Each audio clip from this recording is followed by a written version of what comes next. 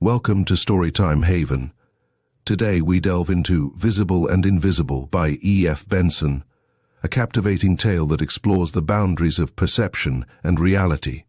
Set against the backdrop of early 20th century England, this story invites us to question what lies beneath the surface of our everyday lives. As we follow the enigmatic characters through their extraordinary experiences, we will discover the delicate interplay between the seen and the unseen. Prepare to embark on a journey filled with mystery, suspense, and supernatural intrigue. Chapter 1. And the dead spake. There is not in all London a quieter spot, or one apparently more withdrawn from the heat and bustle of life than Newsome Terrace. It is a cul-de-sac, for at the upper end the roadway between its two lines of square, compact little residences is brought to an end by a high brick wall, while at the lower end, the only access to it is through Newsome Square, that small discreet oblong of Georgian houses, a relic of the time when Kensington was a suburban village sundered from the metropolis by a stretch of pastures stretching to the river.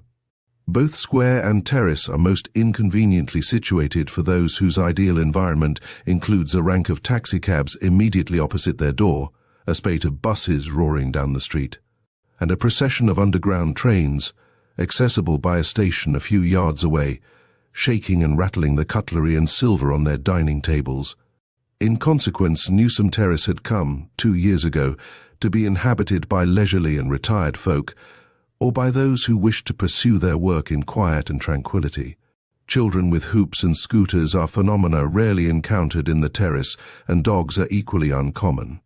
In front of each of the couple of dozen houses of which the terrace is composed lies a little square of railinged garden, in which you may often see the middle-aged or elderly mistress of the residence horticulturally employed. By 5 o'clock of a winter's evening the pavements will generally be empty of all passengers, except the policeman, who with felted step, at intervals throughout the night, peers with his bull's-eye to these small front gardens, and never finds anything more suspicious there than an early crocus or an aconite. For by the time it is dark, the inhabitants of the terrace have got themselves home, where behind drawn curtains and bolted shutters they will pass a domestic and uninterrupted evening. No funeral, up to the time I speak of, had I ever seen leave the terrace. No marriage party had strewed its pavements with confetti, and perambulators were unknown. It and its inhabitants seemed to be quietly mellowing like bottles of sound wine. No doubt there was stored within them the sunshine and summer of youth long past, and now, dozing in a cool place, they waited for the turn of the key in the cellar door, and the entry of one who would draw them forth, and see what they were worth. Yet, after the time of which I shall now speak, I have never passed down its pavement without wondering whether each house, so seemingly tranquil, is not like some dynamo, softly and smoothly bringing into being vast and terrible forces, such as those I once saw at work in the last house, at the upper end of the terrace, the quietest, you would have said, of all the row. Had you observed it with continuous scrutiny for all the length of a summer day, it is quite possible that you might have only seen issue from it in the morning an elderly woman, whom you would have rightly conjectured to be the housekeeper, with her basket for marketing on her arm, who returned an hour later. Except for her, the entire day might often pass without there being either ingress or egress from the door. Occasionally a middle-aged man, lean and wiry, came swiftly down the pavement, but his exit was by no means a daily occurrence, and indeed when he did emerge, he broke the almost universal usage of the terrace, for his appearances took place, when such there were, between 9 and 10 in the evening. At that hour sometimes he would come round to my house in Newsome Square to see if I was at home and inclined for a talk a little later on. For the sake of air and exercise he would then have an hour's tramp through the lit and noisy streets, and return about 10, still pale and unflushed. For one of those talks which grew to have an absorbing fascination for me. More rarely through the telephone I proposed that I should drop in on him. This I did not often do, since I found that if he did not come out himself, it implied that he was busy with some investigation, and though he made me welcome, I could easily see that he burned for my departure, so that he might get busy with his batteries and pieces of tissue. Hot on the track of discoveries that never yet had presented themselves to the mind of man as coming within the horizon of possibility, my last sentence may have led the reader to guess that I am indeed speaking of none other than that recluse and mysterious physicist Sir James Horton, with whose death 100 half-hewn avenues into the dark forest from which life comes must wait completion till another pioneer as bold as he takes up the axe which hitherto none but himself has been able to wield. Probably there was never a man to whom humanity owed more, and of whom humanity knew less. He seemed utterly independent of the race to whom, though indeed with no service of love, he devoted himself. For years he lived aloof and apart in his house at the end of the terrace. Men and women were to him like fossils to the geologist, things to be tapped and hammered and dissected, and studied with a view not only to the reconstruction of past ages, but to construction in the future. It is known, for instance, that he made an artificial being formed of the tissue, still living, of animals lately killed, with the brain of an ape and the heart of a bullock, and a sheep's thyroid, and so forth. Of that I can give no first-hand account. Horton, it is true, told me something about it, and in his will directed that certain memoranda on the subject should on his death be sent to me. But on the bulky envelope there is the direction, not to be opened till January 1925. He spoke with some reserve and, so I think, with slight horror at the strange things which had happened on the completion of this creature. It evidently made him uncomfortable to talk about it, and for that reason I fancy he put what was then a rather remote date to the day when his record should reach my eye. Finally, in these preliminaries, for the last 5 years before the war, he had scarcely entered, for the sake of companionship, any house other than his own and mine. Ours was a friendship dating from school days, which he had never suffered to drop entirely, but I doubt if in those years he spoke except on matters of business to half a dozen other people. He had already retired from surgical practice in which his skill was unapproached, and most completely now did he avoid the slightest intercourse with his colleagues, whom he regarded as ignorant pedants without courage or the rudiments of knowledge. Now and then he would write an epoch-making little monograph, which he flung to them like a bone to a starving dog, but for the most part, utterly absorbed in his own investigations, he left them to grope along unaided. He frankly told me that he enjoyed talking to me about such subjects, since I was utterly unacquainted with them. It clarified his mind to be obliged to put his theories and guesses and confirmations with such simplicity that anyone could understand them. I well remember his coming in to see me on the evening of the August 4th, 1914. "So the war has broken out," he said, "and the streets are impassable with excited crowds. Odd, isn't it? Just as if each of us already was not a far more murderous battlefield than any which can be conceived between warring nations." "How's that?" said I. "Let me try to put it plainly, though it isn't that I want to talk about. Your blood is one eternal battlefield. It is full of armies eternally marching and countermarching. As long as the armies friendly to you are in a superior position, you remain in good health. If a detachment of microbes that, if suffered to establish themselves, would give you a cold in the head, entrench themselves in your mucous membrane, the commander-in-chief sends a regiment down and drives them out. He doesn't give his orders from your brain, mind you, those aren't his headquarters, for your brain knows nothing about the landing of the enemy till they have made good their position and given you a cold." He paused a moment. "There isn't one headquarters inside you," he said. "There are many. For instance, I killed a frog this morning. At least most people would say I killed it. But had I killed it, though its head lay in one place and its severed body in another? Not a bit. I had only killed a piece of it, for I opened the body afterwards and took out the heart, which I put in a sterilized chamber of suitable temperature, so that it wouldn't get cold or be infected by any microbe. That was about 12 o'clock today, and when I came out just now, the heart was beating still.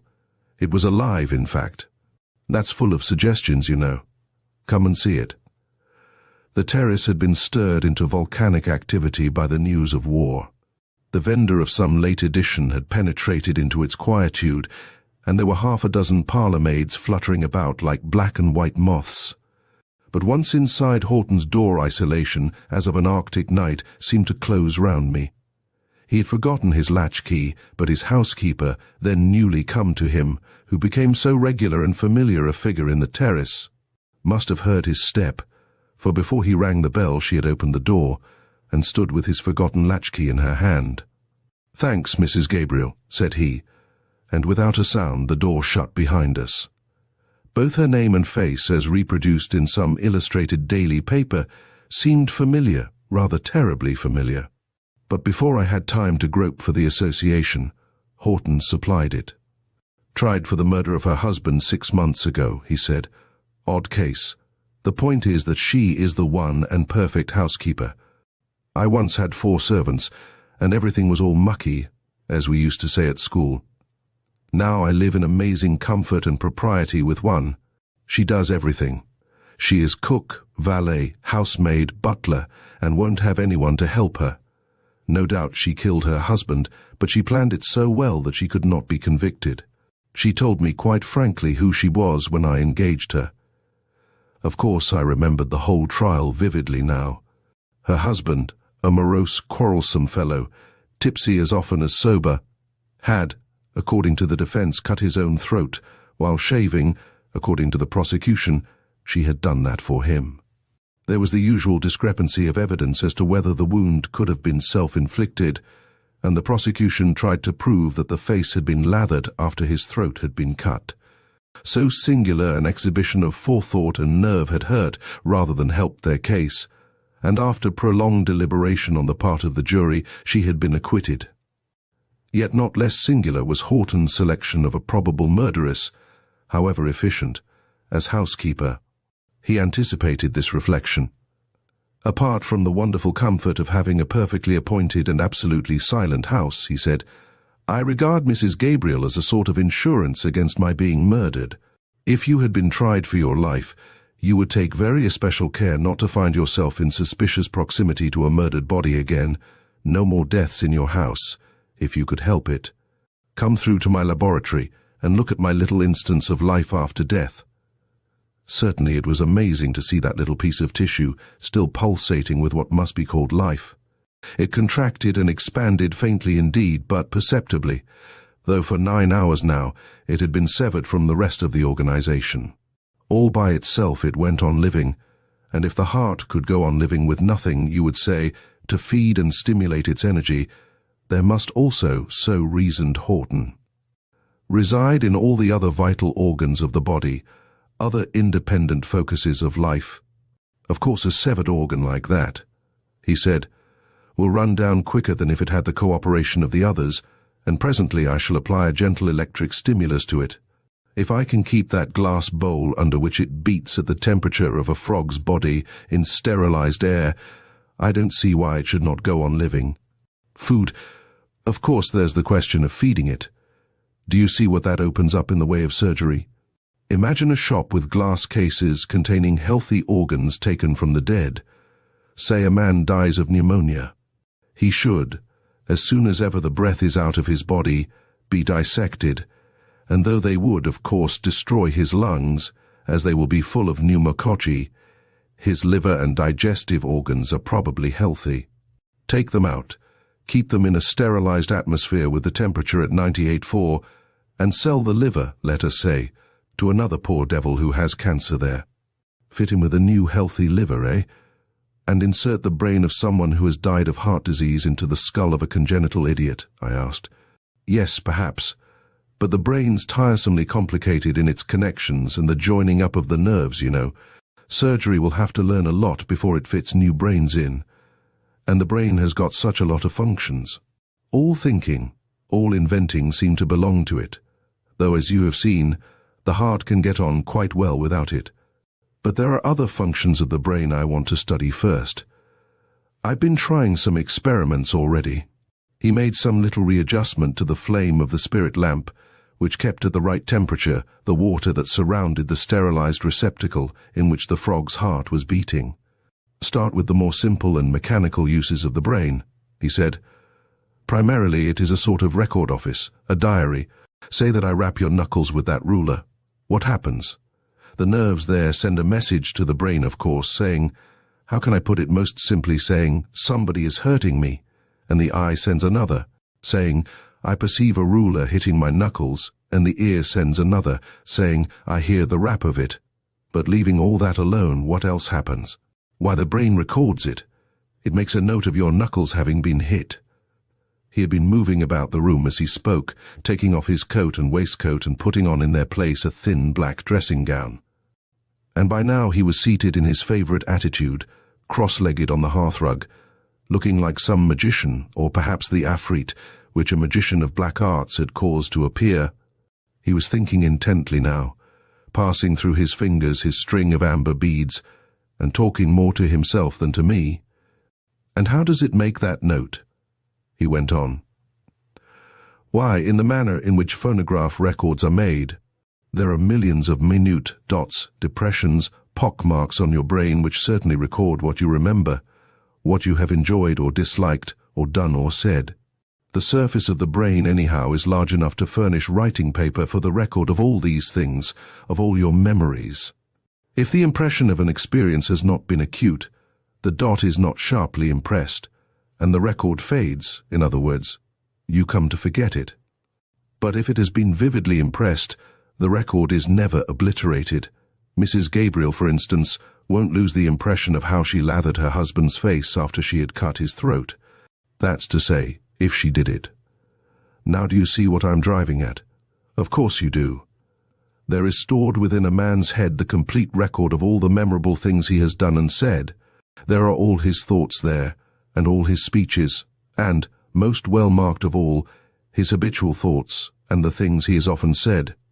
For habit, there is reason to believe, wears a sort of rut in the brain, so that the life principle, whatever it is, as it gropes and steals about the brain, is continually stumbling into it. There's your record, your gramophone plate already. What we want, and what I'm trying to arrive at, is a needle which, as it traces its minute way over these dots, will come across words or sentences which the dead have uttered, and will reproduce them. My word! What judgment books! What a resurrection! Here in this withdrawn situation, no remotest echo of the excitement which was seething through the streets penetrated. Through the open window there came in only the tide of the midnight silence. But from somewhere closer at hand, through the wall surely of the laboratory, there came a low, somewhat persistent murmur. Perhaps our needle, unhappily not yet invented, as it passed over the record of speech in the brain, might induce even facial expression, he said. Enjoyment or horror might even pass over dead features. There might be gestures and movements even, as the words were reproduced in our gramophone of the dead. Some people, when they want to think, intensely walk about. Some, there's an instance of it audible now, talk to themselves aloud. He held up his finger for silence. Yes, that's Mrs. Gabriel, he said. She talks to herself by the hour together. She's always done that, she tells me. I shouldn't wonder if she has plenty to talk about. It was that night when, first of all, the notion of intense activity going on below the placid house fronts of the terrace occurred to me. None looked more quiet than this. And yet there was seething here a volcanic activity and intensity of living, both in the man who sat cross-legged on the floor and behind that voice just audible through the partition wall. But I thought of that no more, for Horton began speaking of the brain gramophone again. Were it possible to trace those infinitesimal dots and pockmarks in the brain by some needle exquisitely fine, it might follow that by the aid of some such contrivance as translated the pockmarks on a gramophone record into sound, some audible rendering of speech might be recovered from the brain of a dead man. It was necessary, so he pointed out to me, that this strange gramophone record should be new. It must be that of one lately dead, for corruption and decay would soon obliterate these infinitesimal markings. He was not of opinion that unspoken thought could be thus recovered. The utmost he hoped for from his pioneering work was to be able to recapture actual speech, especially when such speech had habitually dwelt on one subject, and thus had worn a rut on that part of the brain known as the speech center. Let me get, for instance, he said, The brain of a railway porter, newly dead, who has been accustomed for years to call out the name of a station, and I do not despair of hearing his voice through my gramophone trumpet. Or again, given that Mrs. Gabriel, in all her interminable conversations with herself, talks about one subject, I might, in similar circumstances, recapture what she had been constantly saying. Of course, my instrument must be of a power and delicacy still unknown, one of which the needle can trace the minutest irregularities of surface, and of which the trumpet must be of immense magnifying power, able to translate the smallest whisper into a shout. But just as a microscope will show you the details of an object invisible to the eye, so there are instruments which act in the same way on sound. Here, for instance, is one of remarkable magnifying power. Try it if you like. He took me over to a table on which was standing an electric battery connected with a round steel globe, out of the side of which sprang a gramophone trumpet of curious construction. He adjusted the battery and directed me to click my fingers quite gently opposite an aperture in the globe, and the noise, ordinarily scarcely audible, resounded through the room like a thunderclap. Something of that sort might permit us to hear the record on a brain, he said. After this night my visits to Horton became far more common than they had hitherto been. Having once admitted me into the region of his strange explorations, he seemed to welcome me there. Partly, as he had said, it clarified his own thought to put it into simple language. Partly, as he subsequently admitted, he was beginning to penetrate into such lonely fields of knowledge by paths so utterly untrodden, that even he, the most aloof and independent of mankind, wanted some human presence near him. Despite his utter indifference to the issues of the war, for, in his regard, issues far more crucial demanded his energies.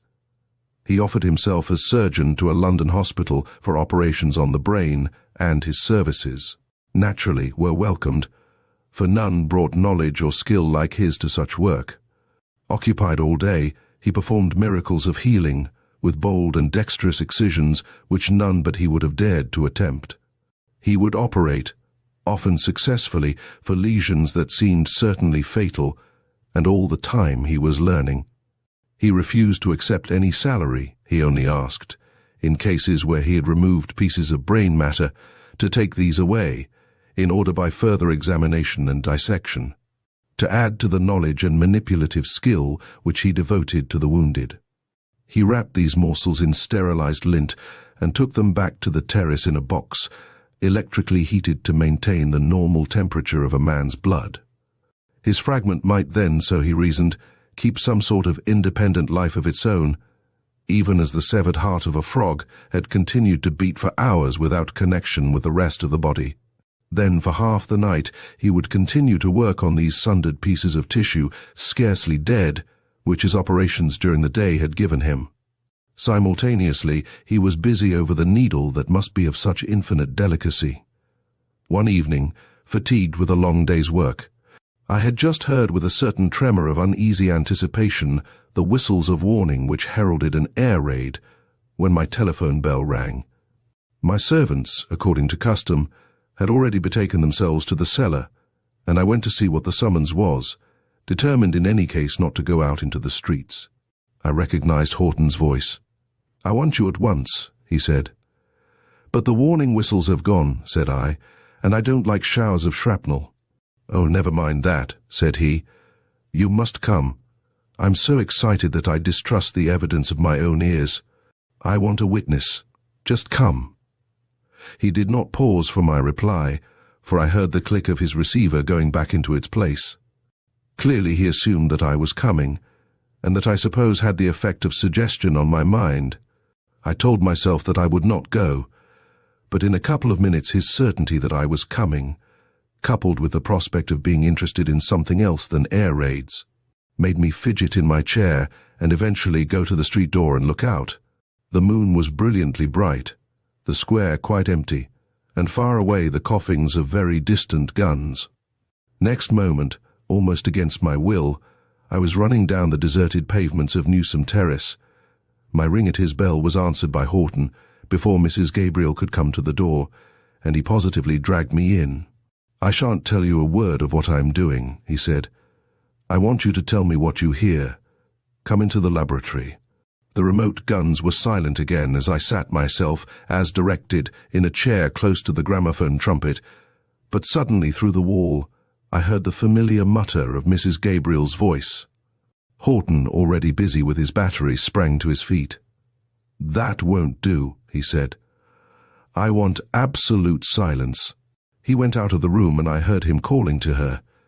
While he was gone, I observed more closely what was on the table. Battery, round steel globe, and gramophone trumpet were there, and some sort of a needle on a spiral steel spring linked up with the battery and the glass vessel, in which I had seen the frog's heart beat. In it now there lay a fragment of grey matter. Horton came back in a minute or two and stood in the middle of the room listening. "That's better," he said. "Now I want you to listen at the mouth of the trumpet. I'll answer any questions afterwards." With my ear turned to the trumpet, I could see nothing of what he was doing, and I listened till the silence became a rustling in my ears. Then suddenly that rustling ceased, for it was overscored by a whisper which undoubtedly came from the aperture on which my oral attention was fixed. It was no more than the faintest murmur, and though no words were audible, it had the timbre of a human voice. "Well, do you hear anything?" asked Horton. "Yes, something very faint, scarcely audible." "Describe it," said he. "Somebody whispering." "I'll try a fresh place," said he. The silence descended again. The mutter of the distant guns was still mute, and some slight creaking from my shirt front, as I breathed, alone broke it. And then the whispering from the gramophone trumpet began again, this time much louder than it had been before. It was as if the speaker still whispering had advanced a dozen yards, but still blurred and indistinct.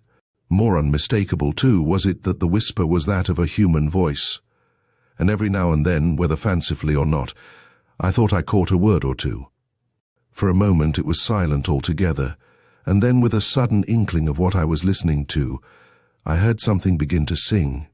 Though the words were still inaudible, there was melody, and the tune was Tipperary.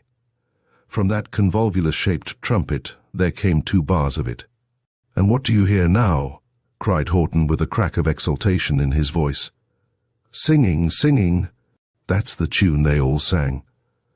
Fine music, that, from a dead man. "Encore, you say?" "Yes, wait a second, and he'll sing it again for you. Confound it, I can't get on to the place." "Ah, I've got it, listen again." Surely that was the strangest manner of song ever yet heard on the earth, this melody from the brain of the dead. Horror and fascination strove within me, and I suppose the first for the moment prevailed, for with a shudder I jumped up. "Stop it," I said. "It's terrible." His face, thin and eager, gleamed in the strong ray of the lamp which he had placed close to him. His hand was on the metal rod from which depended the spiral spring and the needle, which just rested on that fragment of grey stuff which I had seen in the glass vessel. "Yes, I'm going to stop it now," he said, "or the germs will be getting at my gramophone record, or the record will get cold. See, I spray it with carbolic vapor. I put it back into its nice warm bed. It will sing to us again." "But terrible? What do you mean by terrible?" Indeed, when he asked that, I scarcely knew myself what I meant. I had been witness to a new marvel of science, as wonderful perhaps as any that had ever astounded the beholder, and my nerves, these childish whimperers, had cried out at the darkness and the profundity. But the horror diminished, the fascination increased as he quite shortly told me the history of this phenomenon. He had attended that day and operated upon a young soldier in whose brain was embedded a piece of shrapnel. The boy was in extremis, but Horton had hoped for the possibility of saving him. To extract the shrapnel was the only chance, and this involved the cutting away of a piece of brain known as the speech center, and taking from it what was embedded there. But the hope was not realized, and 2 hours later the boy died. It was to this fragment of brain that, when Horton returned home, he had applied the needle of his gramophone, and had obtained the faint whisperings which had caused him to ring me up, so that he might have a witness of this wonder. Witness I had been, not to these whisperings alone, but to the fragment of singing. "And this is but the first step on the new road," said he. Who knows where it may lead, or to what new temple of knowledge it may not be the avenue. Well, it is late. I shall do no more tonight. What about the raid, by the way? To my amazement, I saw that the time was verging on midnight. 2 hours had elapsed since he let me in at his door. They had passed like a couple of minutes. Next morning, some neighbors spoke of the prolonged firing that had gone on, of which I had been wholly unconscious. Week after week, Horton worked on this new road of research, perfecting the sensitiveness and subtlety of the needle, and by vastly increasing the power of his batteries, enlarging the magnifying power of his trumpet. Many and many an evening during the next year did I listen to voices that were dumb in death, and the sounds which had been blurred and unintelligible mutterings in the earlier experiments developed. As the delicacy of his mechanical devices increased into coherence and clear articulation, it was no longer necessary to impose silence on Mrs. Gabriel when the gramophone was at work, for now the voice we listened to had risen to the pitch of ordinary human utterance. While as for the faithfulness and individuality of these records, striking testimony was given more than once by some living friend of the dead, who, without knowing what he was about to hear, recognized the tones of the speaker. More than once also, Mrs. Gabriel, bringing in siphons and whiskey, provided us with 3 glasses, for she had heard, so she told us, 3 different voices in talk. But for the present no fresh phenomenon occurred. Horton was but perfecting the mechanism of his previous discovery, and rather grudging the time, was scribbling at a monograph, which presently he would toss to his colleagues, concerning the results he had already obtained. And then, even while Horton was on the threshold of new wonders, which he had already foreseen and spoken of as theoretically possible, there came an evening of marvel and of swift catastrophe. I had dined with him that day, Mrs.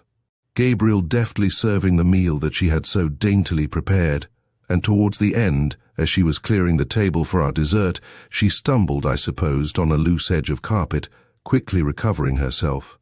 But instantly Horton checked some half-finished sentence, and turned to her. "You're all right, Mrs. Gabriel?" he asked quickly. "Yes, sir, thank you," said she, and went on with her serving. "As I was saying," began Horton again, but his attention clearly wandered, and without concluding his narrative, he relapsed into silence, till Mrs. Gabriel had given us our coffee and left the room. "I'm sadly afraid my domestic felicity may be disturbed," he said. "Mrs. Gabriel had an epileptic fit yesterday, and she confessed when she recovered that she had been subject to them when a child, and since then had occasionally experienced them." "Dangerous then?" I asked. "In themselves not in the least," said he. "If she was sitting in her chair or lying in bed when one occurred, there would be nothing to trouble about. But if one occurred while she was cooking my dinner or beginning to come downstairs, she might fall into the fire or tumble down the whole flight. We'll hope no such deplorable calamity will happen. Now, if you've finished your coffee, let us go into the laboratory. Not that I've got anything very interesting in the way of new records, but I've introduced a second battery with a very strong induction coil into my apparatus. I find that if I link it up with my record, given that the record is a fresh one, it stimulates certain nerve centers. It's odd, isn't it, that the same forces which so encourage the dead to live would certainly encourage the living to die, if a man received the full current. One has to be careful in handling it." "Yes, and what then?" you ask. The night was very hot, and he threw the windows wide before he settled himself cross-legged on the floor. "I'll answer your question for you," he said, "though I believe we've talked of it before. Supposing I had not a fragment of brain tissue only, but a whole head, let us say, or best of all, a complete corpse, I think I could expect to produce more than mere speech through the gramophone. The dead lips themselves perhaps might utter God. What's that?" From close outside, at the bottom of the stairs leading from the dining room which we had just quitted to the laboratory where we now sat, there came a crash of glass followed by the fall as of something heavy which bumped from step to step and was finally flung on the threshold against the door with the sound as of knuckles rapping at it and demanding admittance. Horton sprang up and threw the door open, and there lay, half inside the room and half on the landing outside, the body of Mrs. Gabriel, Round her were splinters of broken bottles and glasses, and from a cut in her forehead, as she lay ghastly with face upturned, the blood trickled into her thick grey hair. Horton was on his knees beside her, dabbing his handkerchief on her forehead. "Ah, that's not serious," he said. "There's neither vein nor artery cut. I'll just bind that up first." He tore his handkerchief into strips which he tied together, and made a dexterous bandage covering the lower part of her forehead, but leaving her eyes unobscured. They stared with a fixed, meaningless steadiness, and he scrutinized them closely. "But there's worse yet," he said. "There's been some severe blow on the head. Help me to carry her into the laboratory. Get round to her feet and lift underneath the knees when I am ready. There, now put your arm right under her and carry her." Her head swung limply back as he lifted her shoulders, and he propped it up against his knee, where it mutely nodded and bowed as his leg moved, as if in silent assent to what we were doing, and the mouth, at the extremity of which there had gathered a little lather, lolled open. He still supported her shoulders as I fetched a cushion on which to place her head, and presently she was lying close to the low table on which stood the gramophone of the dead. Then with light, deft fingers he passed his hands over her skull, pausing as he came to the spot just above and behind her right ear. Twice and again his fingers groped and lightly pressed, while with shut eyes and concentrated attention he interpreted what his trained touch revealed. "Her skull is broken to fragments just here," he said. "In the middle there is a piece completely severed from the rest, and the edges of the cracked pieces must be pressing on her brain." Her right arm was lying palm upwards on the floor, and with one hand he felt her wrist with fingertips. "Not a sign of pulse," he said. "She's dead in the ordinary sense of the word. But life persists in an extraordinary manner, you may remember. She can't be wholly dead. No one is wholly dead in a moment, unless every organ is blown to bits. But she soon will be dead if we don't relieve the pressure on the brain. That's the first thing to be done. While I'm busy at that, shut the window, will you, and make up the fire. In this sort of case, the vital heat, whatever that is, leaves the body very quickly. Make the room as hot as you can fetch an oil stove, and turn on the electric radiator, and stoke up a roaring fire. The hotter the room is, the more slowly will the heat of life leave her." Already he had opened his cabinet of surgical instruments, and taken out of it 2 drawers full of bright steel, which he laid on the floor beside her. I heard the metallic sound of scissors severing her long grey hair, and as I busied myself with laying and lighting the fire in the hearth and kindling the oil stove, which I found, by Horton's directions, in the pantry, I saw that his lancet was busy on the exposed skin. He had placed some vaporizing spray, heated by a spirit lamp, close to her head, and as he worked, its fizzing nozzle filled the air with some clean and aromatic odor. Now and then he threw out an order. "Bring me that electric lamp on the long cord," he said. "I haven't got enough light. Don't look at what I'm doing if you're squeamish, for if it makes you feel faint, I shan't be able to attend to you." I suppose that violent interest in what he was doing overcame any qualm that I might have had, for I looked quite unflinching over his shoulder as I moved the lamp about till it was in such a place that it threw its beam directly into a dark hole, at the edge of which depended a flap of skin. Into this he put his forceps, and as he withdrew them they grasped a piece of blood-stained bone. "That's better," he said, "and the room's warming up well, but there's no sign of pulse yet. Go on stoking, will you, till the thermometer on the wall there registers 100 degrees. When next, on my journey from the coal cellar, I looked, 2 more pieces of bone lay beside the one I had seen extracted, and presently referring to the thermometer, I saw that between the oil stove and the roaring fire and the electric radiator, I had raised the room to the temperature he wanted. Soon, peering fixedly at the seat of his operation, he felt for her pulse again. "Not a sign of returning vitality," he said, "and I've done all I can. There's nothing more possible that can be devised to restore her." As he spoke, the zeal of the unrivaled surgeon relaxed, and with a sigh and a shrug, he rose to his feet and mopped his face. Then suddenly the fire and eagerness blazed there again. "The gramophone," he said. The speech center is close to where I've been working, and it is quite uninjured. Good heavens, what a wonderful opportunity. She served me well living, and she shall serve me dead. And I can stimulate the motor nerve center too with the second battery. We may see a new wonder tonight. Some qualm of horror shook me. No, don't, I said. It's terrible, she's just dead. I shall go if you do. But I've got exactly all the conditions I have long been wanting, said he. And I simply can't spare you. You must be witness. I must have a witness. Why, man, there's not a surgeon or a physiologist in the kingdom who would not give an eye or an ear to be in your place now. She's dead. I pledge you my honor on that, and it's grand to be dead if you can help the living. Once again, in a far fiercer struggle, horror and the intensest curiosity strove together in me. Be quick then, said I. Ha! That's right, exclaimed Horton. Help me to lift her onto the table by the gramophone. The cushion, too, I can get at the place more easily with her head a little raised.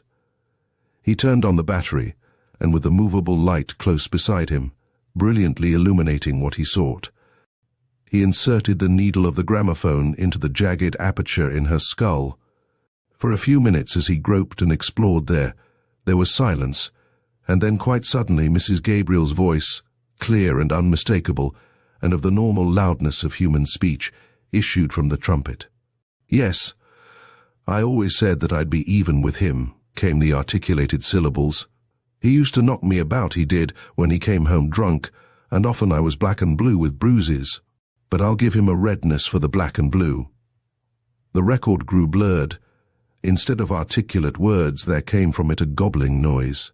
By degrees that cleared, and we were listening to some dreadful, suppressed sort of laughter, hideous to hear. On and on it went.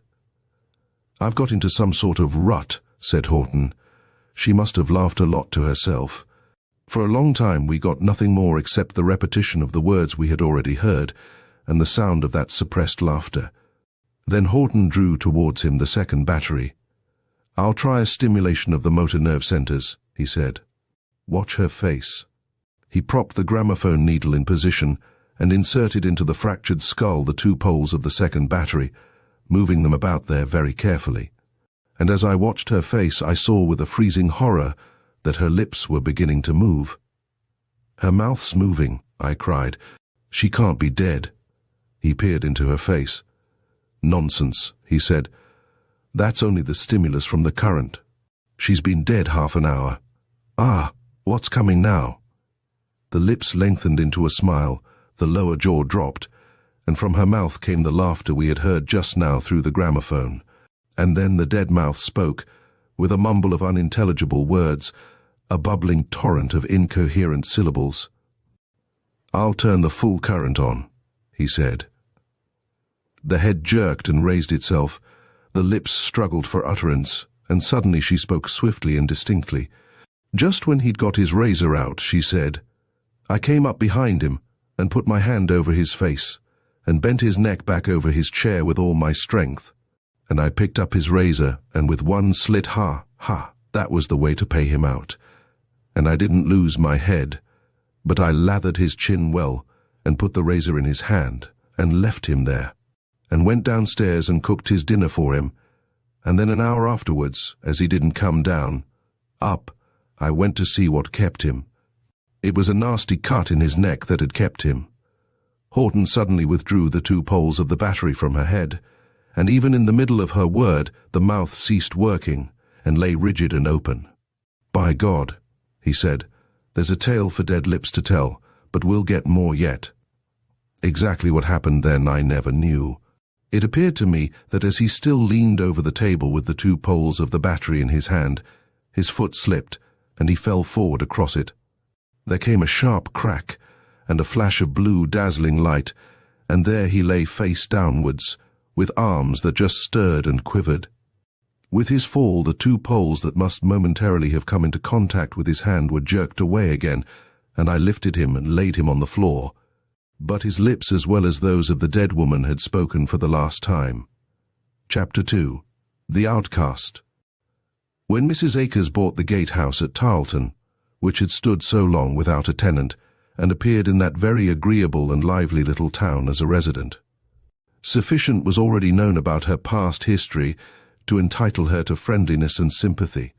Hers had been a tragic story, and the account of the inquest held on her husband's body, when, within a month of their marriage, he had shot himself before her eyes, was recent enough, and of as full a report in the papers as to enable our little community of Tarleton to remember and run over the salient grimness of the case, without the need of inventing any further details, which, otherwise, it would have been quite capable of doing. Briefly, then, the facts had been as follows. Horace Akers appeared to have been a heartless fortune hunter, a handsome, plausible wretch, 10 years younger than his wife. He had made no secret to his friends of not being in love with her, but of having a considerable regard for her, more than considerable fortune. But hardly had he married her than his indifference developed into violent dislike, accompanied by some mysterious, inexplicable dread of her. He hated and feared her, and on the morning of the very day when he had put an end to himself, he had begged her to divorce him. The case, he promised, would be undefended, and he would make it indefensible.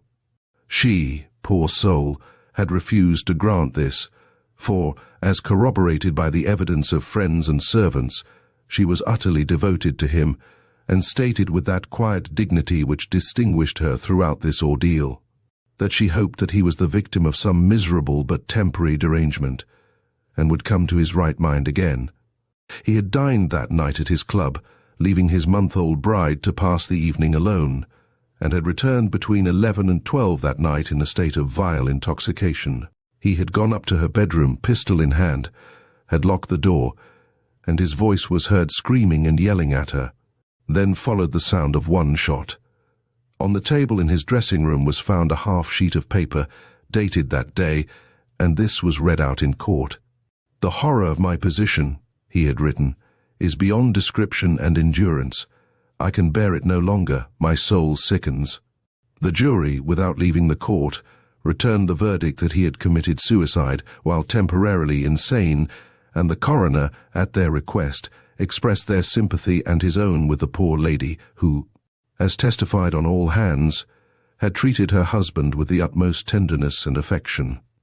For 6 months Bertha Akers had travelled abroad, and then in the autumn she had bought Gatehouse at Tarleton, and settled down to the absorbing trifles which make life in a small country town so busy and strenuous. Our modest little dwelling is within a stone's throw of the Gatehouse, and when, on the return of my wife and myself from 2 months in Scotland, we found that Mrs. Akers was installed as a neighbour, Madge lost no time in going to call on her. She returned with a series of pleasant impressions. Mrs. Akers, still on the sunny slope that leads up to the tableland of life which begins at 40 years, was extremely handsome, cordial, and charming in manner, witty and agreeable, and wonderfully well dressed.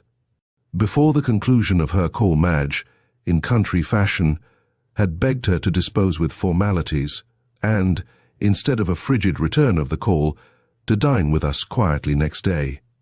Did she play bridge?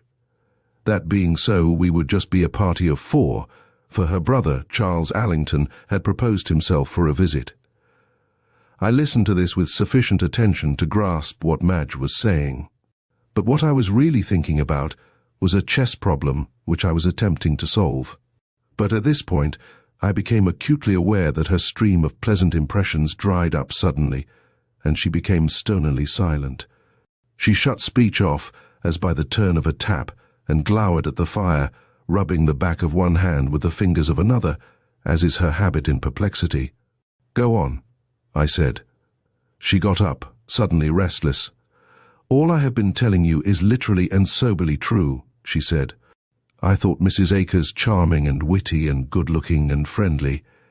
What more could you ask from a new acquaintance?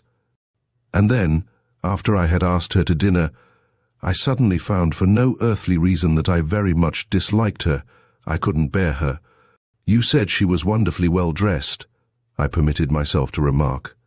"If the Queen took the Cainite—" "Don't be silly," said Madge.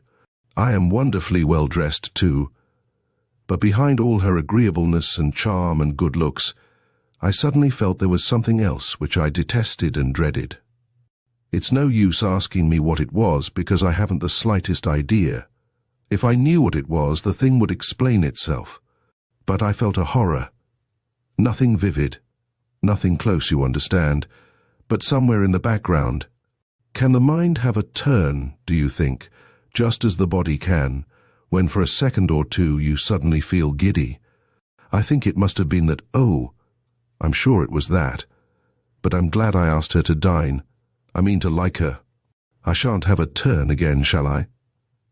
No, certainly not, I said. If the Queen refrained from taking the tempting knight. Oh, do stop your silly chess problem, said Madge. Bite him, Fungus. Fungus, so called because he is the son of Humour, and Gustavus Adolphus, rose from his place on the hearthrug, and with a hoarse laugh nuzzled against my leg, which is his way of biting those he loves. Then the most amiable of bulldogs, who has a passion for the human race, lay down on my foot and sighed heavily. But Madge evidently wanted to talk, and I pushed the chessboard away. Tell me more about the horror, I said. It was just horror, she said, a sort of sickness of the soul. I found my brain puzzling over some vague reminiscence, surely connected with Mrs. Acres, which those words mistily evoked. But next moment, that train of thought was cut short, for the old and sinister legend about the gatehouse came into my mind as accounting for the horror of which Madge spoke. In the days of Elizabethan religious persecutions it had, then newly built, been inhabited by two brothers, of whom the elder, to whom it belonged, had Mass said there every Sunday. Betrayed by the younger, he was arrested and racked to death. Subsequently, the younger, in a fit of remorse, hanged himself in the panelled parlour. Certainly there was a story that the house was haunted by his strangled apparition dangling from the beams, and the late tenants of the house, which now had stood vacant for over 3 years, had quitted it after a month's occupation in consequence, so it was commonly said, of unaccountable and horrible sights. What was more likely then than that Madge, who from childhood has been intensely sensitive to occult and psychic phenomena, should have caught, on that strange wireless receiver which is characteristic of sensitives, some whispered message? But you know the story of the house, I said. Isn't it quite possible that something of that may have reached you? Where did you sit, for instance? In the panelled parlour? She brightened at that. Ah, you wise man, she said. I never thought of that. That may account for it all. I hope it does. You shall be left in peace with your chess for being so brilliant. I had occasion half an hour later to go to the post office, 100 yards up the high street, on the matter of a registered letter which I wanted to dispatch that evening. Dusk was gathering, but the red glow of sunset still smouldered in the west, sufficient to enable me to recognize familiar forms and features of passers-by. Just as I came opposite the post office there approached from the other direction a tall, finely built woman, whom, I felt sure, I had never seen before. Her destination was the same as mine, and I hung on my step a moment to let her pass in first. Simultaneously I felt that I knew, in some vague, faint manner, what Madge had meant when she talked about a sickness of the soul. It was no nearer realization to me than is the running of a tune in the head to the audible external hearing of it. And I attributed my sudden recognition of her feeling to the fact that in all probability my mind had subconsciously been dwelling on what she had said, and not for a moment did I connect it with any external cause. And then it occurred to me who, possibly, this woman was. She finished the transaction of her errand a few seconds before me, and when I got out into the street again she was a dozen yards down the pavement, walking in the direction of my house and of the gatehouse. Opposite my own door I deliberately lingered, and saw her pass down the steps that led from the road to the entrance of the gatehouse. Even as I turned into my own door, the unbidden reminiscence which had eluded me before came out into the open, and I cast my net over it. It was her husband, who, in the inexplicable communication he had left on his dressing-room table, just before he shot himself, had written, "My soul sickens." It was odd, though scarcely more than that, for Madge to have used those identical words. Charles Allington, my wife's brother, who arrived next afternoon, is quite the happiest man whom I have ever come across. The material world, that perennial spring of thwarted ambition, physical desire, and perpetual disappointment, is practically unknown to him. Envy, malice, and all uncharitableness are equally alien, because he does not want to obtain what anybody else has got, and has no sense of possession, which is queer, since he is enormously rich. He fears nothing, he hopes for nothing, he has no abhorrences or affections, for all physical and nervous functions are in him in the service of an intense inquisitiveness. He never passed a moral judgment in his life. He only wants to explore and to know. Knowledge, in fact, is his entire preoccupation. And since chemists and medical scientists probe and mine in the world of tinctures and microbes far more efficiently than he could do, as he has so little care for anything that can be weighed or propagated, he devotes himself, absorbedly and ecstatically, to that world that lies about the confines of conscious existence. Anything not yet certainly determined appeals to him with the call of a trumpet.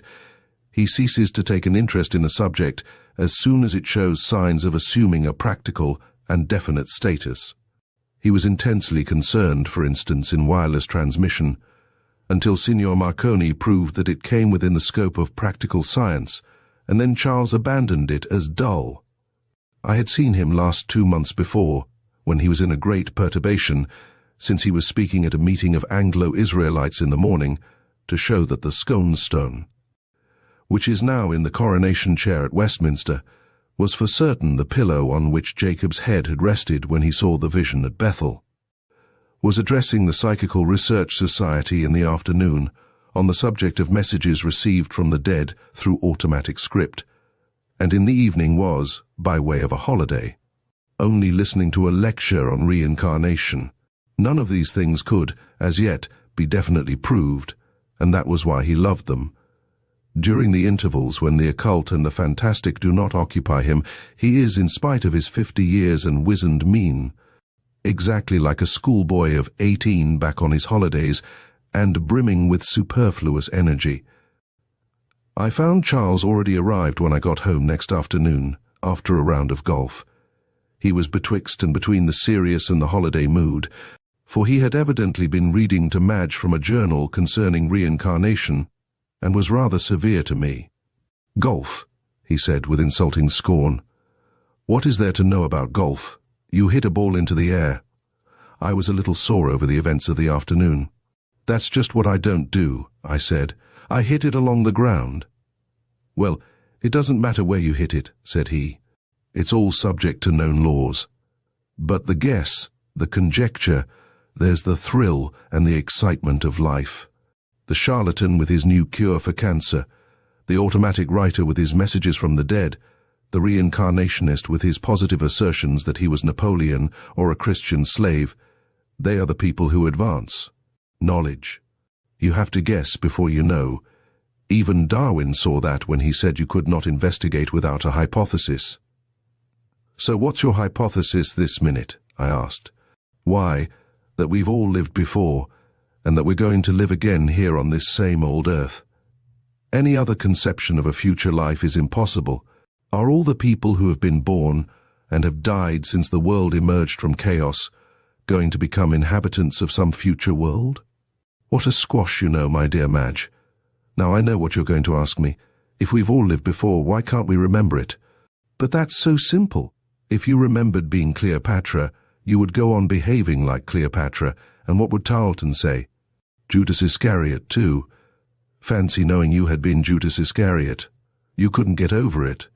You would commit suicide or cause everybody who was connected with you to commit suicide from their horror of you. Or imagine being a grocer's boy who knew he had been Julius Caesar. Of course, sex doesn't matter. Souls, as far as I understand, are sexless just sparks of life, which are put into physical envelopes, some male, some female. You might have been King David, Madge, and poor Tony here one of his wives. "That would be wonderfully neat," said I. Charles broke out into a shout of laughter. "It would indeed," he said. "But I won't talk sense any more to you scoffers. I'm absolutely tired out, I will confess, with thinking. I want to have a pretty lady to come to dinner, and talk to her as if she was just herself and I myself, and nobody else. I want to win 2 and 6pence at bridge with the expenditure of enormous thought. I want to have a large breakfast tomorrow and read the Times afterwards, and go to Tony's club and talk about crops and golf and Irish affairs and peace conferences, and all the things that don't matter one straw. You're going to begin your program tonight, dear, said Madge. A very pretty lady is coming to dinner, and we're going to play bridge afterwards. Madge and I were ready for Mrs. Akers when she arrived, but Charles was not yet down. Fungus, who has a wild adoration for Charles, quite unaccountable, since Charles has no feelings for dogs, was helping him to dress, and Madge, Mrs. Akers, and I waited for his appearance. It was certainly Mrs. Akers whom I had met last night at the door of the post office, but the dim light of sunset had not enabled me to see how wonderfully handsome she was. There was something slightly Jewish about her profile. The high forehead, the very full-lipped mouth, the bridged nose, the prominent chin, all suggested rather than exemplified an Eastern origin. And when she spoke, she had that rich softness of utterance, not quite hoarseness, but not quite of the clear-cut distinctness of tone which characterizes northern nations. Something southern, something Eastern. I am bound to ask one thing, she said, when, after the usual greetings, we stood round the fireplace, waiting for Charles. But, have you got a dog? Madge moved towards the bell. Yes, but he shan't come down if you dislike dogs, she said. He's wonderfully kind, but I know. Ah, it's not that, said Mrs. Akers. I adore dogs, but I only wish to spare your dog's feelings. Though I adore them, they hate me, and they're terribly frightened of me. There's something anti-canine about me. It was too late to say more. Charles's steps clattered in the little hall outside, and Fungus was hoarse and amused. Next moment the door opened, and the two came in. Fungus came in first. He lolloped in a festive manner into the middle of the room, sniffed and snored in greeting, and then turned tail. He slipped and skidded on the parquet outside, and we heard him bundling down the kitchen stairs. "Rude dog," said Madge. "Charles, let me introduce you to Mrs. Akers. My brother, Mrs. Akers, Sir Charles Allington." Our little dinner table of 4 would not permit of separate conversations, and general topics, springing up like mushrooms, wilted and died at their very inception. What mood possessed the others I did not at that time know, but for myself, I was only conscious of some fundamental distaste of the handsome, clever woman who sat on my right, and seemed quite unaffected by the withering atmosphere. She was charming to the eye, she was witty to the ear, she had grace and gracefulness, and all the time she was something terrible. But by degrees, as I found my own distaste increasing, I saw that my brother-in-law's interest was growing correspondingly keen. The pretty lady whose presence at dinner he had desired and obtained was enchaining him not, so I began to guess, for her charm and her prettiness, but for some purpose of study, and I wondered whether it was her beautiful Jewish profile that was confirming to his mind some Anglo-Israelitish theory, whether he saw in her fine brown eyes the glance of the seer and the clairvoyante, or whether he divined in her some reincarnation of one of the famous or the infamous dead. Certainly she had for him some fascination beyond that of the legitimate charm of a very handsome woman. He was studying her with intense curiosity. "And you are comfortable in the gatehouse?" He suddenly rapped out at her, as if asking some question of which the answer was crucial. "Ah, but so comfortable," she said, "such a delightful atmosphere. I have never known a house that felt so peaceful and homelike. Or is it merely fanciful to imagine that some houses have a sense of tranquility about them, and others are uneasy and even terrible?" Charles stared at her a moment in silence before he recollected his manners. "No, there may easily be something in it, I should say," he answered.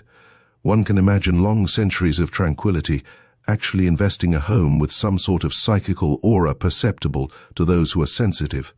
She turned to Madge. "And yet I have heard a ridiculous story that the house is supposed to be haunted," she said. If it is surely haunted by delightful, contented spirits. Dinner was over. Madge rose. "Come in very soon, Tony," she said to me, "and let's get to our bridge." But her eyes said, "Don't leave me long alone with her." Charles turned briskly round when the door had shut. "An extremely interesting woman," he said. "Very handsome," said I. "Is she? I didn't notice. Her mind, her spirit, that's what intrigued me. What is she? What's behind? Why did Fungus turn tail like that? Queer, too, about her finding the atmosphere of the gatehouse so tranquil. The late tenants, I remember, didn't find that soothing touch about it." "How do you account for that?" I asked. "There might be several explanations. You might say that the late tenants were fanciful, imaginative people, and that the present tenant is a sensible, matter-of-fact woman. Certainly she seemed to be. Or, I suggested." He laughed. "Well, you might say mind. I don't say so. But you might say that the spiritual tenants of the house find Mrs. Akers a congenial companion and want to retain her. So they keep quiet and don't upset the cook's nerves." Somehow this answer exasperated and jarred on me. "What do you mean?" I said. "The spiritual tenant of the house, I suppose, is the man who betrayed his brother and hanged himself. Why should he find a charming woman like Mrs. Akers a congenial companion?" Charles got up briskly. Usually he is more than ready to discuss such topics, but tonight it seemed that he had no such inclination. "Didn't Madge tell us not to be long?" he asked. "You know how I run on if I once get on that subject, Tony, so don't give me the opportunity." "But why did you say that?" I persisted. "Because I was talking nonsense. You know me well enough to be aware that I am an habitual criminal in that respect." It was indeed strange to find how completely both the first impression that Madge had formed of Mrs. Akers and the feeling that followed so quickly on its heels were endorsed by those who, during the next week or two, did a neighbour's duty to the newcomer. All were loud in praise of her charm, her pleasant, kindly wit, her good looks, her beautiful clothes. But even while this lobgesang was in full chorus, it would suddenly die away, and an uneasy silence descended, which somehow was more eloquent than all the appreciative speech. Odd, unaccountable little incidents had occurred, which were whispered from mouth to mouth till they became common property. The same fear that Fungus had shown of her was exhibited by another dog. A parallel case occurred when she returned the call of our parson's wife. Mrs. Dowlett had a cage of canaries in the window of her drawing-room. These birds had manifested symptoms of extreme terror when Mrs. Akers entered the room, beating themselves against the wires of their cage and uttering the alarm note. She inspired some sort of inexplicable fear, over which we as trained and civilized human beings had control, so that we behaved ourselves. But animals without that check gave way altogether to it, even as Fungus had done. Mrs. Akers entertained. She gave charming little dinner parties of 8, with a couple of tables at bridge to follow, but over these evenings there hung a blight and a blackness. No doubt the sinister story of the panelled parlour contributed to this. This curious secret dread of her, of which, as on that first evening at my house, she appeared to be completely unconscious, differed very widely in degree. Most people, like myself, were conscious of it, but only very remotely so, and we found ourselves at the gatehouse behaving quite as usual, though with this unease in the background. But with a few, and most of all with Madge, it grew into a sort of obsession. She made every effort to combat it, her will was entirely set against it, but her struggle seemed only to establish its power over her. The pathetic and pitiful part was that Mrs. Akers from the first had taken a tremendous liking to her, and used to drop in continually, calling first to Madge at the window, in that pleasant, serene voice of hers, to tell Fungus that the hated one was imminent. Then came a day when Madge and I were bidden to a party at the gatehouse on Christmas evening. This was to be the last of Mrs. Akers's hospitalities for the present, since she was leaving immediately afterwards for a couple of months in Egypt. So, with this remission ahead, Madge almost gleefully accepted the bidding. But when the evening came, she was seized with so violent an attack of sickness and shivering that she was utterly unable to fulfill her engagement. Her doctor could find no physical trouble to account for this. It seemed that the anticipation of her evening alone caused it, and here was the culmination of her shrinking from our kindly and pleasant neighbour. She could only tell me that her sensations, as she began to dress for the party, were like those of that moment in sleep when somewhere in the drowsy brain nightmare is ripening. Something independent of her will revolted at what lay before her. Spring had begun to stretch herself in the lap of winter when next the curtain rose on this veiled drama of forces but dimly comprehended and shudderingly conjectured, but then, indeed, nightmare ripened swiftly in broad noon. And this was the way of it. Charles Allington had again come to stay with us 5 days before Easter, and expressed himself as humorously disappointed to find that the subject of his curiosity was still absent from the gatehouse. On the Saturday morning before Easter, he appeared very late for breakfast, and Madge had already gone her ways. I rang for a fresh teapot, and while this was on its way, he took up the Times. "I only read the outside page of it," he said. "The rest is too full of mere materialistic dullnesses, politics, sports, money market." He stopped and passed the paper over to me.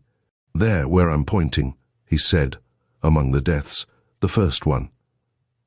What I read was this: Acres Bertha died at sea Thursday night, 30th March, and by her own request buried at sea. Received by wireless from P&O steamer. He held out his hand for the paper again and turned over the leaves.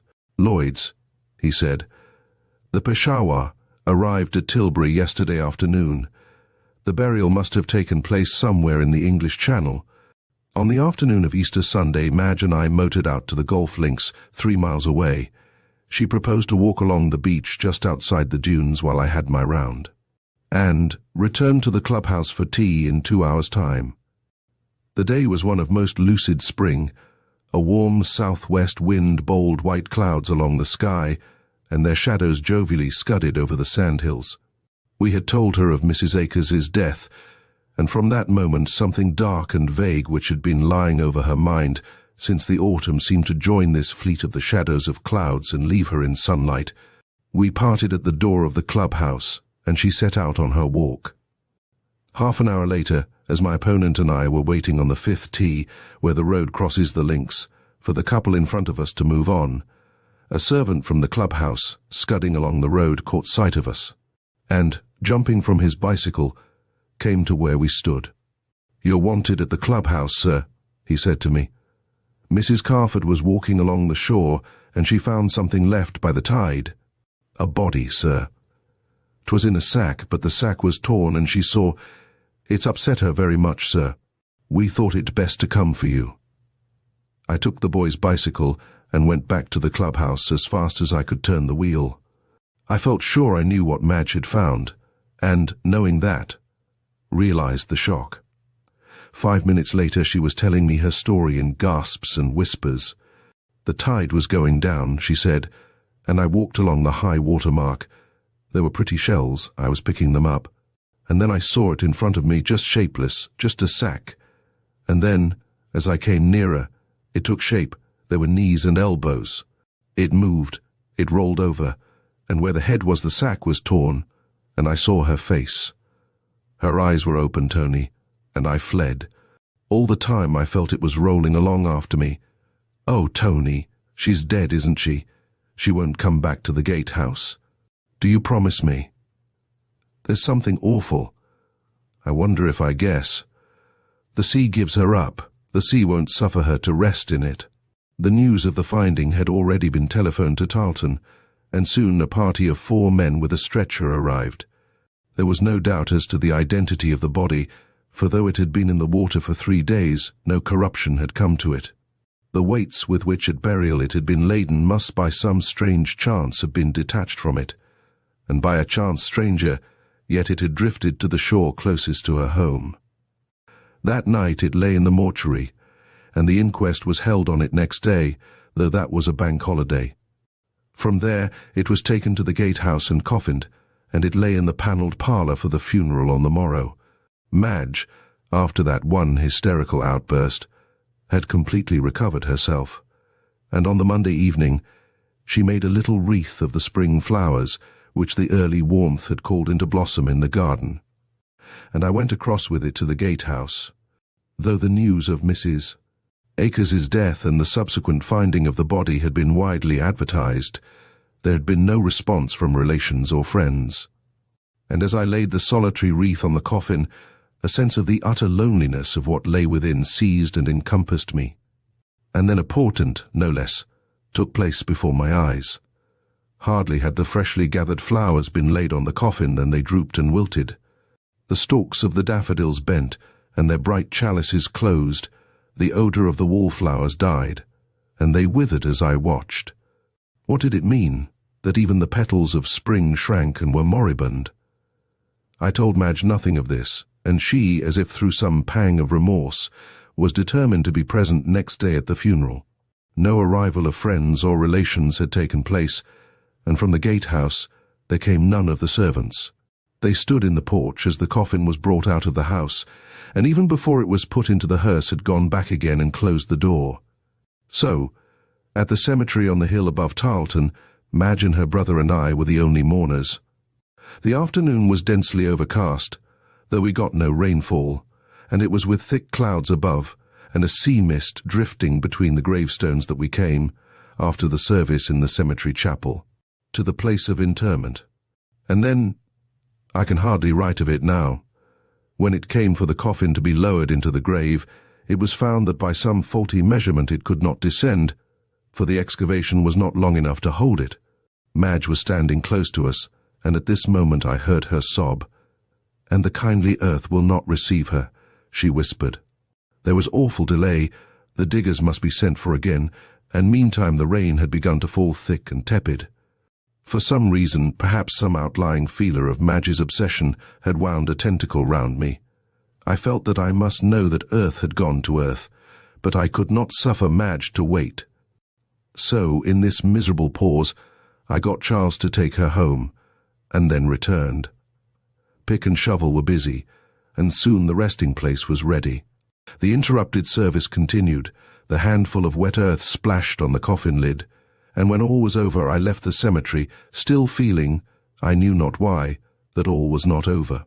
Some restlessness and want of certainty possessed me, and instead of going home, I fared forth into the rolling wooded country inland, with the intention of walking off these bat-like terrors that flapped around me.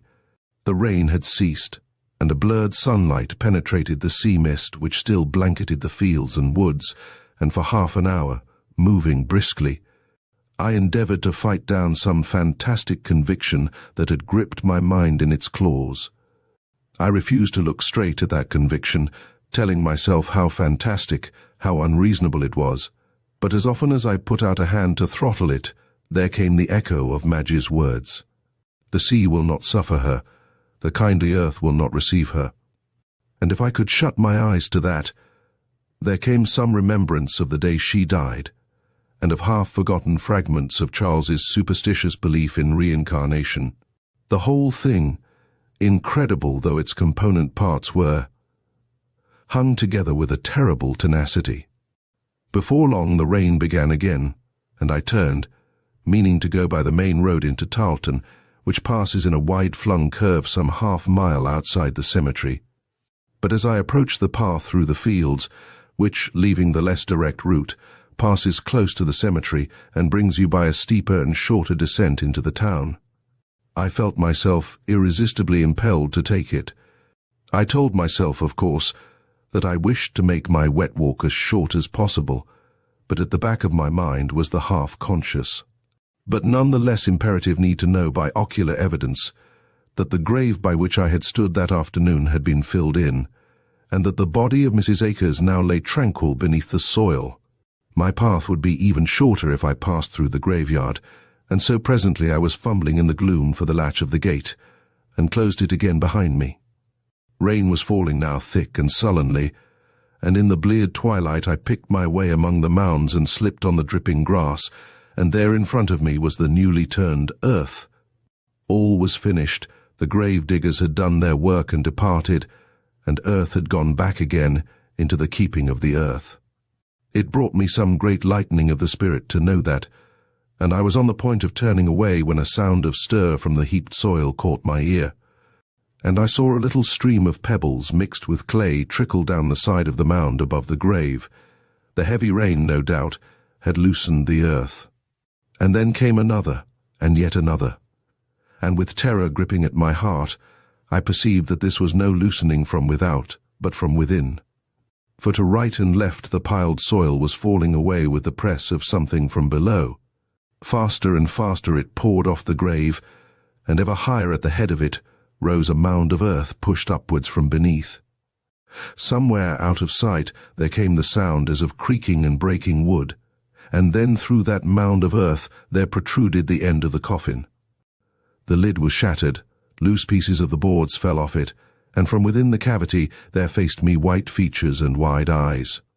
All this I saw, while sheer terror held me motionless. Then, I suppose, came the breaking point, and with such panic as surely man never felt before, I was stumbling away among the graves and racing towards the kindly human lights of the town below. I went to the parson who had conducted the service that afternoon with my incredible tale, and an hour later he, Charles Allington, and 2 or 3 men from the undertakers were on the spot. They found the coffin, completely disinterred, lying on the ground by the grave, which was now 3/4 full of the earth which had fallen back into it.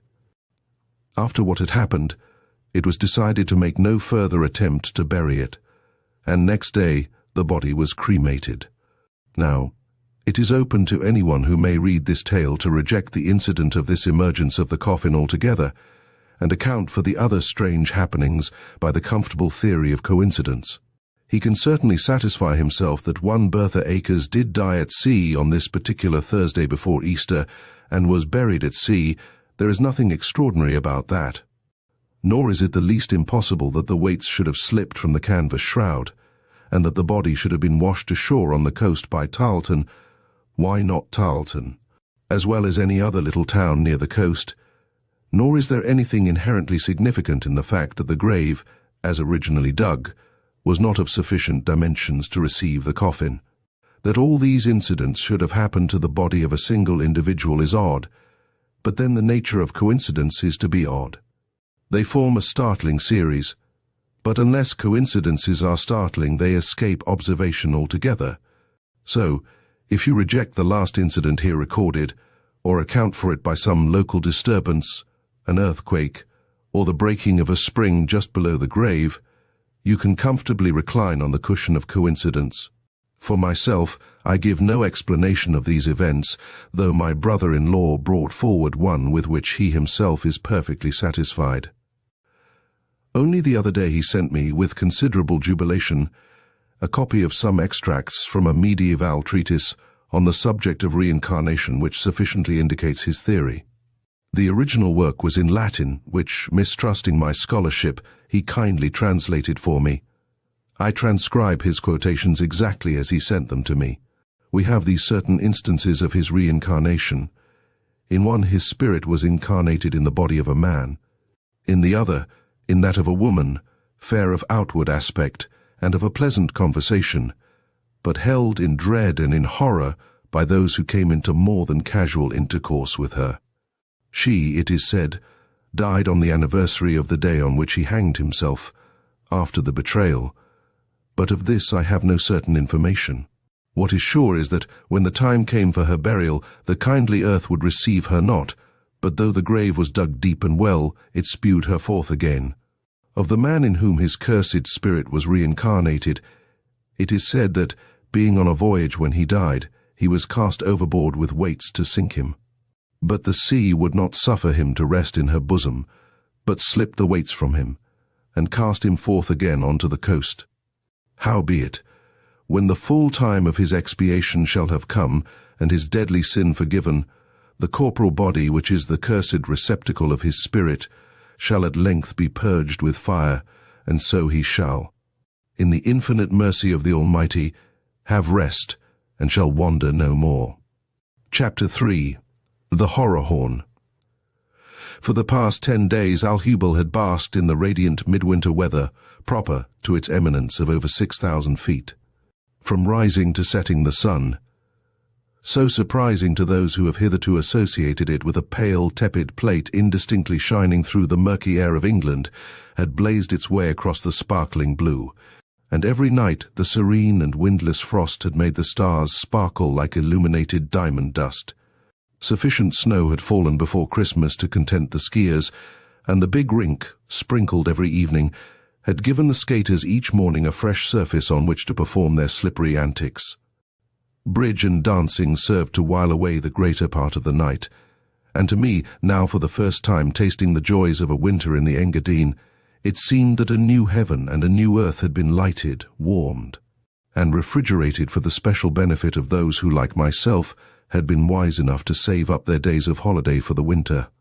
But a break came in these ideal conditions.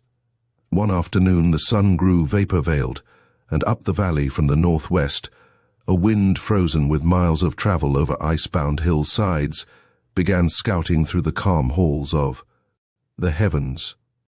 Soon it grew dusted with snow, first in small flakes driven almost horizontally before its congealing breath, and then in larger tufts as of swan's down. And though all day for a fortnight before the fate of nations and life and death had seemed to me of far less importance than to get certain tracings of the skate blades on the ice of proper shape and size, it now seemed that the one paramount consideration was to hurry back to the hotel for shelter. It was wiser to leave rocking turns alone than to be frozen in their quest. I had come out here with my cousin, Professor Ingram, the celebrated physiologist and alpine climber. During the serenity of the last fortnight, he had made a couple of notable winter ascents, but this morning his weather wisdom had mistrusted the signs of the heavens. And instead of attempting the ascent of the Piz Pasug, he had waited to see whether his misgivings justified themselves.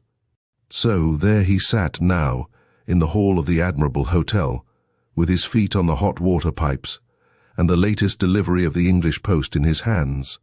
This contained a pamphlet concerning the result of the Mount Everest expedition, of which he had just finished the perusal when I entered. "A very interesting report," he said, passing it to me, "and they certainly deserve to succeed next year. But who can tell what that final 6,000 feet may entail? 6,000 feet more when you have already accomplished 23,000 does not seem much. But at present, no one knows whether the human frame can stand exertion at such a height. It may affect not the lungs and heart only, but possibly the brain. Delirious hallucinations may occur. In fact, if I did not know better, I should have said that one such hallucination had occurred to the climbers already." "And what was that?" I asked.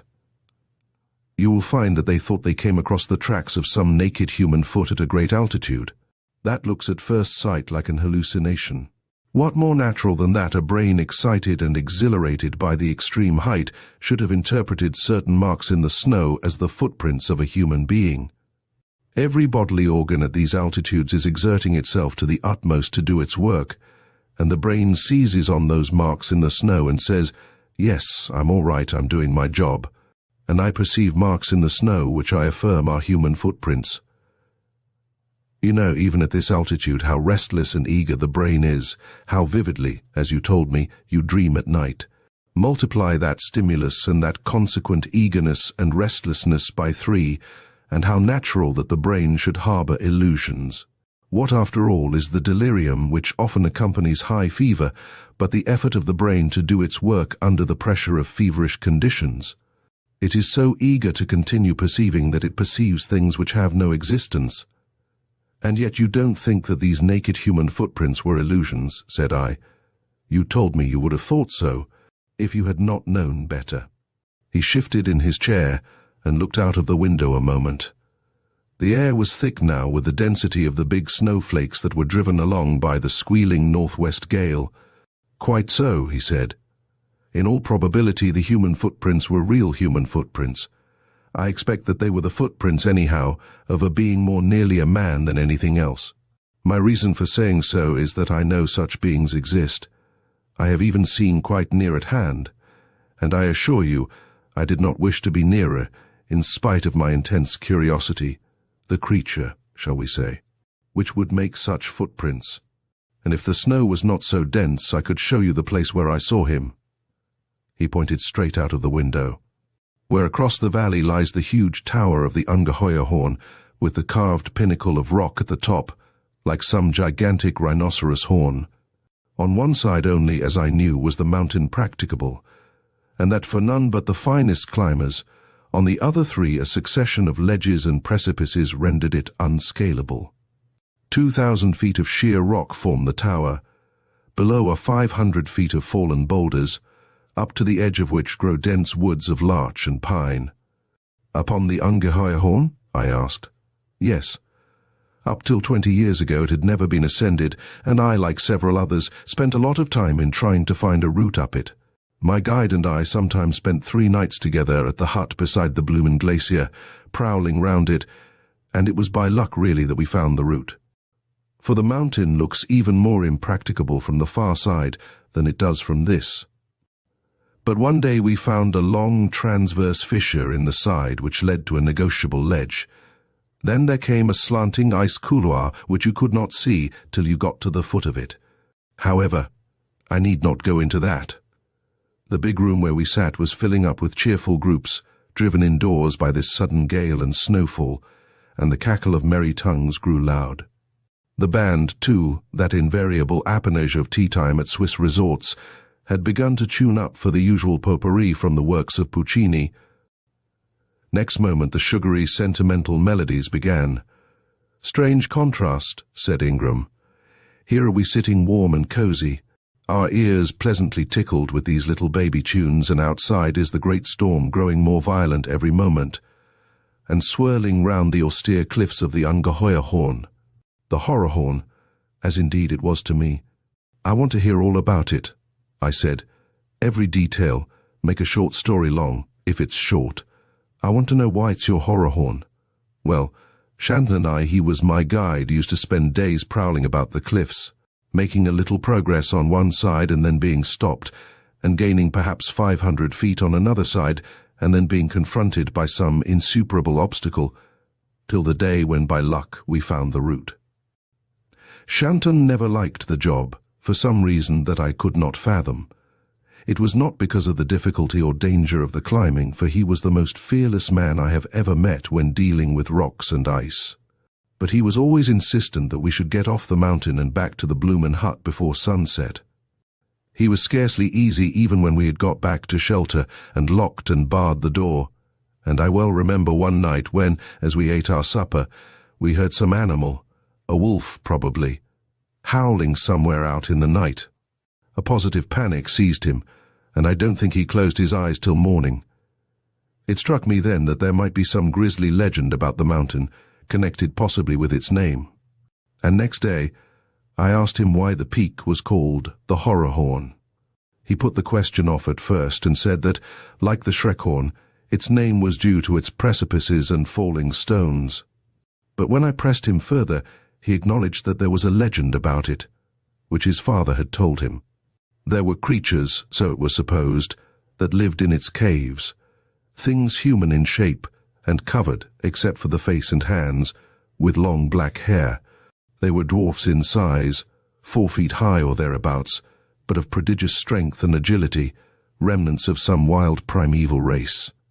It seemed that they were still in an upward stage of evolution, or so I guessed, for the story ran that sometimes girls had been carried off by them, not as prey, and not for any such fate as for those captured by cannibals, but to be bred from.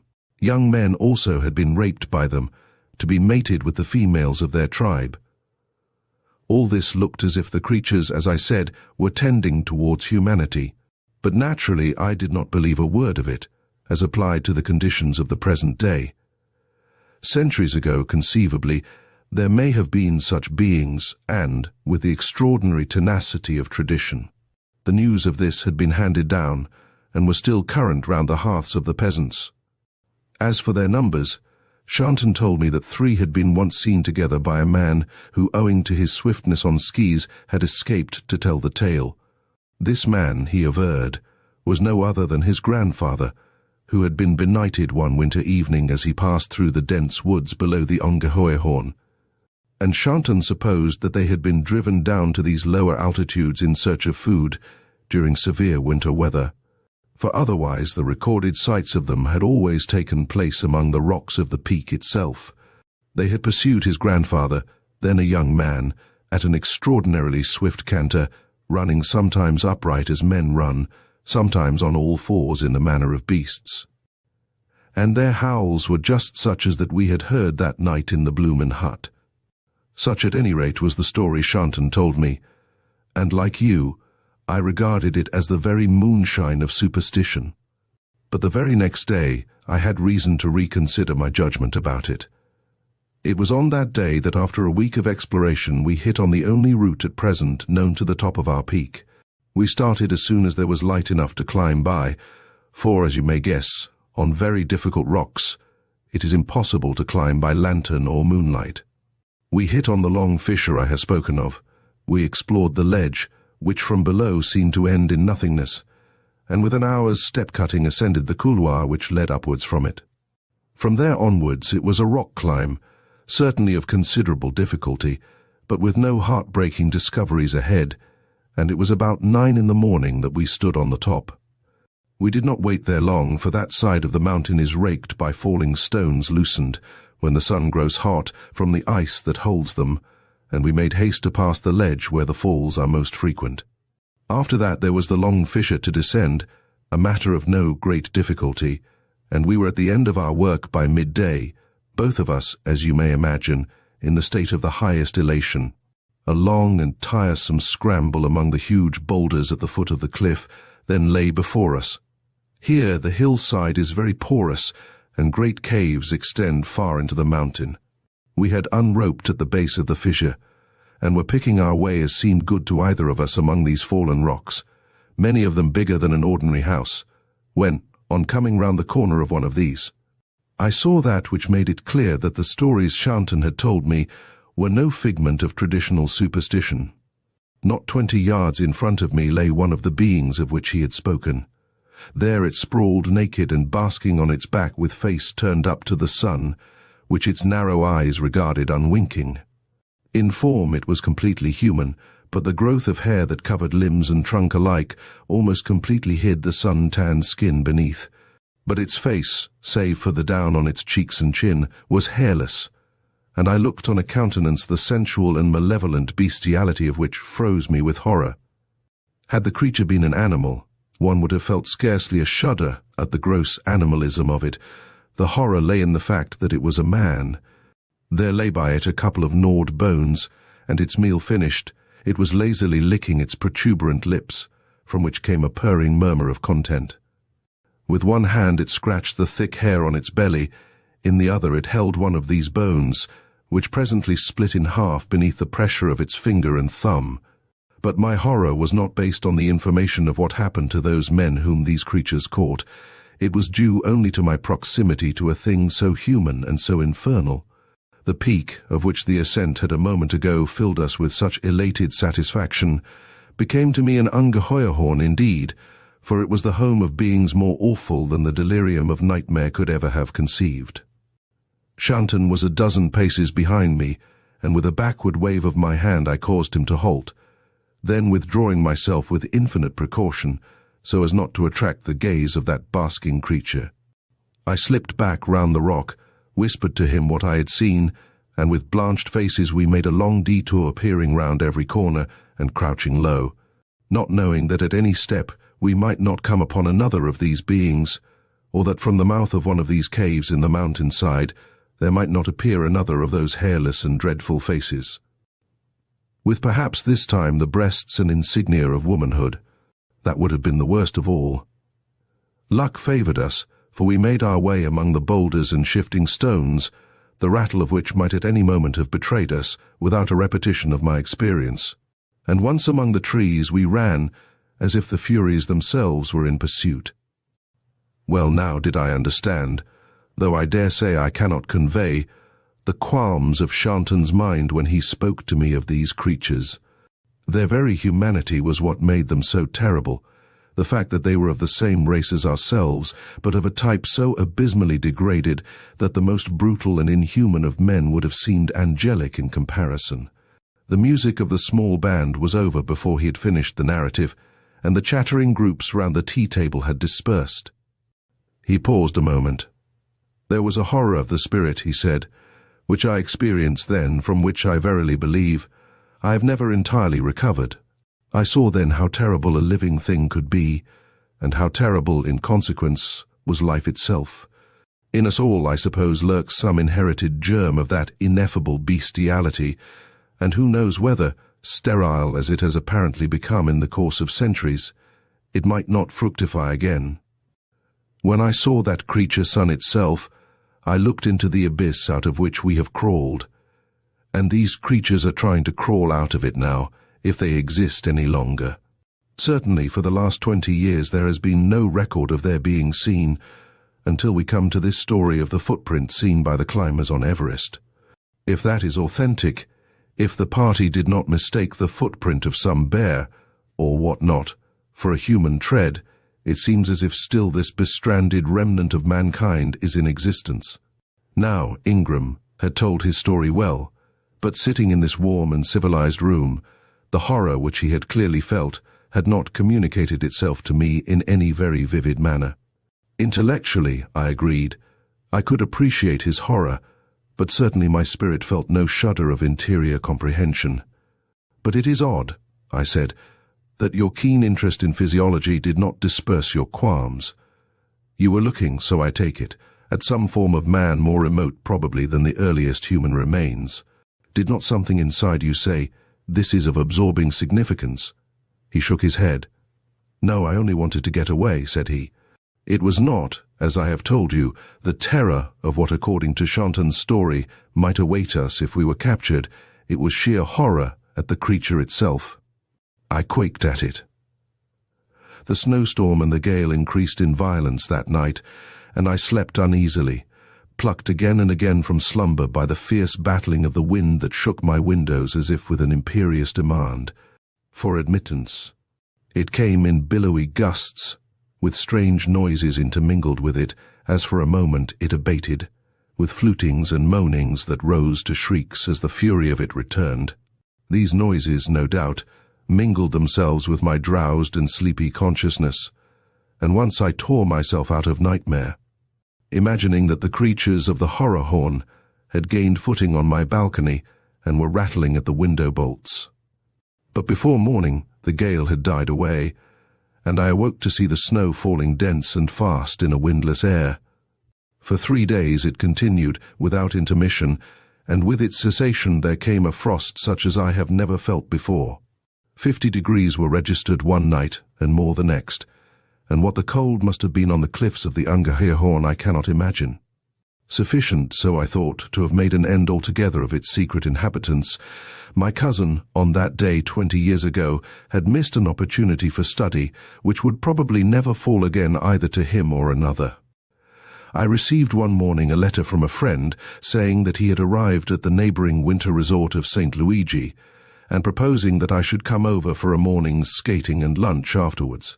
The place was not more than a couple of miles off, if one took the path over the low, pine-clad foothills, above which lay the steep woods below the first rocky slopes of the Untitled, and accordingly, with a knapsack containing skates on my back, I went on skis over the wooded slopes and down by an easy descent again onto St. Luigi.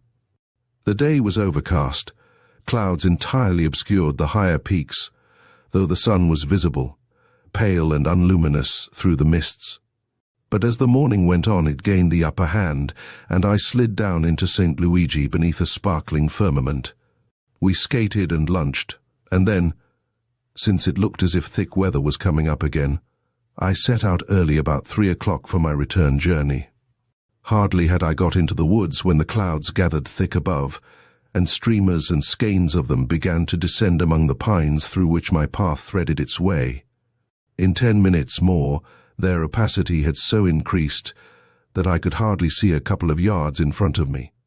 Very soon I became aware that I must have got off the path, for snow-cowled shrubs lay directly in my way, and casting back to find it again, I got altogether confused as to direction. But, though progress was difficult, I knew I had only to keep on the ascent, and presently I should come to the brow of these low foothills, and descend into the open valley where Alhubel stood. So on I went, stumbling and sliding over obstacles, and unable, owing to the thickness of the snow, to take off my skis, for I should have sunk over the knees at each step. Still the ascent continued, and looking at my watch, I saw that I had already been near an hour on my way from St. Luigi, a period more than sufficient to complete my whole journey. But still I stuck to my idea that though I had certainly strayed far from my proper route, a few minutes more must surely see me over the top of the upward way, and I should find the ground declining into the next valley. About now, too, I noticed that the mists were growing suffused with rose colour, and though the inference was that it must be close on sunset, there was consolation in the fact that they were there, and might lift at any moment, and disclose to me my whereabouts. But the fact that night would soon be on me made it needful to bar my mind against that despair of loneliness, which so eats out the heart of a man who is lost in woods or on mountainside that, though still there is plenty of vigour in his limbs, his nervous force is sapped, and he can do no more than lie down and abandon himself to whatever fate may await him. And then I heard that which made the thought of loneliness seem bliss indeed, for there was a worse fate than loneliness. What I heard resembled the howl of a wolf, and it came from not far in front of me where the ridge, was it a ridge, still rose higher in vestment of pines. From behind me came a sudden puff of wind, which shook the frozen snow from the drooping pine branches, and swept away the mists as a broom sweeps the dust from the floor. Radiant above me were the unclouded skies, already charged with the red of the sunset, and in front I saw that I had come to the very edge of the wood through which I had wandered so long. But it was no valley into which I had penetrated, for there right ahead of me rose the steep slope of boulders and rock soaring upwards to the foot of the Ungeheuerhorn. What, then, was that cry of a wolf which had made my heart stand still? I saw. Not 20 yards from me was a fallen tree, and leaning against the trunk of it was one of the denizens of the Horrorhorn, and it was a woman. She was enveloped in a thick growth of hair, grey and tufted, and from her head it streamed down over her shoulders and her bosom, from which hung withered and pendulous breasts, and looking on her face I comprehended not with my mind alone, but with a shudder of my spirit, what Ingram had felt. Never had nightmare fashioned so terrible a countenance. The beauty of sun and stars and of the beasts of the field and the kindly race of men could not atone for so hellish an incarnation of the spirit of life. A fathomless bestiality modelled the slavering mouth and the narrow eyes. I looked into the abyss itself, and knew that out of that abyss on the edge of which I leaned the generations of men had climbed. What if that ledge crumbled in front of me and pitched me headlong into its nethermost depths? In one hand she held by the horns a chamois that kicked and struggled. A blow from its hind leg caught her withered thigh, and with a grunt of anger she seized the leg in her other hand, and as a man may pull from its sheath a stem of meadow grass, she plucked it off the body, leaving the torn skin hanging round the gaping wound. Then putting the red, bleeding member to her mouth, she sucked at it as a child sucks a stick of sweetmeat. Through flesh and gristle her short, brown teeth penetrated, and she licked her lips with a sound of purring. Then, dropping the leg by her side, she looked again at the body of the prey now quivering in its death convulsion, and with finger and thumb gouged out one of its eyes. She snapped her teeth on it, and it cracked like a soft-shelled nut. It must have been but a few seconds that I stood watching her, in some indescribable catalepsy of terror, while through my brain there pealed the panic command of my mind to my stricken limbs. Begone, while there is time. Then, recovering the power of my joints and muscles, I tried to slip behind a tree and hide myself from this apparition. But the woman, shall I say, must have caught my stir of movement, for she raised her eyes from her living feast and saw me. She craned forward her neck, she dropped her prey, and half rising began to move towards me. As she did this, she opened her mouth and gave forth a howl such as I had heard a moment before. It was answered by another, but faintly and distantly. Sliding and slipping, with the toes of my skis tripping in the obstacles below the snow, I plunged forward down the hill between the pine trunks. The low sun, already sinking behind some rampart of mountain in the west, reddened the snow and the pines with its ultimate rays. My knapsack with the skates in it swung to and fro on my back. One ski stick had already been twitched out of my hand by a fallen branch of pine, but not a second's pause could I allow myself to recover it. I gave no glance behind, and I knew not at what pace my pursuer was on my track, or indeed whether any pursuit at all, for my whole mind and energy, now working at full power again under the stress of my panic, was devoted to getting away down the hill and out of the wood as swiftly as my limbs could bear me. For a little while I heard nothing but the hissing snow of my headlong passage and the rustle of the covered undergrowth beneath my feet, and then, from close at hand behind me, once more the wolf howl sounded, and I heard the plunging of footsteps other than my own.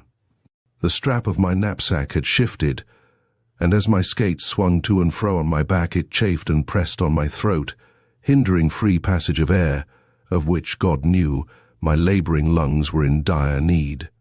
And without pausing I slipped it free from my neck and held it in the hand from which my ski stick had been jerked. I seemed to go a little more easily for this adjustment, and now, not so far distant, I could see below me the path from which I had strayed. If only I could reach that, the smoother going would surely enable me to outdistance my pursuer, who even on the rougher ground was but slowly overhauling me, and at the sight of that ribbon stretching unimpeded downhill, a ray of hope pierced the black panic of my soul. With that came the desire, keen and insistent, to see who or what it was that was on my tracks, and I spared a backward glance. It was she, the hag whom I had seen at her gruesome meal. Her long grey hair flew out behind her, her mouth chattered and gibbered, her fingers made grabbing movements as if already they closed on me. But the path was now at hand, and the nearness of it I suppose made me incautious. A hump of snow-covered bush lay in my path, and thinking I could jump over it, I tripped and fell, smothering myself in snow. I heard a maniac noise, half scream, half laugh, from close behind, and before I could recover myself, the grabbing fingers were at my neck, as if a steel vice had closed there. But my right hand, in which I held my knapsack of skates, was free, and with a blind backhanded movement, I whirled it behind me at the full length of its strap, and knew that my desperate blow had found its billet somewhere. Even before I could look round, I felt the grip on my neck relax, and something subsided into the very bush which had entangled me. I recovered my feet and turned. There she lay, twitching and quivering. The heel of one of my skates piercing the thin alpaca of the knapsack had hit her full on the temple, from which the blood was pouring. But 100 yards away, I could see another such figure coming downwards on my tracks, leaping and bounding. At that panic rose again within me, and I sped off down the white smooth path that led to the lights of the village already beckoning. Never once did I pause in my headlong going. There was no safety until I was back among the haunts of men. I flung myself against the door of the hotel and screamed for admittance, though I had but to turn the handle and enter. And once more, as when Ingram had told his tale, there was the sound of the band and the chatter of voices, and there too was he himself, who looked up and then rose swiftly to his feet as I made my clattering entrance. "I have seen them too," I cried. "Look at my knapsack. Is there not blood on it? It is the blood of one of them, a woman, a hag, who tore off the leg of a chamois as I looked and pursued me through the accursed wood. Whether it was I who spun round, or the room which seemed to spin round me, I knew not, but I heard myself falling, collapsed on the floor, and the next time that I was conscious at all, I was in bed. There was Ingram there, who told me that I was quite safe, and another man, a stranger, who pricked my arm with the nozzle of a syringe and reassured me. A day or two later I gave a coherent account of my adventure, and 3 or 4 men, armed with guns, went over my traces. They found the bush in which I had stumbled, with a pool of blood which had soaked into the snow, and still following my ski tracks, they came on the body of a chamois, from which had been torn one of its hind legs, and one eye socket was empty. That is all the corroboration of my story that I can give the reader, and for myself, I imagine that the creature which pursued me was either not killed by my blow, or that her fellows removed her body. Anyhow, it is open to the incredulous to prowl about the caves of the Ungeheuerhorn, and see if anything occurs that may convince them. Chapter 4. Machaon. I was returning at the close of the short winter day from my visit to St. James's Hospital, where my old servant Parks, who had been in my service for 20 years, was lying. I had sent him there 3 days before, not for treatment, but for observation, and this afternoon I had gone up to London to hear the doctor's report on the case. He told me that Parks was suffering from an internal tumour, the nature of which could not be diagnosed for certain, but all the symptoms pointed directly to its being cancerous. That, however, must not be regarded as proved. It could only be proved by an exploratory operation to reveal the nature and the extent of the growth, which must then, if possible, be excised. It might involve, so my old friend Godfrey Symes told me, certain tissues, and would be found to be inoperable, but he hoped this would not be the case, and that it would be possible to remove it. Removal gave the only chance of recovery. It was fortunate that the patient had been sent for examination in an early stage, for thus the chances of success were much greater than if the growth had been one of long standing.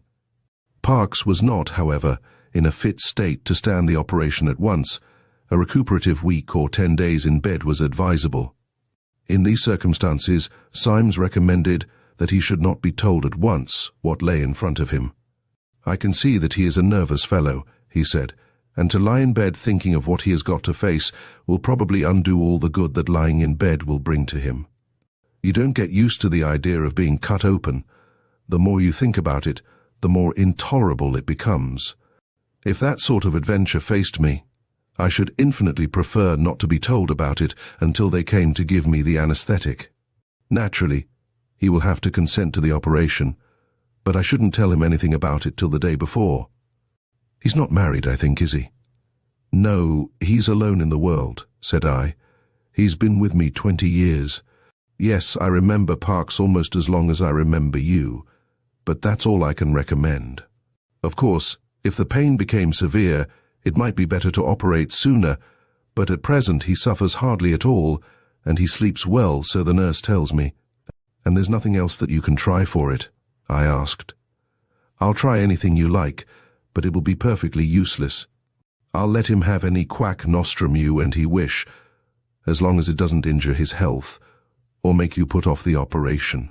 There are X-rays and ultraviolet rays, and violet leaves and radium. There are fresh cures for cancer discovered every day, and what's the result? They only make people put off the operation till it's no longer possible to operate. Naturally, I will welcome any further opinion you want." Now, Godfrey Symes is easily the first authority on this subject, and has a far higher percentage of cures to his credit than anyone else. "No, I don't want any fresh opinion," said I. "Very well, I'll have him carefully watched. By the way, can't you stop in town and dine with me? There are 1 or 2 people coming, and among them a perfectly mad spiritualist who has more messages from the other world than I ever get on my telephone. Trunk calls, eh? I wonder where the exchange is. Do come. You like cranks, I know." "I can't, I'm afraid," said I. "I've a couple of guests coming to stay with me today down in the country. They are both cranks. One's a medium." He laughed. "Well, I can only offer you 1 crank, and you've got 2, he said. "I must get back to the wards. I'll write to you in about a week's time or so, unless there's any urgency which I don't foresee, and I should suggest you're coming up to tell Parks. Goodbye." I caught my train at Charing Cross with about 3 seconds to spare, and we slid clanking out over the bridge through the cold, dense air. Snow had been falling intermittently since morning, and when we got out of the grime and fog of London, it was lying thickly on field and hedgerow, retarding by its reflection of such light as lingered the oncoming of darkness, and giving to the landscape an aloof and lonely austerity. All day I had felt that drowsiness which accompanies snowfall, and sometimes, half losing myself in a doze, my mind crept, like a thing crawling about in the dark, over what Godfrey Symes had told me. For all these years Parks, as much friend as servant, had given me his faithfulness and devotion, and now, in return for that, all that apparently I could do was to tell him of his plight. It was clear, from what the surgeon had said, that he expected a serious disclosure, and I knew from the experience of 2 friends of mine who had been in his condition what might be expected of this exploratory operation. Exactly similar had been these cases. There was clear evidence of an internal growth, possibly not malignant, and in each case, the same dismal sequence had followed. The growth had been removed, and within a couple of months there had been a recrudescence of it. Indeed, surgery had proved no more than a pruning knife, which had stimulated that which the surgeon had hoped to extirpate into swifter activity. And that apparently was the best chance that Symes held out. The rest of the treatments were but rubbish or quackery. My mind crawled away towards another subject, probably the 2 visitors whom I expected. Charles Hope and the medium whom he was bringing with him were in the same train as I, and I ran over in my mind all that he had told me of Mrs. Forrest. It was certainly an odd story he had brought me 2 days before. Mrs. Forrest was a medium of considerable reputation in psychical circles, and had produced some very extraordinary book tests which, by all accounts, seemed inexplicable, except on a spiritualistic hypothesis, and no imputation of trickery had, at any rate as yet, come near her.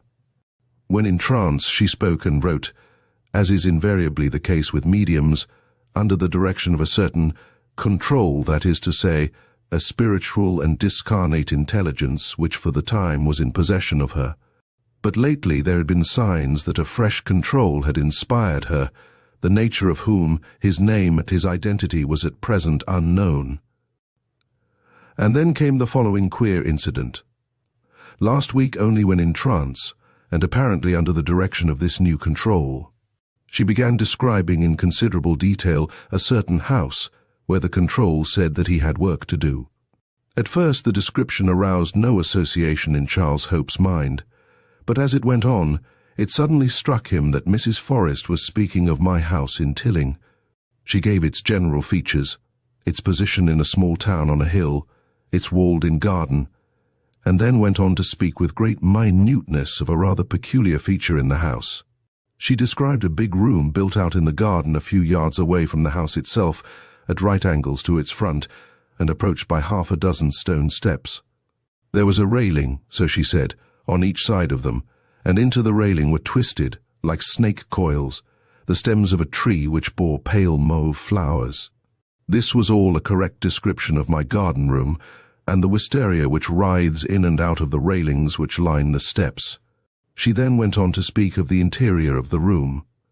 At one end was a fireplace, at the other a big bow window looking out onto the street and the front of the house, and there were 2 other windows opposite each other, in one of which was a table, while the other, looking out onto the garden, was shadowed by the tree that twisted itself about the railings.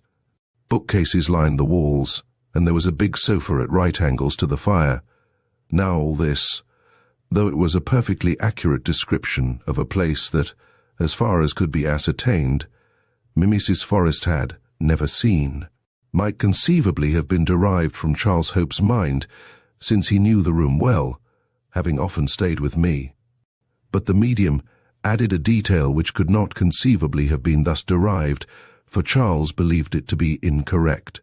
She said that there was a big piano near the bow window, while he was sure that there was not. But oddly enough, I had hired a piano only a week or so ago, and it stood in the place that she mentioned. The control then repeated that there was work for him to do in that house. There was some situation or complication there in which he could help, and he could get through better, that is, make a clearer communication, if the medium could hold a séance there. Charles Hope then told the control that he believed he knew the house that he had been speaking of, and promised to do his best. Shortly afterwards, Mrs. Forrest came out of trance, and, as usual, had no recollection of what had passed. So Charles came to me with the story exactly as I have given it here, and though I could not think of any situation or complication in which an unknown control of a medium I had never seen could be of assistance, the whole thing, and in especial That detail about the piano was so odd that I asked him to bring the medium down for a sitting, or a series of sittings. The day of their arrival was arranged, but when 3 days ago Parks had to go into hospital, I was inclined to put them off. But a neighbour away for a week obligingly lent me a parlour maid, and I let the engagement stand. With regard to the situation in which the control would be of assistance, I can but assure the reader that as far as I thought about it at all, I only wondered whether it was concerned with a book on which I was engaged, which dealt, if I could ever succeed in writing it, with psychical affairs. But at present I could not get on with it at all. I had made 6 beginnings which had all gone into the waste-paper basket. My guests proved not to have come by the same train as I, but arrived shortly before dinner-time, and after Mrs. Forrest had gone to her room, I had a few words with Charles, who told me exactly how the situation now stood. "I know your caution and your captiousness in these affairs," he said, "so I have told Mrs. Forrest nothing about the description she gave of this house, or of the reason why I asked her to come here. I said only, as we settled, that you were a great friend of mine, and immensely interested in psychical affairs, but a country mouse whom it was difficult to get up to town. But you would be delighted if she would come down for a few days and give some sittings here." "And does she recognize the house, do you think?" I asked. "No sign of it. As I told you, when she comes out of trance, she never seems to have the faintest recollection of what she has said or written. We shall have a séance, I hope, tonight after dinner." "Certainly, if she will," said I. "I thought we had better hold it in the garden room, for that was the place that was so minutely described. It's quite warm there, central heating and a fire, and it's only 6 yards from the house. I've had the snow swept from the steps." Mrs. Forrest turned out to be a very intelligent woman, well spiced with humour, gifted with a sane appreciation of the comforts of life, and most agreeably furnished with a small change of talk. She was inclined to be stout, but carried herself with briskness, and neither in body nor mind did she suggest that she was one who held communication with the unseen. There was nothing wan or occult about her. Her general outlook on life appeared to be rather materialistic than otherwise, and she was very interesting on the topic when, about halfway through dinner, the subject of her mediumship came on the conversational board. "My gifts, such as they are," she said, "have nothing to do with this person who sits eating and drinking and talking to you. She, as Mr. Hope may have told you, is quite expunged before the subconscious part of me. That is the latest notion, is it not? Gets into touch with discarnate intelligences. Until that happens, the door is shut, and when it is over, the door is shut again, and I have no recollection of what I have said or written. The control uses my hand and my voice, but that is all. I know no more about it than a piano on which a tune has been played." "And there is a new control who has lately been using you?" I asked. She laughed. "You must ask Mr. Hope about that," she said. "I know nothing whatever of it. He tells me it is so, and he tells me, don't you, Mr. Hope, that he hasn't any idea who or what the new control is. I look forward to its development. My idea is that the control has to get used to me, as in learning a new instrument. I assure you, I am as eager as anyone that he should gain facility in communication through me. I hope indeed that we are to have a séance tonight." The talk veered again, and I learned that Mrs. Forrest had never been in Tilling before, and was enchanted with the snowy moonlit glance she had had of its narrow streets and ancient residences. She liked, too, the atmosphere of the house. It seemed tranquil and kindly. Especially so was the little drawing-room where we had assembled before dinner. I glanced at Charles. "I had thought of proposing that we should sit in the garden-room," I said, "if you don't mind 6 steps in the open. It adjoins the house." "Just as you wish," she said, "though I think we have excellent conditions in here without going there." This confirmed her statement that she had no idea, after she had come out of trance, what she had said, for otherwise she must have recognized at the mention of the garden-room her own description of it. And when soon after dinner we adjourned there, it was clear that, unless she was acting an inexplicable part, the sight of it twanged no chord of memory. There we made the very simple arrangements to which she was accustomed, As the procedure in such sittings is possibly unfamiliar to the reader, I will describe quite shortly what our arrangements were. We had no idea what form these manifestations, if there were any, might take, and therefore we, Charles and I, were prepared to record them on the spot. We three sat round a small table about a couple of yards from the fire, which was burning brightly. Mrs. Forrest seated herself in a big armchair. Exactly in front of her on the table were a pencil and a block of paper, in case, as often happened, the manifestation took the form of automatic script writing, that is, while in a state of trance.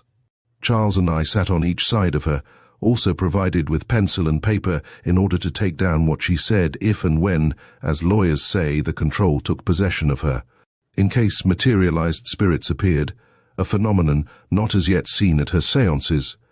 Our idea was to jot down as quickly as possible whatever we saw or thought we saw. Should there be rappings or movements of furniture, we were to make similar notes of our impressions. The lamp was then turned down, so that just a ring of flame encircled the wick, but the firelight was of sufficient brightness, as we tested before the séance began, to enable us to write and to see what we had written. The red glow of it illuminated the room, and it was settled that Charles should note by his watch the time at which anything occurred. Occasionally, throughout the séance, a bubble of coal gas caught fire, and then the whole room started into strong light. I had given orders that my servants should not interrupt the sitting at all, unless somebody rang the bell from the garden room. In that case, it was to be answered. Finally, before the séance began, we bolted all the windows on the inside and locked the door. We took no other precautions against trickery, though. As a matter of fact, Mrs. Forrest suggested that she should be tied into her chair. But in the firelight, any movement of hers would be so visible that we did not adopt this precaution. Charles and I had settled to read to each other the notes we made during the sitting, and cut out anything that both of us had not recorded. The accounts, therefore, of this sitting, and of that which followed next day, are founded on our joint evidence. The sitting began. Mrs. Forrest was leaning back at ease, with her eyes open, and her hands on the arms of her chair. Then her eyes closed and a violent trembling seized her. That passed, and shortly afterwards, her head fell forward and her breathing became very rapid. Presently that quieted to normal pace again, and she began to speak at first in a scarcely audible whisper, and then in a high, shrill voice, quite unlike her usual tones. I do not think that in all England there was a more disappointed man than I during the next half hour. Starlight, it appeared, was in control, and Starlight was a personage of platitudes. She had been a nun in the time of Henry VII, and her work was to help those who had lately passed over. She was very busy and very happy, and was in the third sphere where they had a great deal of beautiful music. We must all be good, said Starlight, and it didn't matter much whether we were clever or not. Love was the great thing. We had to love each other and help each other, and death was no more than the gate of life, and everything would be tremendously jolly.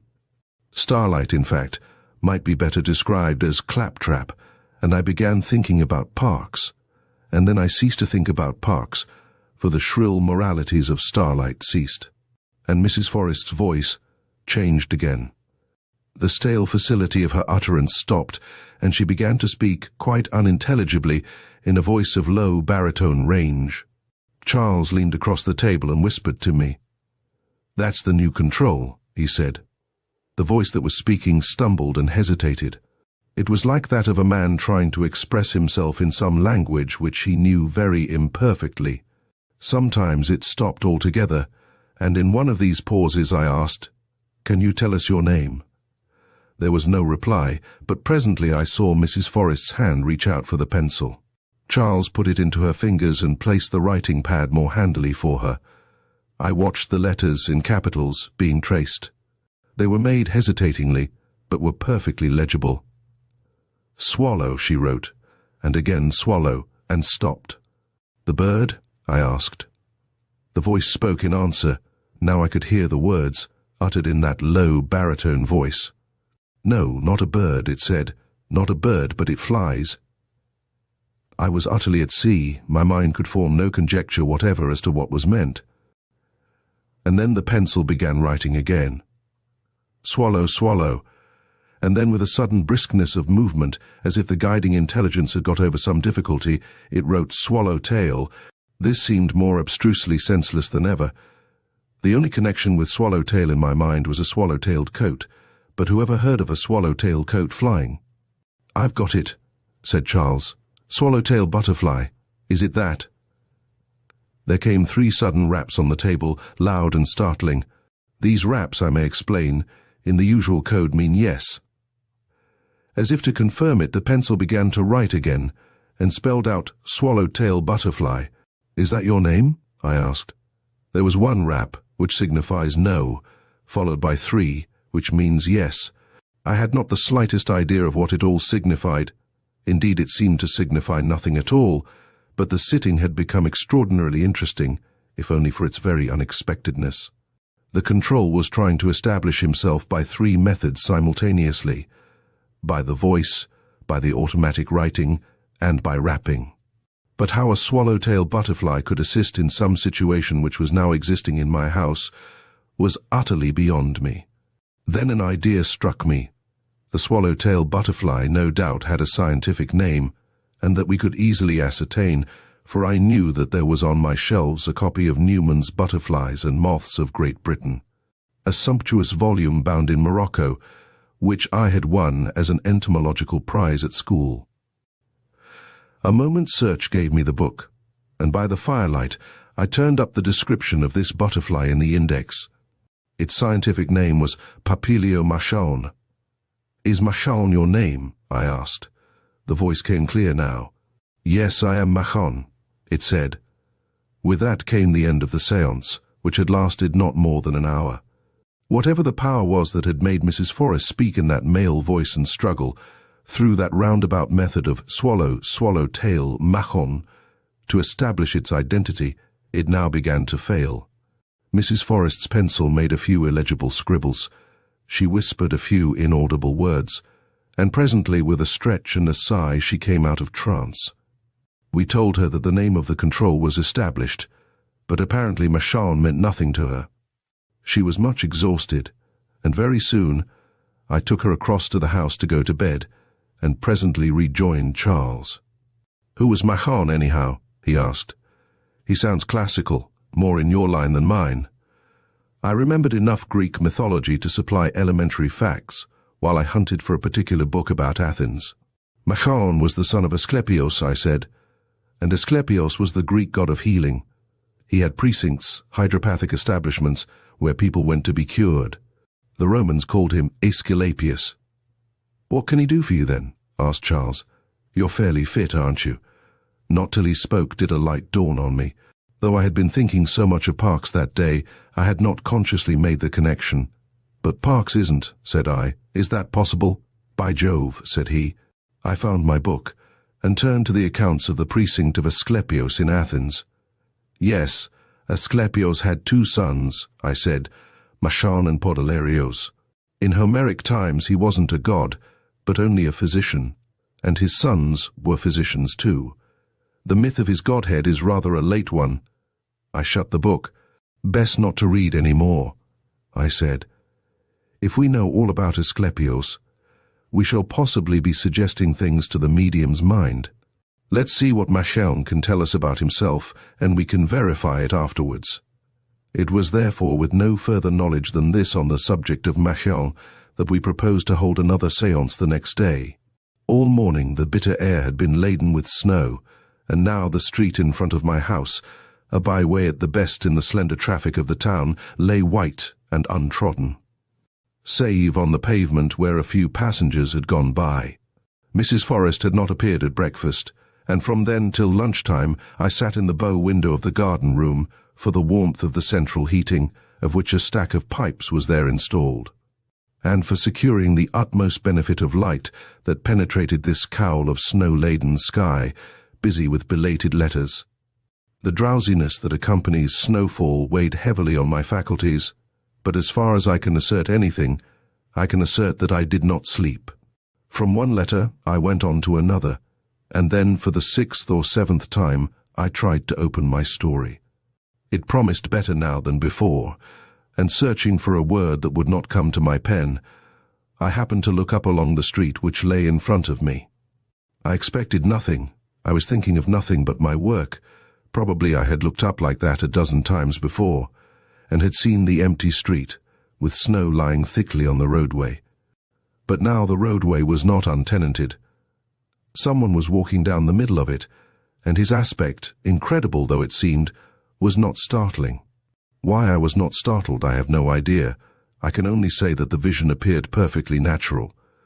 The figure was that of a young man, whose hair, black and curly, lay crisply over his forehead. A large white cloak reaching down to his knees enveloped him, and he had thrown the end of it over his shoulder. Below his knees his legs and feet were bare, so too was the arm up to the elbow, with which he pressed his cloak to him, and there he was, walking briskly down the snowy street. As he came directly below the window where I sat, he raised his head and looked at me directly, and smiled. And now I saw his face. There was the low brow, the straight nose, the curved and sunny mouth, the short chin, and I thought to myself that this was none other than the Hermes of Praxiteles, he whose statue at Olympia makes all those who look on it grow young again. There, anyhow, was a boyish Greek god, stepping blithely and with gay, incomparable grace along the street, and raising his face to smile at this stolid, middle-aged man who blankly regarded him. Then, with the certainty of one returning home, he mounted the steps outside the front door, and seemed to pass into and through it. Certainly he was no longer in the street, and so real and solid-seeming had he been to my vision, that I jumped up, ran across the few steps of garden, and went into the house. And I should not have been amazed if I had found him standing in the hall. But there was no one there, and I opened the front door. The snow lay smooth and untrodden down the center of the road where he had walked and on my doorstep. And at that moment, the memory of the séance the evening before, about which up till now I had somehow felt distrustful and suspicious, passed into the realm of sober fact, for had not Machaon just now entered my house? With a smile as of recognition on some friendly mission, we sat again that afternoon by daylight, and now, I must suppose, the control was more actively and powerfully present, for hardly had Mrs. Forrest passed into trance than the voice began, louder than it had been the night before, and far more distinct. Machaon, I must call him, seemed to be anxious to establish his identity beyond all doubt, like some newcomer presenting his credentials, and he began to speak of the precinct of Asclepios in Athens. Often he hesitated for a word in English, often he put in a word in Greek, and as he spoke, fragments of things I had learned when an archaeological student in Athens came back into my mind. And I knew that he was accurately describing the portico and the temple and the well. All this I tossed to the skeptic to growl and worry over and tear to bits, for certainly it seems possible that my mind, holding these facts in its subconsciousness, was suggesting them to the medium's mind, who thereupon spoke of them, and conveying them back to me, made me aware that I had known them. My forgotten knowledge of these things and of the Greek language came flooding back on me, as he told us, now half in Greek and half in English, of the patients who came to consult the god, how they washed in the sacred well for purification, and lay down to sleep in the portico. They often dreamed, and in the interpretation of their dreams, which they told to the priest next day, lay the indication of the cure. Or sometimes the god healed more directly, and accompanied by the sacred snake walked among the sleepers and by his touch made them whole. His temple was hung with ex votos, the gifts of those whom he had cured, and at Epidaurus, where was another shrine of his, there were great mural tablets recording the same. Then the voice stopped, and as if to prove identity by another means, the medium drew the pencil and paper to her, and in Greek characters, unknown apparently to her, she traced the words Machaon, son of Asclepios. There was a pause, and I asked a direct question, which now had been long simmering in my mind. "Have you come to help me about Parks?" I asked. "Can you tell me what will cure him?" The pencil began to move again, tracing out characters in Greek. It wrote Greek, Phengos X, and repeated it. I did not at once guess what it meant, and asked for an explanation.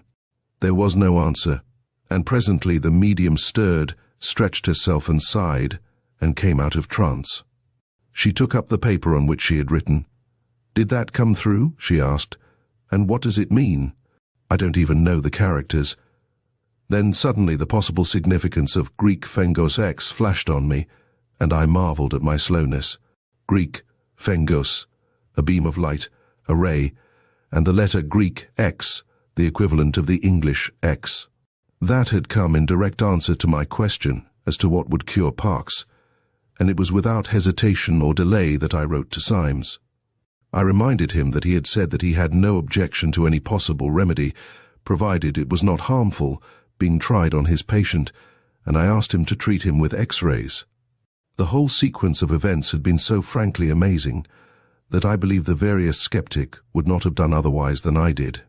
Our sittings continued, but after this day we had no further evidence of this second control. It looked as if the intelligence even the most incredulous will allow me, for the sake of convenience, to call that intelligence Machaon that had described this room and told Mrs. Forrest that he had work to do here, had finished his task.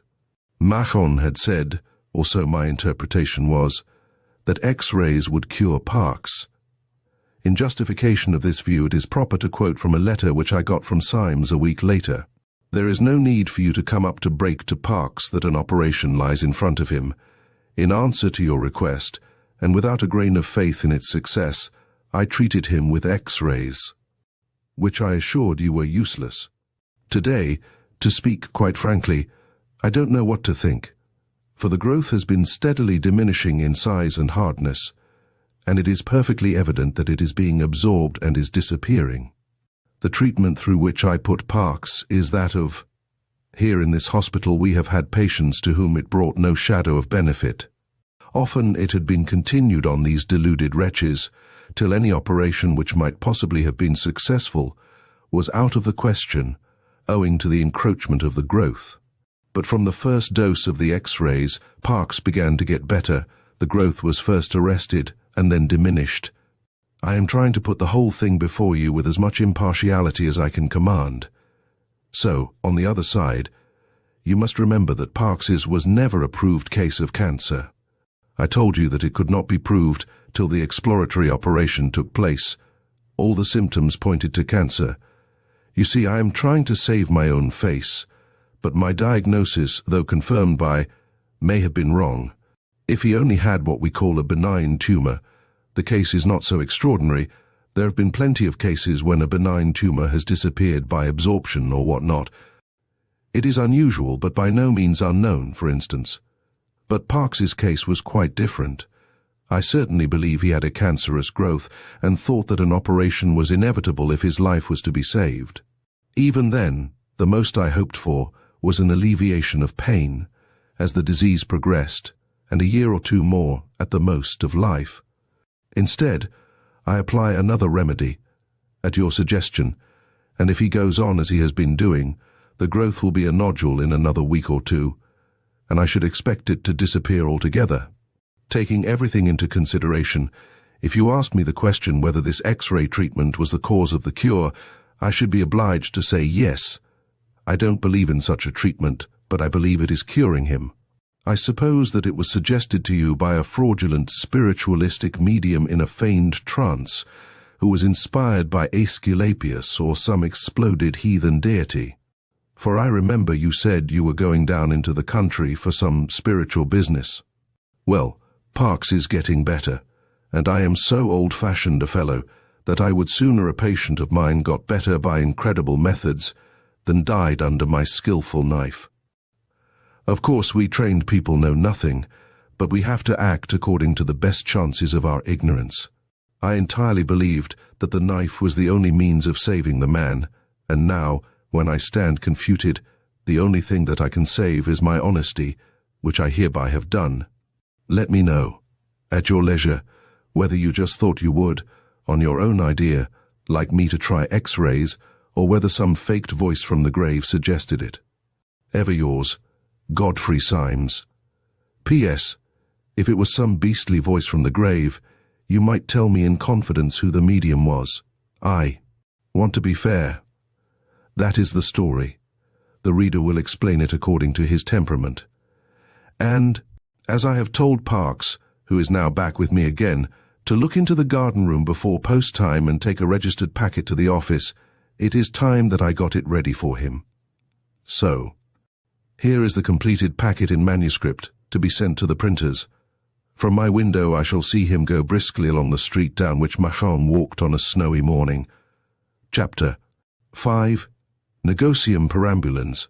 The casual tourist in West Cornwall may just possibly have noticed, as he bowled along over the bare high plateau between Penzance and the Land's End, a dilapidated signpost pointing down a steep lane and bearing on its battered finger the faded inscription, Polern 2 miles.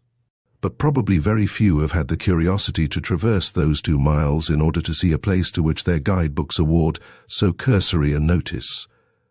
It is described there, in a couple of unattractive lines, as a small fishing village with a church of no particular interest except for certain carved and painted wooden panels, originally belonging to an earlier edifice, which form an altar rail.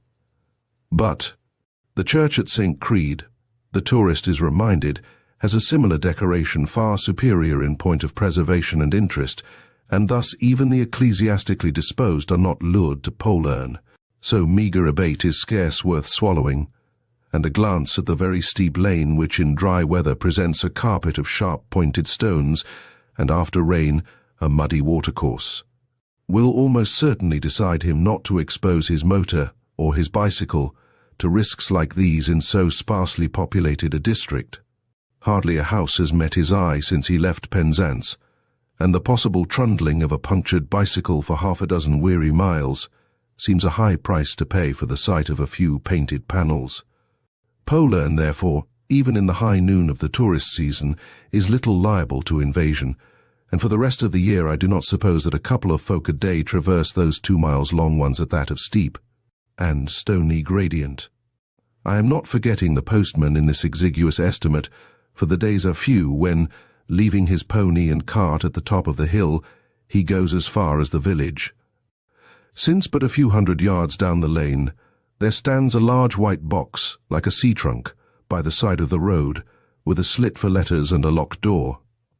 Should he have in his wallet a registered letter, or be the bearer of a parcel too large for insertion in the square lips of the sea trunk, he must needs trudge down the hill and deliver the troublesome missive, leaving it in person on the owner, and receiving some small reward of coin or refreshment for his kindness.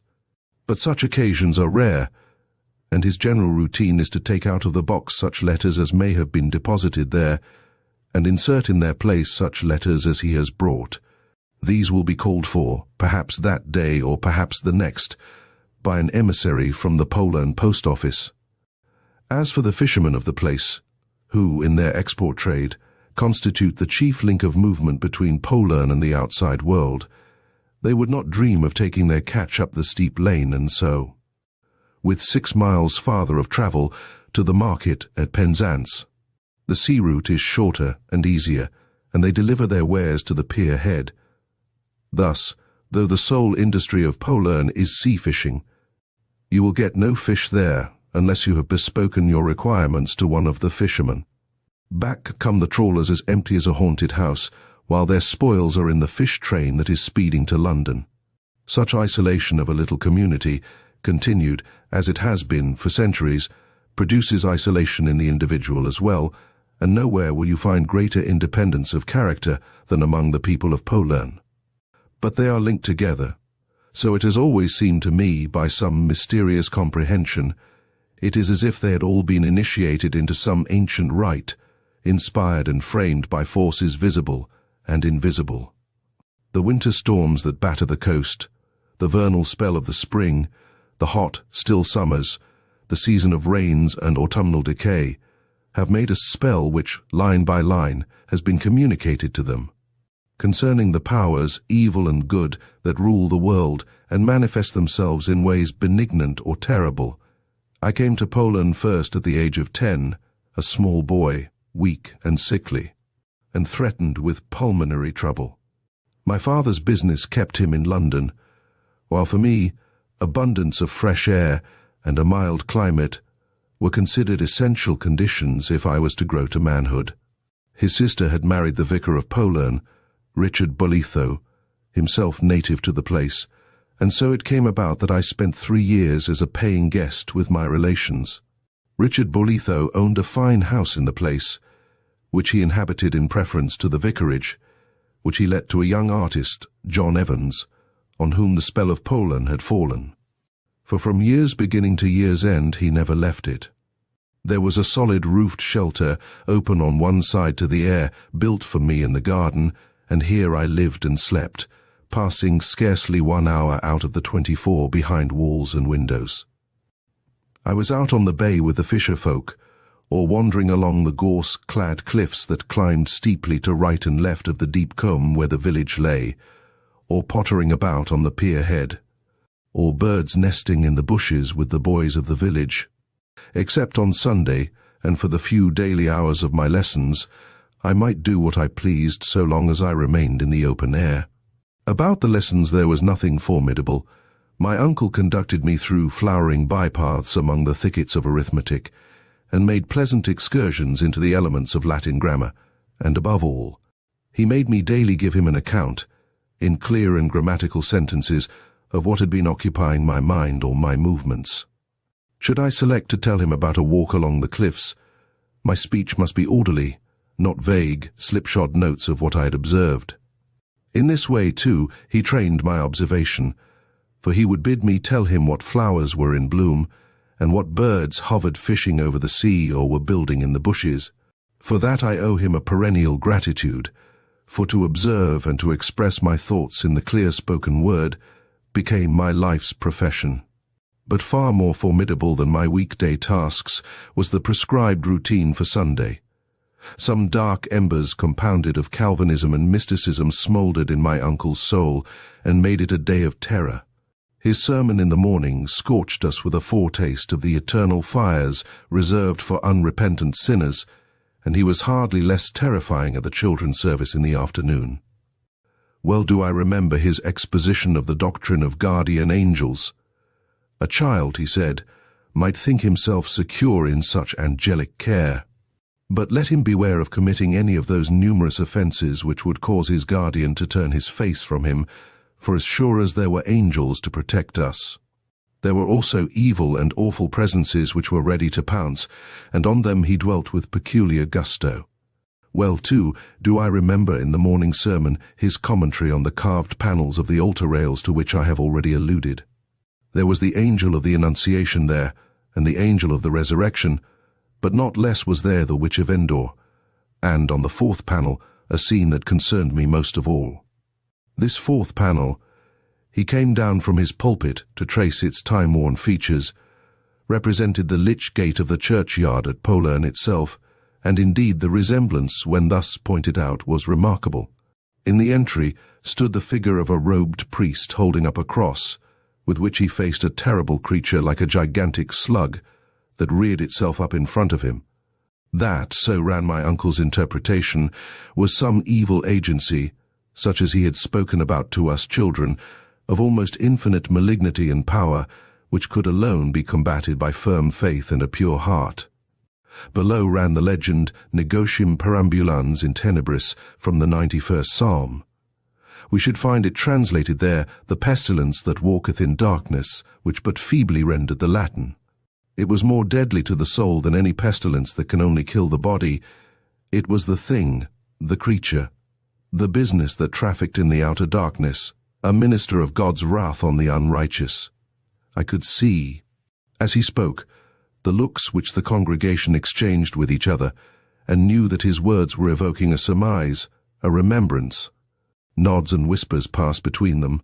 They understood to what he alluded, and with the inquisitiveness of boyhood, I could not rest till I had wormed the story out of my friends among the fisher boys, as, next morning, we sat basking and naked in the sun after our bathe. One knew one bit of it, one another, but it pieced together into a truly alarming legend. In bald outline it was as follows. A church far more ancient than that, in which my uncle terrified us every Sunday, had once stood not 300 yards away, on the shelf of level ground below the quarry from which its stones were hewn. The owner of the land had pulled this down and erected for himself a house on the same site out of these materials, keeping, in a very ecstasy of wickedness, the altar, and on this he dined and played dice afterwards. But as he grew old, some black melancholy seized him, and he would have lights burning there all night, for he had deadly fear of the darkness. On one winter evening there sprang up such a gale as was never before known, which broke in the windows of the room where he had supped, and extinguished the lamps. Yells of terror brought in his servants, who found him lying on the floor with the blood streaming from his throat. As they entered, some huge black shadow seemed to move away from him, crawled across the floor and up the wall and out of the broken window. There he lay a-dying, said the last of my informants, and him that had been a great burly man was withered to a bag o' skin, for the critter had drained all the blood from him. His last breath was a scream, and he hollowed out the same words as Parson read off the screen. "Negotium Perambulans in tenebris," I suggested eagerly. "Thereabouts. Latin, anyhow." "And after that?" I asked. "Nobody would go near the place, and the old house rotted and fell in ruins till 3 years ago, when along comes Mr. Doolis from Penzance, and built the half of it up again. But he don't care much about such critters, nor about Latin neither. He takes his bottle of whiskey a day and gets drunks a lord in the evening. I'm gwine home to my dinner." Whatever the authenticity of the legend, I had certainly heard the truth about Mr. Doolis from Penzance, who from that day became an object of keen curiosity on my part, the more so because the quarry house adjoined my uncle's garden. The thing that walked in the dark failed to stir my imagination, and already I was so used to sleeping alone in my shelter that the night had no terrors for me. But it would be intensely exciting to wake at some timeless hour and hear Mr. Doolis yelling, and conjecture that the thing had got him. But by degrees the whole story faded from my mind, overscored by the more vivid interests of the day, and for the last 2 years of my outdoor life in the vicarage garden. I seldom thought about Mr. Doolis, and the possible fate that might await him for his temerity in living in the place where that thing of darkness had done business. Occasionally I saw him over the garden fence, a great yellow lump of a man, with slow and staggering gait, but never did I set eyes on him outside his gate, either in the village street or down on the beach. He interfered with none, and no one interfered with him. If he wanted to run the risk of being the prey of the legendary nocturnal monster, or quietly drink himself to death, it was his affair. My uncle, so I gathered, had made several attempts to see him when first he came to live at Polan, but Mr. Doolis appeared to have no use for parsons, but said he was not at home and never returned the call. After 3 years of sun, wind, and rain, I had completely outgrown my early symptoms, and had become a tough, strapping youngster of 13. I was sent to Eton and Cambridge, and in due course ate my dinners and became a barrister. In 20 years from that time, I was earning a yearly income of 5 figures, and had already laid by in sound securities a sum that brought me dividends which would, for one of my simple tastes and frugal habits, supply me with all the material comforts I needed on this side of the grave. The great prizes of my profession were already within my reach, but I had no ambition beckoning me on, nor did I want a wife and children, being, I must suppose, a natural celibate. In fact, there was only one ambition which through these busy years had held the lure of blue and far-off hills to me, and that was to get back to Polan, and live once more isolated from the world with the sea and the gorse-clad hills for playfellows, and the secrets that lurked there for exploration. The spell of it had been woven about my heart, and I can truly say that there had hardly passed a day in all those years in which the thought of it and the desire for it had been wholly absent from my mind. Though I had been in frequent communication with my uncle there during his lifetime, and, after his death, with his widow who still lived there, I had never been back to it since I embarked on my profession, for I knew that if I went there, it would be a wrench beyond my power to tear myself away again. But I had made up my mind that when once I had provided for my own independence, I would go back there not to leave it again. And yet I did leave it again, And now nothing in the world would induce me to turn down the lane from the road that leads from Penzance to the Land's End, and see the sides of the combe rise steep above the roofs of the village, and hear the gulls chiding as they fish in the bay. One of the things invisible, of the dark powers, leaped into light, and I saw it with my eyes. The house where I had spent those 3 years of boyhood had been left for life to my aunt. And when I made known to her my intention of coming back to Poland, she suggested that, till I found a suitable house or found her proposal unsuitable, I should come to live with her. The house is too big for a lone old woman, she wrote, and I have often thought of quitting and taking a little cottage sufficient for me and my requirements. But come and share it, my dear, and if you find me troublesome, you or I can go. You may want solitude. Most people in Poland do, and will leave me. Or else I will leave you. One of the main reasons of my stopping here all these years was a feeling that I must not let the old house starve. Houses starve, you know, if they are not lived in. They die a lingering death. The spirit in them grows weaker and weaker, and at last fades out of them. Isn't this nonsense to your London notions? Naturally, I accepted with warmth this tentative arrangement, and on an evening in June found myself at the head of the lane leading down to Poland. And once more, I descended into the steep valley between the hills. Time had stood still apparently for the combe.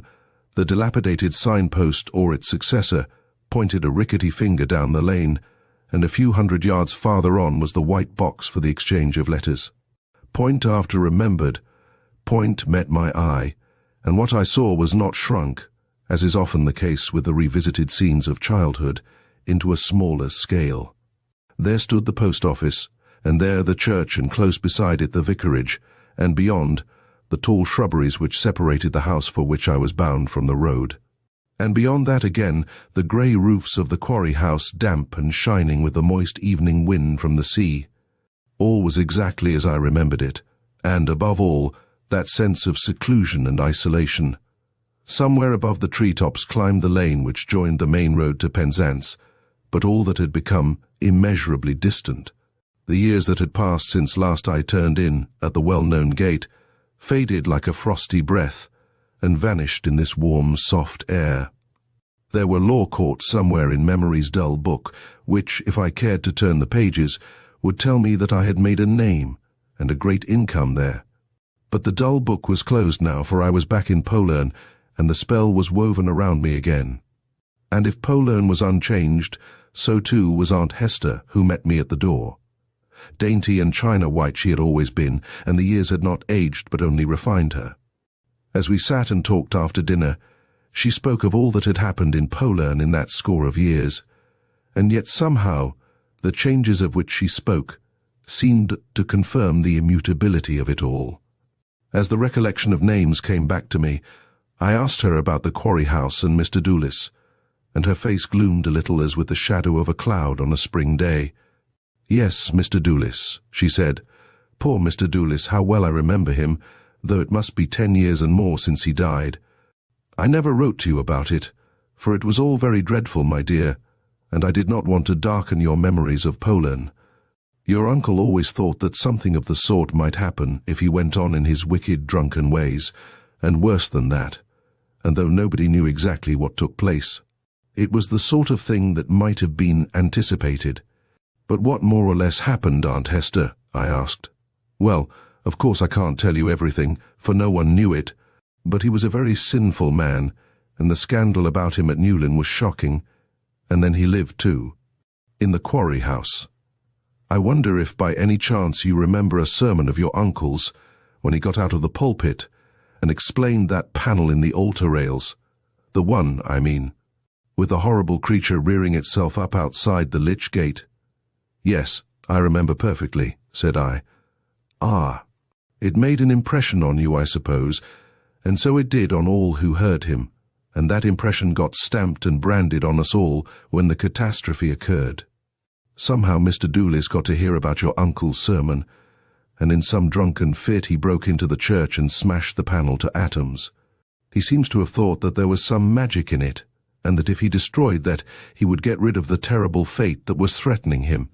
For I must tell you that before he committed that dreadful sacrilege he had been a haunted man, He hated and feared darkness, for he thought that the creature on the panel was on his track, but that as long as he kept lights burning, it could not touch him. But the panel, to his disordered mind, was the root of his terror, and so, as I said, he broke into the church and attempted— you will see why I said attempted to destroy it. It certainly was found in splinters next morning, when your uncle went into church for matins, and knowing Mr. Doolis's fear of the panel, he went across to the quarry house afterwards and taxed him with its destruction. The man never denied it. He boasted of what he had done. There he sat, though it was early morning, drinking his whiskey. "I've settled your thing for you," he said, "and your sermon too. A fig for such superstitions." Your uncle left him without answering his blasphemy, meaning to go straight into Penzance and give information to the police about this outrage to the church, but on his way back from the quarry house, he went into the church again, in order to be able to give details about the damage, and there in the screen was the panel, untouched and uninjured. And yet he had himself seen it smashed, and Mr. Doolis had confessed that the destruction of it was his work. But there it was, and whether the power of God had mended it or some other power, who knows? This was Polern indeed, and it was the spirit of Polern that made me accept all Aunt Hester was telling me as a tested fact. It had happened like that. She went on in her quiet voice. Your uncle recognized that some power beyond police was at work, and he did not go to Penzance or give information about the outrage, for the evidence of it had vanished. A sudden spate of skepticism swept over me. There must have been some mistake, I said. It hadn't been broken. She smiled. Yes, my dear, but you have been in London so long, she said. Let me anyhow tell you the rest of my story. That night, for some reason, I could not sleep. It was very hot and airless. I dare say you will think that the sultry conditions accounted for my wakefulness. Once and again, as I went to the window to see if I could not admit more air, I could see from it the quarry house, and I noticed the first time that I left my bed that it was blazing with lights. But the second time I saw that it was all in darkness, and as I wondered at that, I heard a terrible scream, and the moment afterwards the steps of someone coming at full speed down the road outside the gate. He yelled as he ran. "Light, light," he called out. "Give me light, or it will catch me." It was very terrible to hear that, and I went to rouse my husband, who was sleeping in the dressing room across the passage.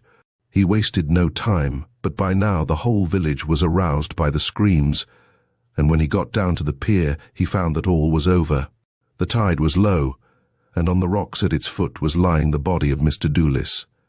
He must have cut some artery when he fell on those sharp edges of stone, for he had bled to death, they thought. And though he was a big burly man, his corpse was but skin and bones. Yet there was no pool of blood round him, such as you would have expected. Just skin and bones, as if every drop of blood in his body had been sucked out of him. She leaned forward. "You and I, my dear, know what happened," she said, "or at least can guess. God has his instruments of vengeance on those who bring wickedness into places that have been holy. Dark and mysterious are his ways. Now, what I should have thought of such a story, if it had been told me in London, I can easily imagine. There was such an obvious explanation. The man in question had been a drunkard. What wonder if the demons of delirium pursued him?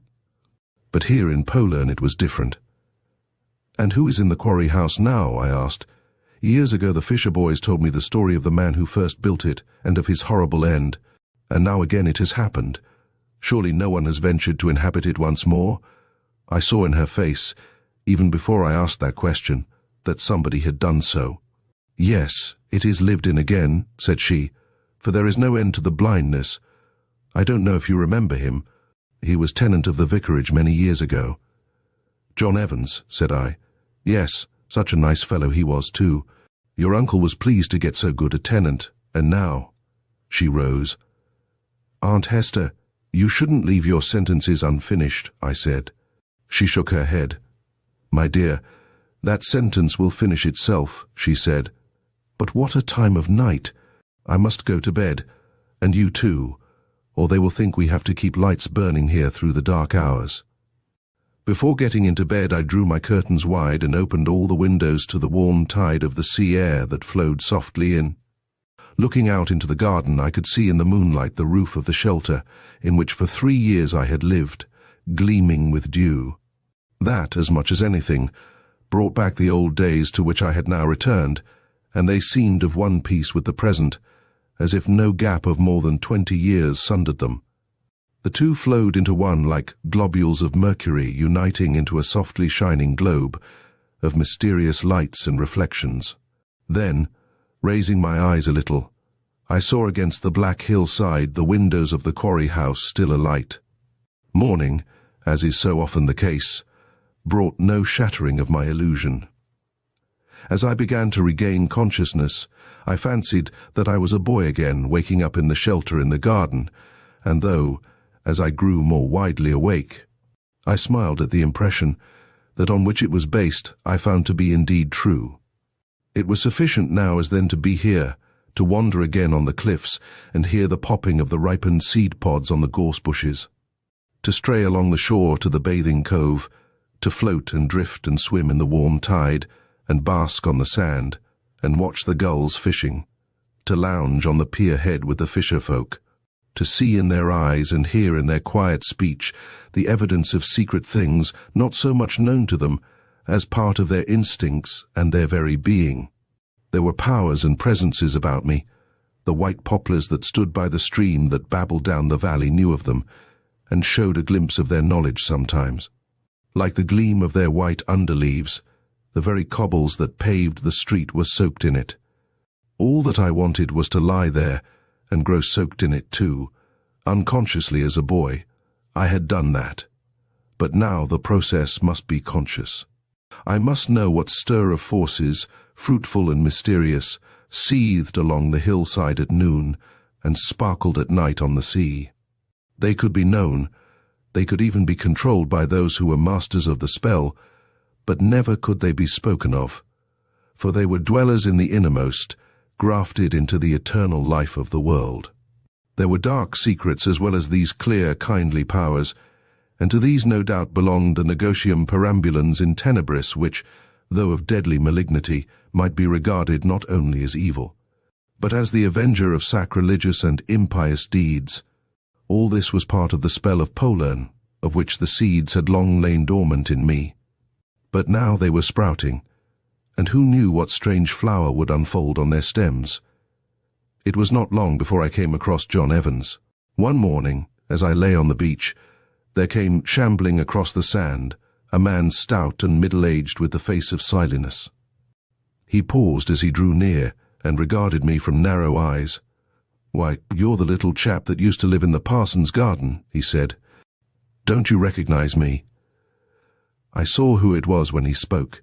His voice, I think, instructed me, and recognizing it, I could see the features of the strong, alert young man in this gross caricature. "Yes, you're John Evans," I said. "You used to be very kind to me. You used to draw pictures for me." "So I did, and I'll draw you some more." "Been bathing? That's a risky performance. You never know what lives in the sea, nor what lives on the land, for that matter. Not that I heed them. I stick to work and whiskey. God, I've learned to paint since I saw you, and drink too, for that matter. I live in the quarry house, you know, and it's a powerful thirsty place. Come and have a look at my things if you're passing. Staying with your aunt, are you? I could do a wonderful portrait of her. Interesting face. She knows a lot. People who live at Poland get to know a lot, though I don't take much stock in that sort of knowledge myself. I do not know when I have been at once so repelled and interested. Behind the mere grossness of his face there lurked something which, while it appalled yet fascinated me. His thick, lisping speech had the same quality, and his paintings, what would they be like? "I was just going home," I said. "I'll gladly come in if you'll allow me." He took me through the untended and overgrown garden into the house, which I had never yet entered. A great grey cat was sunning itself in the window, and an old woman was laying lunch in a corner of the cool hall into which the door opened. It was built of stone, and the carved mouldings let into the walls, the fragments of gargoyles and sculptured images, bore testimony to the truth of its having been built out of the demolished church. In one corner was an oblong and carved wooden table littered with a painter's apparatus, and stacks of canvases leaned against the walls. He jerked his thumb towards a head of an angel that was built into the mantelpiece and giggled. "Quite a sanctified air," he said, "so we tone it down for the purposes of ordinary life by a different sort of art. Have a drink? No? Well, turn over some of my pictures while I put myself to rights." He was justified in his own estimate of his skill. He could paint, and apparently he could paint anything, but never have I seen pictures so inexplicably hellish. There were exquisite studies of trees, and you knew that something lurked in the flickering shadows. There was a drawing of his cat sunning itself in the window, even as I had just now seen it, and yet it was no cat but some beast of awful malignity. There was a boy stretched naked on the sands, not human, but some evil thing which had come out of the sea. Above all, there were pictures of his garden, overgrown and jungle-like, and you knew that in the bushes were presences ready to spring out on you. "Well, do you like my style?" he said as he came up, glass in hand. The tumbler of spirits that he held had not been diluted. "I try to paint the essence of what I see, not the mere husk and skin of it, but its nature, where it comes from and what gave it birth. There's much in common between a cat and a fuchsia bush if you look at them closely enough. Everything came out of the slime of the pit, and it's all going back there. I should like to do a picture of you some day. I'd hold the mirror up to nature, as that old lunatic said." After this first meeting, I saw him occasionally throughout the months of that wonderful summer. Often he kept to his house and to his painting for days together.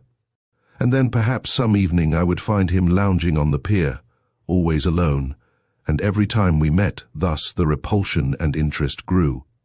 For every time he seemed to have gone farther along a path of secret knowledge towards some evil shrine where complete initiation awaited him.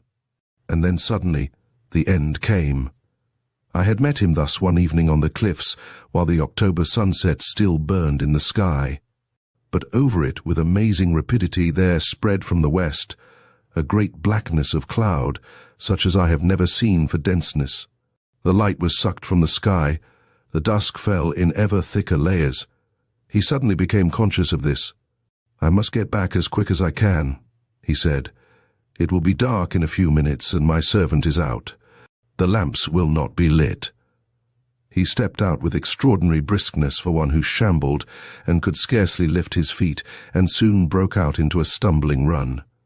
In the gathering darkness, I could see that his face was moist with the dew of some unspoken terror. "You must come with me," he panted, "for so we shall get the lights burning the sooner.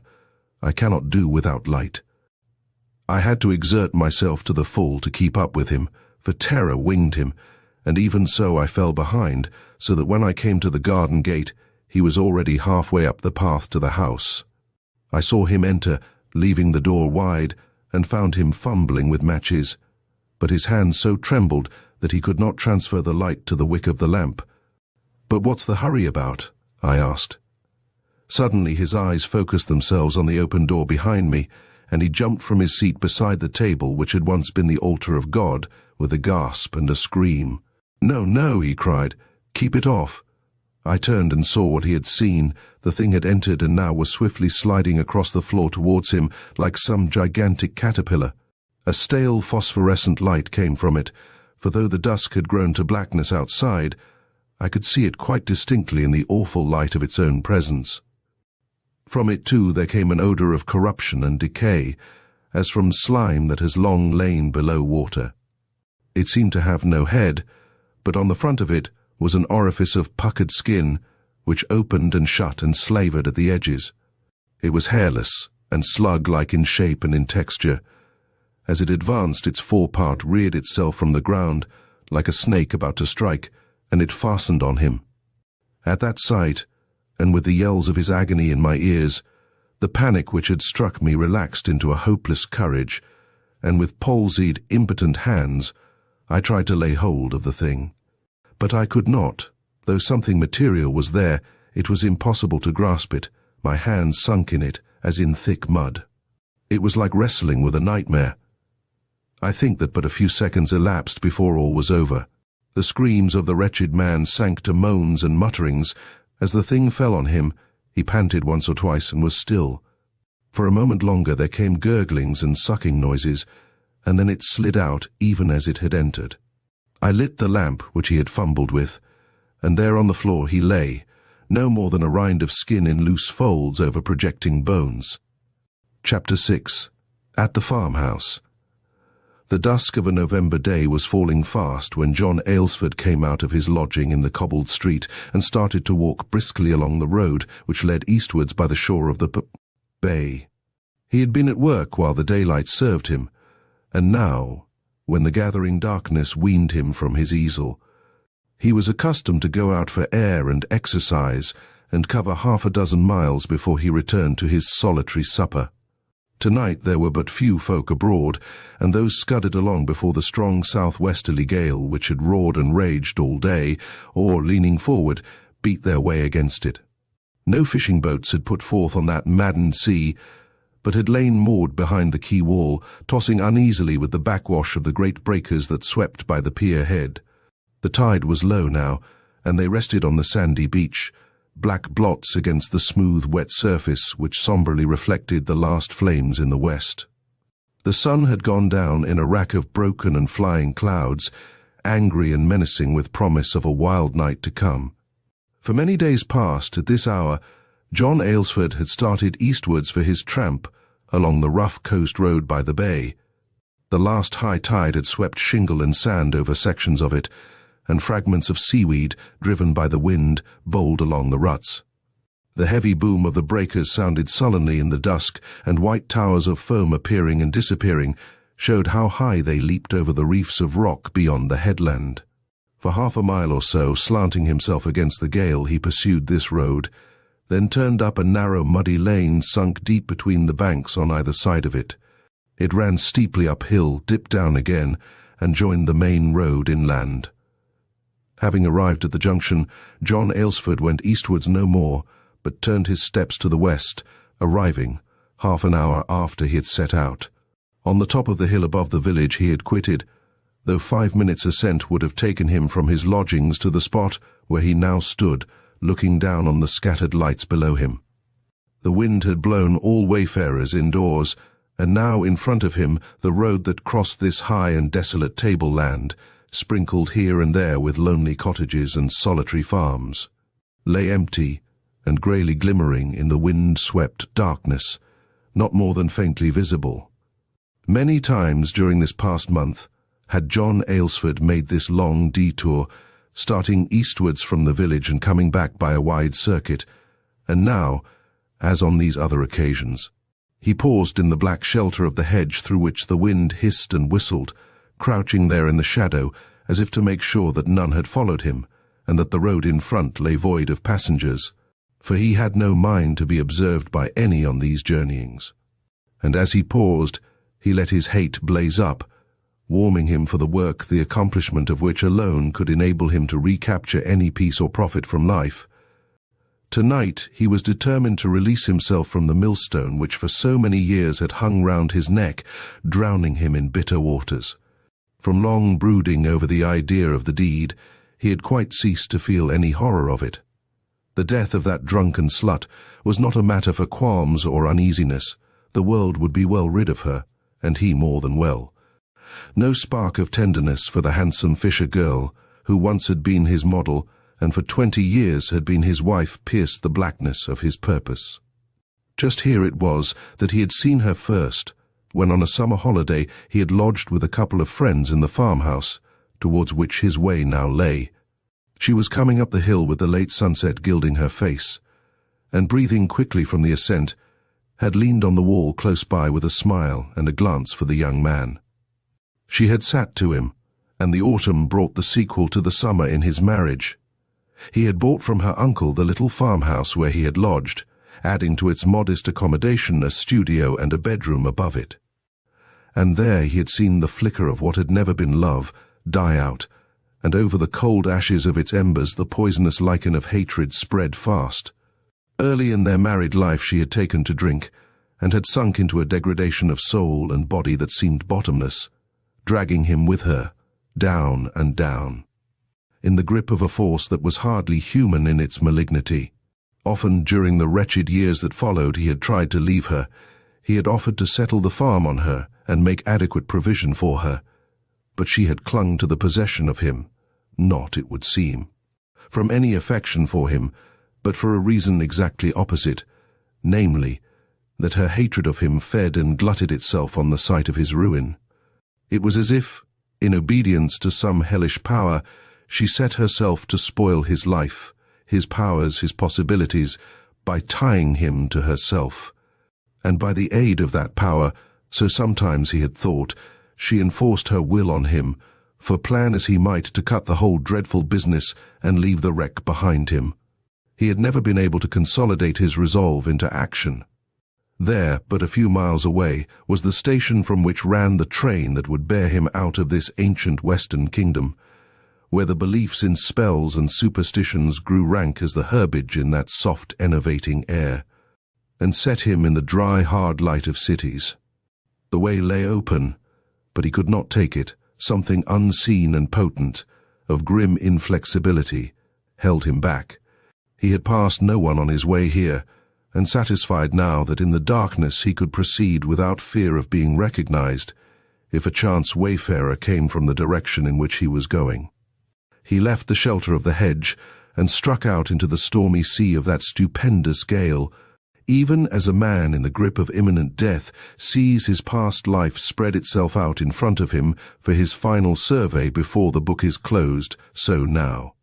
On the brink of the new life from which the deed on which he was determined alone separated him, John Aylesford, as he battled his advance through this great tempest, turned over page after page of his own wretched chronicles. Feeling already strangely detached from them, it was as if he read the sordid and enslaved annals of another, wondering at them, half pitying, half despising him who had allowed himself to be bound so long in this ruinous noose. Yes, it had been just that, a noose drawn ever tighter round his neck, while he choked and struggled all unavailingly. But there was another noose, which should very soon now be drawn rapidly and finally tight, and the drawing of that in his own strong hands would free him. As he dwelt on that for a moment, his fingers stroked and patted the hank of whipcord that lay white and tough in his pocket. A noose, a knot drawn quickly taut, and he would have paid her back with justice and swifter mercy for the long strangling which he had suffered. Voluntarily and eagerly at the beginning had he allowed her to slip the noose about him, for Ellen Trenair's beauty in those days, so long past and so everlastingly regretted, had been enough to ensnare a man. He had been warned at the time, by hint and half-spoken suggestion, that it was ill for a man to mate with a girl of that dark and ill-famed family, or for a woman to wed a boy in whose veins ran the blood of Jonas Trenair. Once Methodist preacher, who learned on one All-Hallows Eve a darker gospel than he had ever preached before. What had happened to the girls who had married into that dwindling family, now all but extinct? One, before her marriage was a year old, had gone off her head, and now a withered and ancient crone, mowed and gibbered about the streets of the village, picking garbage from the gutter and munching it in her toothless jaws. Another, Ellen's own mother, had been found hanging from the banister of her stairs, stark and grim. Then there was young Frank Pencaris, who had wed Ellen's sister. He had sunk into an awful melancholy, and sat tracing on sheets of paper the visions that beset his eyes, headless shapes and foaming mouths, and the images of the spawn of hell. John Aylesford, in those early days, had laughed to scorn these old wife tales of spells and sorceries. They belonged to ages long past, whereas fair Ellen Trenair was of the lovely present, and had lit desire in his heart which she alone could assuage. He had no use, in the brightness of her eye, for such shadows and superstitions. Her beams dispelled them. Bitter and black as midnight had his enlightenment been, darkening through dubious dusks till the murk of the pit itself enveloped him. His laughter at the notion that in this 20th century spells and sorceries could survive grew silent on his lips. He had seen the cattle of a neighbour who had offended one whom it was wiser not to cross, dwindle and pine, though there were rich pastures for their grazing, till the rib bones stuck out like the timbers of stranded wrecks. He had seen the spring on another farm run dry at lambing time, because the owner, skeptic like himself, had refused that bounty which all prudent folk paid to the Wizard of Maruth, who, like Ellen, was of the blood of Jonas Trenair. From scorn and laughter he had wavered to an uneasy wonder, and from wonder his mind had passed to the conviction that there were powers occult and terrible which strove in darkness and prevailed. Secrets and spells that could send disease on man and beast, dark incantations known to few which could maim and cripple, and of these few his wife was one. His reason revolted, but some conviction, deeper than reason, held its own. To such a view it seemed that the deed he contemplated was no crime, but rather an act of obedience to the ordinance, "Thou shalt not suffer a witch to live," and the sense of detachment was over that, even as over the memories that oozed up in his mind. Somebody, not he, who had planned everything very carefully, was in the next hour going to put an end to his bondage. So the years had passed, he floundering ever deeper in the slough into which he was plunged, out of which while she lived he could never emerge. For the last year she, wearying of his perpetual presence at the farm, had allowed him to take a lodging in the village. She did not loose her hold over him, for the days were few on which she did not come with demands for a handful of shillings to procure her the raw spirits which alone could slake her thirst. Sometimes as he sat at work there in the north room looking on to the small garden yard, she would come lurching up the path, with her bloated crimson face set on the withered neck, and tap at his window with fingers shriveled like birds' claws. Body and limbs were no more than bones over which the wrinkled skin was stretched, but her face bulged monstrously with layers of fat.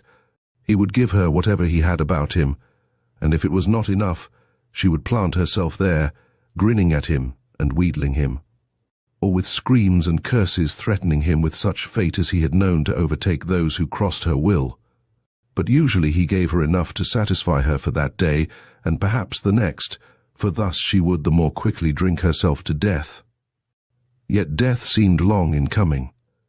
He remembered well how first the notion of killing her came into his head, just a little seed, small as that of mustard which lay long in barrenness. Only the bare idea of it was there, like an abstract proposition. Then, imperceptibly in the fruitful darkness of his mind, it must have begun to sprout, for presently a tendril, still soft and white, prodded out into the daylight. He almost pushed it back again, for fear that she, by some divining art, should probe his purpose. But when next she came for supplies, he saw no gleam of surmise in her red-rimmed eyes. And she took her money and went her way, and his purpose put forth another leaf, and the stem of it grew sappy. All autumn through it had flourished, and grown tree-like, and fresh ideas, fresh details, fresh precautions, flocked there like building birds and made it gay with singing. He sat under the shadow of it and listened with brightening hopes to their song. Never had there been such peerless melody. They knew their tunes now.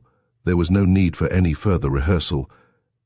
He began to wonder how soon he would be back on the road again, with face turned from this buffeting wind, and on his way home. His business would not take him long. The central deed of it would be over in a couple of minutes, and he did not anticipate delay about the setting to work on it, for by 7 o'clock of the evening, as well he knew, she was usually snoring in the oblivion of complete drunkenness, and even if she was not as far gone as that, she would certainly be incapable of any serious resistance. After that, a quarter of an hour more would finish the job, and he would leave the house secure already from any chance of detection. Night after night, during these last 10 days, he had been up here, peering from the darkness into the lighted room where she sat, then listening for her step on the stairs as she stumbled up to bed, or hearing her snorings as she slept in her chair below. The outhouse, he knew, was well stocked with paraffin. He needed no further apparatus than the whipcord and the matches he carried with him. Then back, he would go along the exact route by which he had come, re-entering the village again from the eastwards, in which direction he had set out. This walk of his was now a known and established habit. Half the village during the last week or two, had seen him every evening set forth along the coast road, for a tramp in the dusk when the light failed for his painting, and had seen him come back again as they hung about and smoked in the warm dusk, a couple of hours later. None knew of his detour to the main road, which took him westwards again above the village, and so to the stretch of bleak upland, along which now he fought his way against the gale.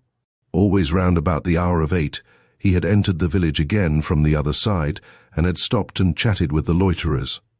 Tonight, no later than was usual, he would come up the cobbled road again, and give good night to any who lingered there outside the public house.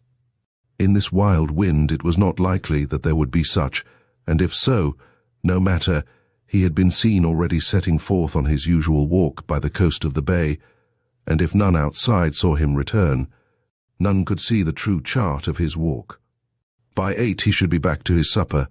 There would be a soused herring for him, and a cut of cheese, and the kettle would be singing on the hob for his hot whisky toddy. He would have a keen edge for the enjoyment of them tonight.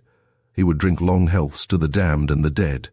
Not till tomorrow, probably, would the news of what had happened reach him, for the farmhouse lay lonely and sheltered by the wood of firs. However high might mount the beacon of its blazing, it would scarcely, screened by the tall trees, light up the western sky, and be seen from the village nestling below the steep hill crest. By now John Aylesford had come to the fir wood which bordered the road on the left, and as he passed into its shelter, cut off from him the violence of the gale. All its branches were astir with the sound of some vexed overhead sea, and the trunks that upheld them creaked and groaned in the fury of the tempest. Somewhere behind the thick scud of flying cloud the moon must have risen, for the road glimmered more visibly, and the tossing blackness of the branches was clear enough against the grey tumult overhead. Behind the tempest she rode in serene skies, and in the murderous clarity of his mind he likened himself to her. Just for half an hour more he would still grope and scheme and achieve in this hurly-burly, and then, like a balloon released, soar through the clouds and find serenity. A couple of 100 yards now would take him round the corner of the wood. From there the miry lane led from the high road to the farm. He hastened rather than retarded his going as he drew near, for the wood, though it roared with the gale, began to whisper to him of memories. Often in that summer before his marriage had he strayed out at dusk into it, certain that before he had gone many paces he would see a shadow flitting towards him through the firs, or hear the crack of dry twigs in the stillness. Here was their tryst. She would come up from the village with the excuse of bringing fish to the farmhouse, after the boats had come in, and deserting the high road make a short cut through the wood. Like some distant blink of lightning the memory of those evenings quivered distantly on his mind, and he quickened his step. The years that followed had killed and buried those recollections, but who knew what stirring of corpses and dry bones might not yet come to them if he lingered there? He fingered the whipcord in his pocket, and launched out, beyond the trees, into the full fury of the gale. The farmhouse was near now and in full view, a black blot against the clouds. A beam of light shone from an uncurtained window on the ground floor, and the rest was dark. Even thus had he seen it for many nights past, and well knew what sight would greet him as he stole up nearer. And even so it was tonight, for there she sat in the studio he had built, betwixt table and fireplace with the bottle near her, and her withered hands stretched out to the blaze, and the huge, bloated face swaying on her shoulders.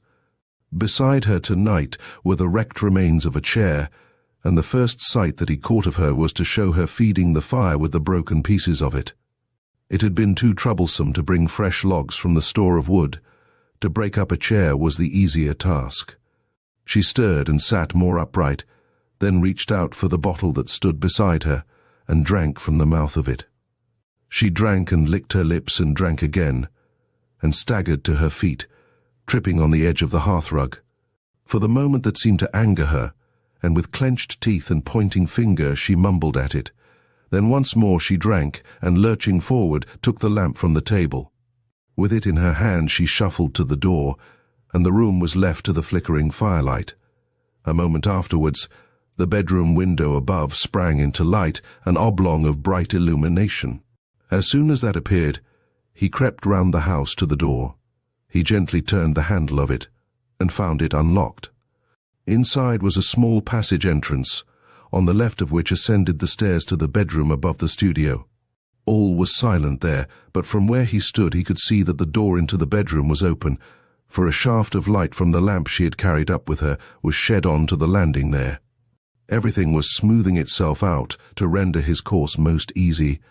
Even the gale was his friend, for it would be bellows for the fire. He slipped off his shoes, leaving them on the mat, and drew the whipcord from his pocket. He made a noose in it, and began to ascend the stairs. They were well built of seasoned oak, and no creak betrayed his advancing footfall. At the top he paused, listening for any stir of movement within.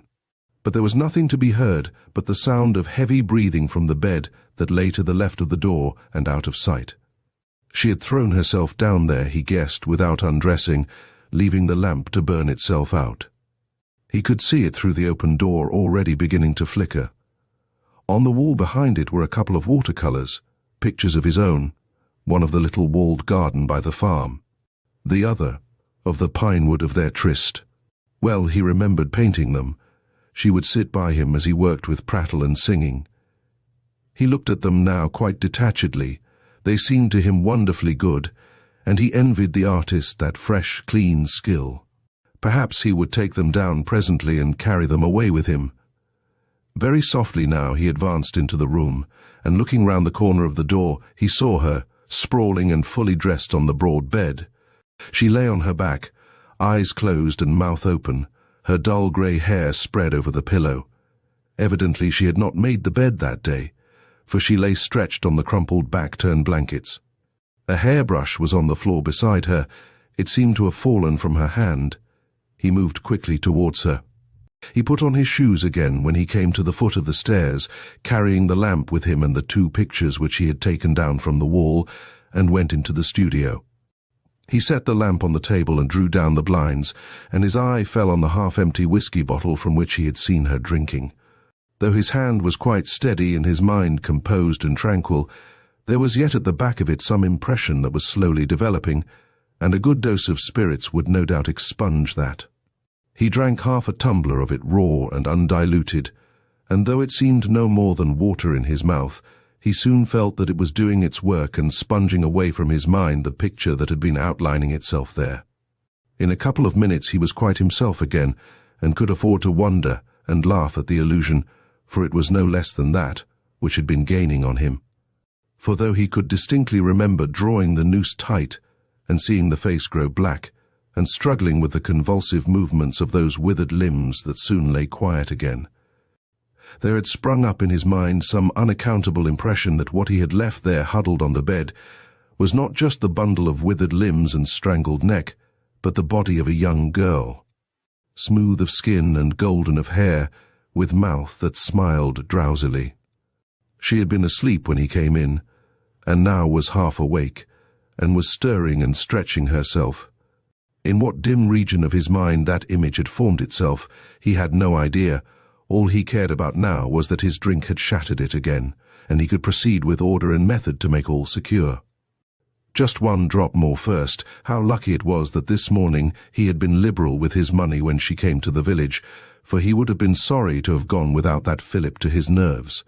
He looked at his watch, and saw to his satisfaction that it was still only a little after 7 o'clock. Half an hour's walking, with this gale to speed his steps, would easily carry him from door to door, round the detour which approached the village from the east, and a quarter of an hour, so he reckoned, would be sufficient to accomplish thoroughly what remained to be done here. He must not hurry and thus overlook some precaution needful for his safety, though, on the other hand, he would be glad to be gone from the house as soon as might be, and he proceeded to set about his work without delay. There was brushwood and fire kindling to be brought in from the woodshed in the yard, and he made 3 journeys, returning each time with his arms full, before he had brought in what he judged to be sufficient. Most of this he piled in a loose heap in the studio. With the rest he ascended once more to the bedroom above, and made a heap of it there in the middle of the floor. He took the curtains down from the windows, for they would make a fine wick for the paraffin, and stuffed them into the pile. Before he left, he looked once more at what lay on the bed, and marveled at the illusion which the whiskey had dispelled. And as he looked, the sense that he was free mounted and bubbled in his head. The thing seemed scarcely human at all. It was a monster from which he had delivered himself. And now, with the thought of that to warm him, he was no longer eager to get through with his work and be gone. For it was all part of that act of riddance which he had accomplished, and he gloried in it. Soon, when all was ready, he would come back once more and soak the fuel and set light to it, and purge with fire the corruption that lay humped on the bed. The fury of the gale had increased with nightfall, and as he went downstairs again he heard the rattle of loosened tiles on the roof, and the crash as they shattered themselves on the cobbles of the yard. At that, a sudden misgiving made his breath to catch in his throat, as he pictured to himself some maniac blast falling on the house and crashing in the walls that now trembled and shuddered. Supposing the whole house fell, even if he escaped with his life from the toppling ruin, what would his life be worth? There would be search made in the fallen debris to find the body of her who lay strangled with the whipcord round her neck, and he pictured to himself the slow, relentless march of justice. He had bought whipcord only yesterday at a shop in the village, insisting on its strength and toughness. Would it be wiser now, this moment, to untie the noose and take it back with him, or add it to his brushwood? He paused on the staircase, pondering that, but his flesh quaked at the thought, and master of himself though he had been during those few struggling minutes, he distrusted his power of making himself handle once more that which could struggle no longer. But even as he tried to screw his courage to the point, the violence of the squall passed, and the shuddering house braced itself again. He need not fear that. The gale was his friend that would blow on the flames, not his enemy. The blasts that trumpeted overhead were the voices of the allies who had come to aid him. All was arranged then upstairs for the pouring of the paraffin and the lighting of the pyre. It remained but to make similar dispositions in the studio. He would stay to feed the flames till they raged beyond all power of extinction, and now he began to plan the line of his retreat. There were 2 doors in the studio, one by the fireplace which opened onto the little garden, the other gave into the passage entrance from which mounted the stairs, and so to the door through which he had come into the house. He decided to use the garden door for his exit, but when he came to open it, he found that the key was stiff in the rusty lock, and did not yield to his efforts. There was no use in wasting time over that. It made no difference through which door he finally emerged, and he began piling up his heap of wood at that end of the room. The lamp was burning low, but the fire, which only so few minutes ago she had fed with a broken chair, shone brightly, and a flaming ember from it would serve to set light to his conflagration. There was a straw mat in front of it, which would make fine kindling, and with these 2 fires, one in the bedroom upstairs and the other here, there would be no mistake about the incineration of the house and all that it contained. His own crime, if crime it was, would perish too, and all evidence thereof, victim and whipcord, and the very walls of the house of sin and hate. It was a great deed and a fine adventure, and as the liquor he had drunk began to circulate more buoyantly through his veins, he gloried at the thought of the approaching consummation. He would slip out of the sordid tragedy of his past life as from a discarded garment that he threw into the bonfire he would soon kindle. All was ready now for the soaking of the fuel he had piled with the paraffin, and he went out to the shed in the yard where the barrel stood.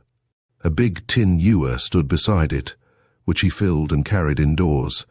That would be sufficient for the soaking of the pile upstairs, and fetching the smoky and flickering lamp from the studio, he went up again.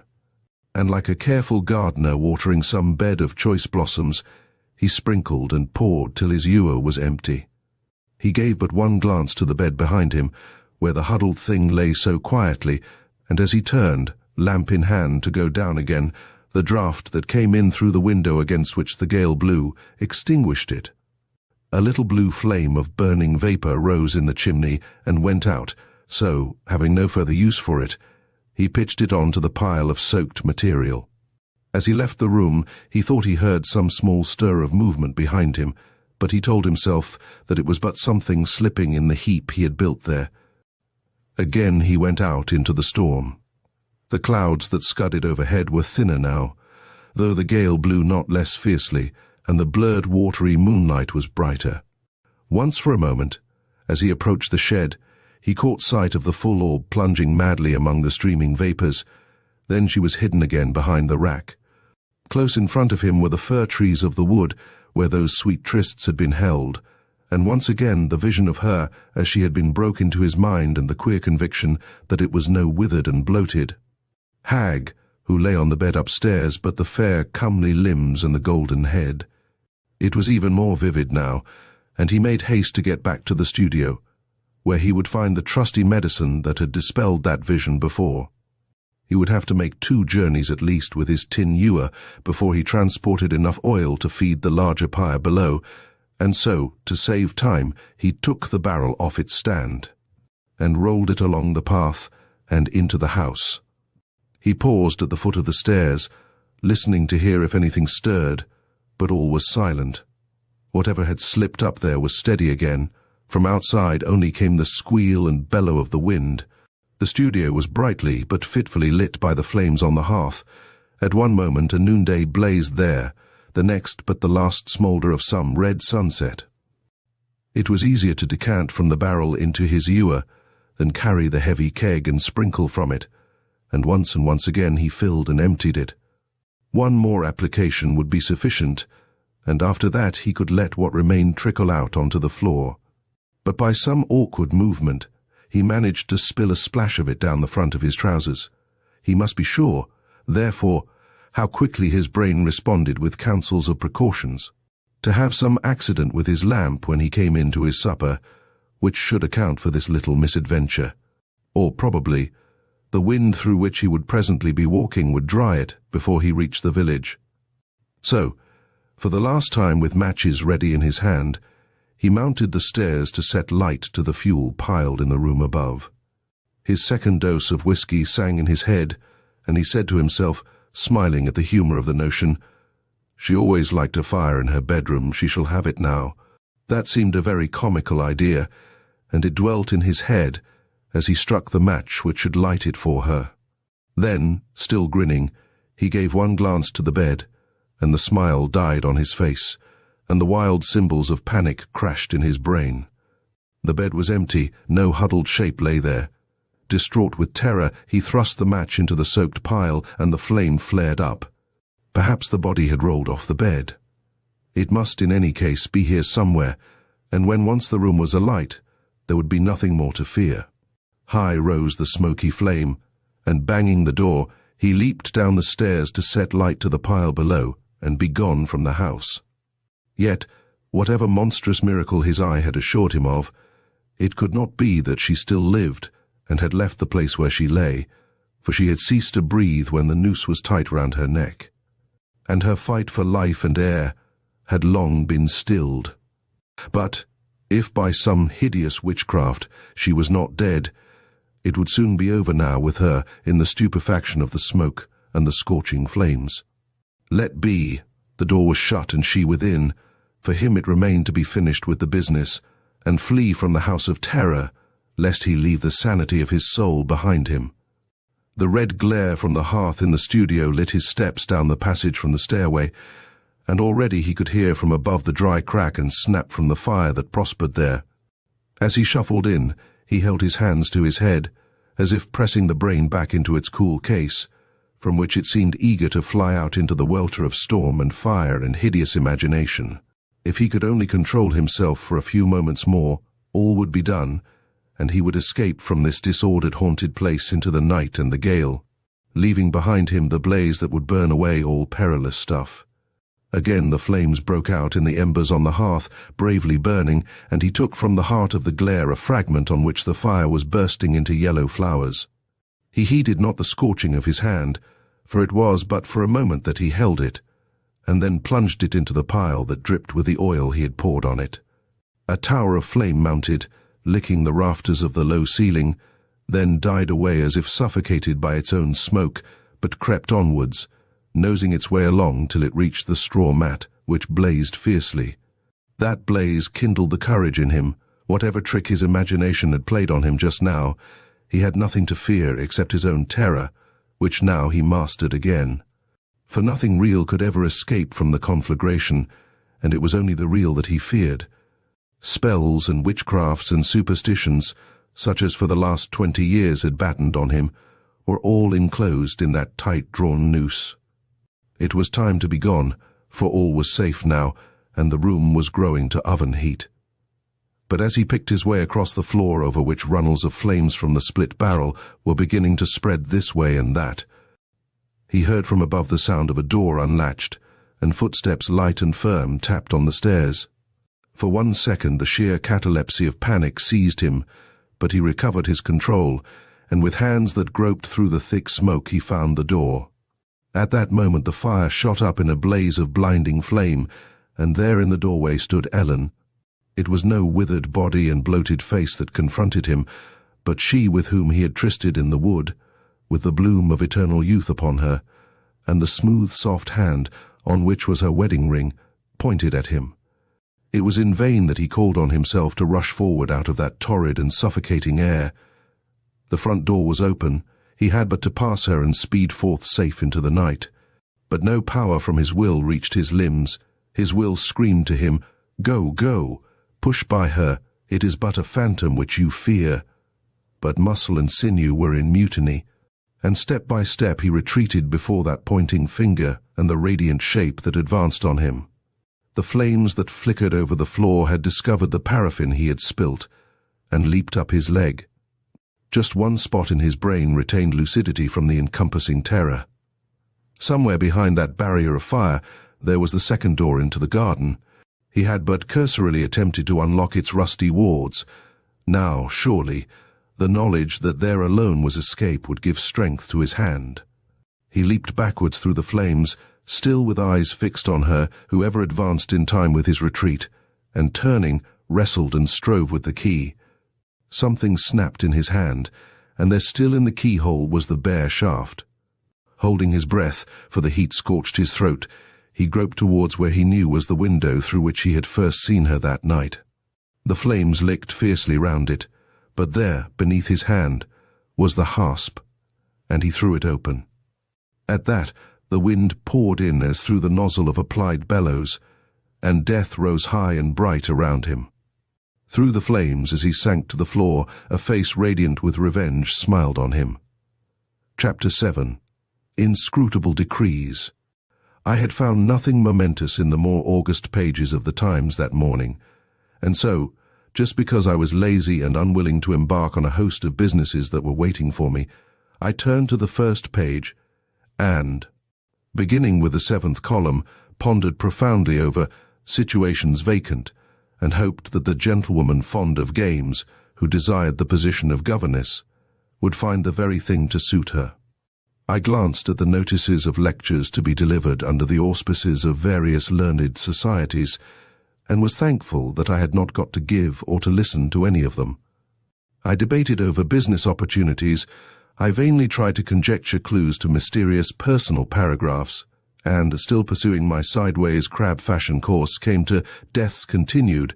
There, with a shock of arrest, I saw that Sybil Rourke, widow of the late Sir Ernest Rourke, had died at Torquay, suddenly, at the age of 32. It seemed strange that there should be only this bare announcement concerning a woman who at one time had been so well known and dazzling a figure. And turning to the obituary notices, I found that my inattentive skimming had overlooked a paragraph there of appreciation and regret. She had died during her sleep, and it was announced that an inquest would be held. My laziness then had been of some use, for Archie Rourke, distant cousin but successor to Sir Ernest's estates and title, was arriving that evening to spend a few country days with me, and I was glad to have known this before he came. How it would affect him, or whether indeed it would affect him at all, I had no idea. What a mysterious affair it had been. No one, I supposed, knew the history of it except he, now that Lady Rourke was dead. If anyone knew, it should have been myself, and yet Archie, my oldest friend, whose best man I was to have been, had never opened his lips to a syllable of explanation. I knew, in fact, no whit more than the whole world knew, namely, that a year after Sir Ernest Rorke's death, the engagement of his widow to the new baronet, Sir Archibald Rorke, was made public, and that within a fortnight of the date fixed for the wedding, it was laconically announced that the marriage would not take place. When, on seeing that, I rang Archie up on the telephone, I was told that he had already left London, and he wrote to me a few days later from Lincote, the place in Hampshire, which he had inherited from his cousin, saying that he had nothing to tell me about the breaking off of his engagement beyond the fact that it was true. The whole he had written a word and carefully erased it episode was now an excised leaf from his life. He was proposing to stay down at Lincote alone for a month or so, and would then turn on to the new page. Lady Rorke, so I heard, had also left London immediately and passed the summer in Italy. Then she took a furnished house in Torquay, where she lived for the remainder of the year which intervened between the breaking off of her engagement and her death. She cut herself completely off from all her friends, and no woman surely ever commanded a larger host of them, saw nobody, seldom went outside her house and garden, and observed the same unbroken silence as did Archie about what had happened. And now, with all her youth and charm and beauty, she had gone down dumb into the great silence. With the prospect of seeing Archie that evening, it was no wonder that the thought of Lady Rorke ran all day in my head like a tune heard long ago, which now recalled itself to my mind in scattered staves of melody. Meetings and talks with her, phrase by phrase, reconstructed themselves, and as these memories grew definite and complete, I found that even as before, when I was actually experiencing them, there lurked underneath the gay rhythms and joyousness something macabre and mysterious, today that was accentuated, whereas before when I listened for it, trying to isolate it from the rest and so perhaps dispel it, it was always overscored by some triumphant crescendo, her presence diverted eye and ear alike. Yet such a simile halts, perhaps, still in simile, I shall more accurately define this underlying something by saying that her presence was like some gorgeous rosebush, full of flowers and sun and sweetness. Then, even as one admired and applauded and inhaled, one saw that among its buds and blossoms there emerged the spikes of some other plant, bitter and poisonous, but growing from the same soil as the rose, and intertwined with it. But immediately a fresh glory met your eye, a fresh fragrance enchanted you. As I rummaged among my memories of her, certain scenes which significantly illustrated this curiously vivid impression stirred and made themselves manifest to me, and now they were not broken in upon by her presence. One such occurred on the first evening that I ever met her, which was in the summer before the death of her husband. The moment that she entered the room where we were waiting before dinner for her arrival, the stale, sultry air of a June evening grew fresh and effervescent. Never have I come across so radiant and infectious a vitality. She was tall and big, with the splendor of the Juno type, and though she was then close on 30, the iridescence of girlhood was still hers. Without effort she pied-pipered a rather stodgy party to dance to her flutings. She caused everyone to become silly and pleased and full of laughter. At her bidding we indulged in ridiculous games, dumb crambo and what not, and after that the carpet was rolled up, and we capered to the strains of a gramophone. And then the incident occurred.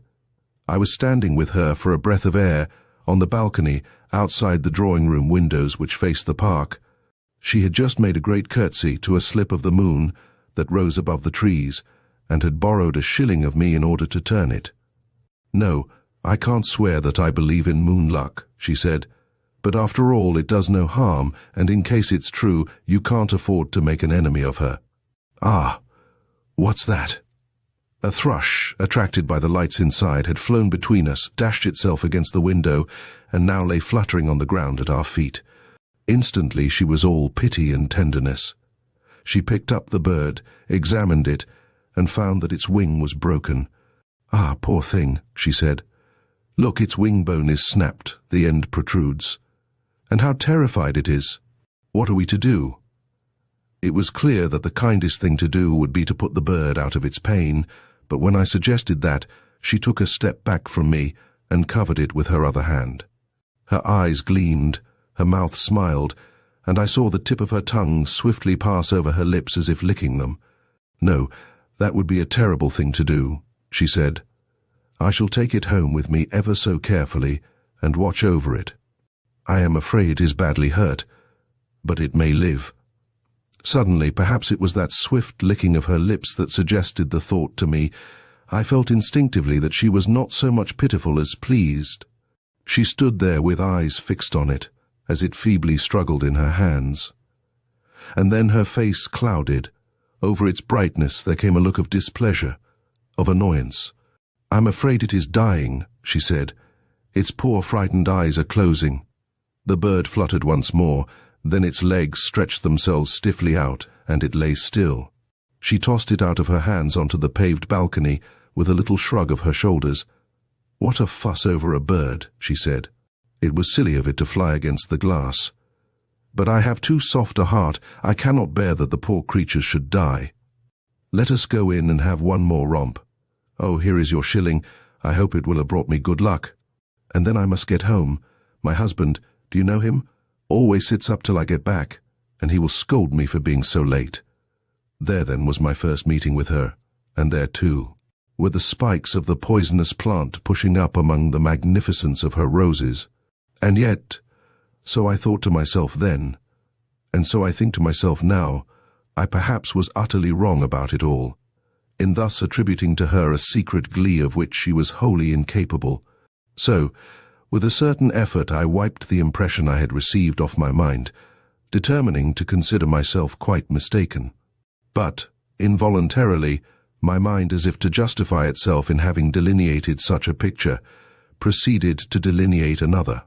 Very shortly after that first meeting, I received from her a charming note, asking me to dine with her on a date not far distant. I telephoned a delighted acceptance, for indeed, I wanted then, even as I did this morning, to convince myself that I was wholly in error concerning my interpretation of that incident concerning the thrush. Though I hold that no man has the right to accept the hospitality offered by one he does not like. In all points except one I admired and liked Lady Rourke immensely, and wished to get rid of that one. So I gratefully accepted, and then hurried out on a dismal and overdue visit to the dentist's. In the waiting room was a girl of about 12, with a hand nursing a rueful face, and from time to time she stifled a sob of pain or apprehension. I was just wondering whether it would be a breach of waiting-room etiquette to attempt to administer comfort or supply diversion, when the door opened and in came Lady Rourke. She laughed delightfully when she saw me. "Hurrah! You're another occupant of the condemned cell," she said, "and very soon we shall both be sent for to the scaffold. I can't describe to you what a coward I am about it. Why haven't we got beaks like birds?" Her glance fell on the forlorn little figure by the window, with the rueful face and the wet eyes. "Why, here's another of us," she said. "And have they sent you to the dentist's all alone, my dear?" Yes. How horrid of them," said Lady Rourke. "They've sent me alone too, and I think it's most unfeeling. But you shan't be alone anyhow. I'll come in with you and sit by you if you like that, and box the man's ears for him if he hurts you. Or shall you and I set on him as soon as we've got him by himself, and take out all his teeth one after the other, just to teach him to be a dentist?" A faint smile began to break through the clouds. "Oh, will you come in with me?" she asked. "I shan't mind nearly so much then. It's got to come out, you know, and I mayn't have gas." Just the same gleam of a smile as I had seen on Lady Rourke's face once before quivered there now, a light knot of pity. "Surely." "Ah, but it won't ache any more after that," she said, "and after all it is so soon over. You'll just open your mouth as if you were going to put the largest of all strawberries into it, and you'll hold tight onto my hand. And the dentist takes up something which you needn't look at." There was a want of tact in the vividness of this picture, and the child began to sob again. "Oh, don't, she cried. Again the door opened, and she clung to Lady Rourke. "Oh, I know it's for me," she wailed. Lady Rourke bent over her, scanning her terrified face. "Come along, my dear," she said, "and it will be over in no time. You'll be back here again before this gentleman can count 100. and he'll have all his troubles in front of him still. Again this morning I tried to expunge from that picture, so trivial and yet so vivid to me, the sinister something which seemed to connect it with the incident about the thrush, and, leaving it, my mind strayed on over other reminiscences of Lady Rorke. Before the season was over, I had got to know her well, and the better I knew her, the more I marvelled at that many-petalled vitality which never ceased unfolding itself. She entertained largely, and had that crowning gift of a good hostess, namely, that she enjoyed her own parties quite enormously. She was a very fine horsewoman, and after being up till dawn at some dance, she would be in the Row by 8:30 on a peculiarly vicious mare to whom she seemed to pay only the most cursory attention.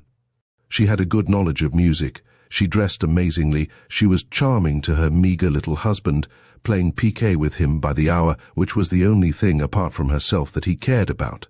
And if in this modern democratic London there could be said to be a queen, there is no doubt who that season would have worn the crown. Less publicly, she was a great student of the psychical and occult, and I remembered hearing that she was herself possessed of very remarkable mediumistic gifts. But to me that was a matter of hearsay, for I never was present at any séance of hers. Yet through the triumphant music of her pageant, there sounded, to my ears at least, fragments of a very ugly tune. It was not only in these two instances of its emergence that I heard it. It was chiefly and most persistently audible in her treatment of Archie Rorke, her husband's cousin. Everyone knew, for none could help knowing, that he was desperately in love with her, and it is impossible to imagine that she alone was ignorant of it.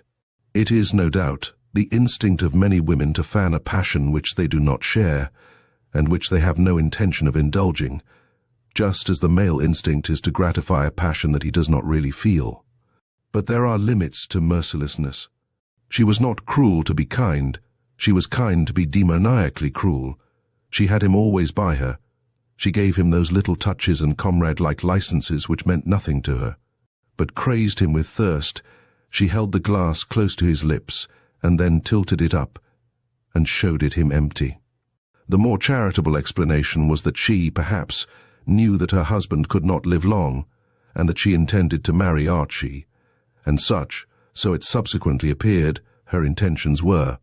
But when I saw her feeding him with husks and putting an empty glass to his lips, nothing, to my mind, could account for her treatment of him, except a rapture of cruelty at the sight of his aching.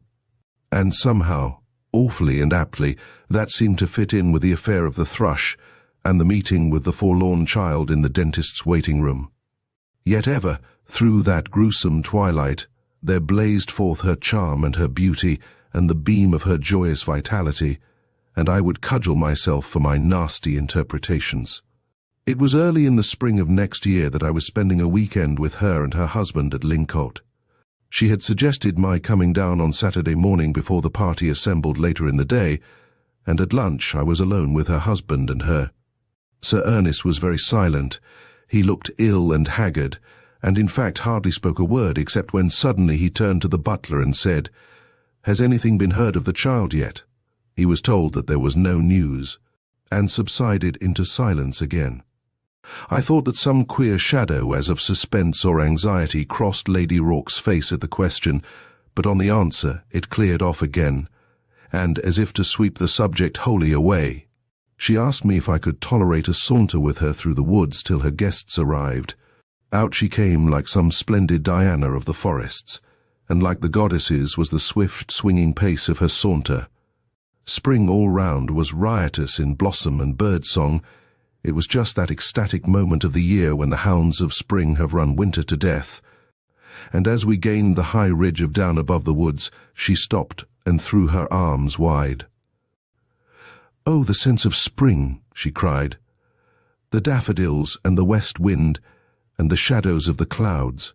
How I wish I could take the whole lot into my arms and hug them. Miracles are flowering every moment now in the country, while the only miracle in London is the mud. What sunshine, what air! Drink them in, for they are the one divine medicine. One wants that medicine sometimes, for there are sad things and terrible things all round us, pain and anguish and decay. Yet I suppose that even those call out the splendor of fortitude or endurance. Even when one looks on a struggle which one knows is hopeless, it warms the heart to see it.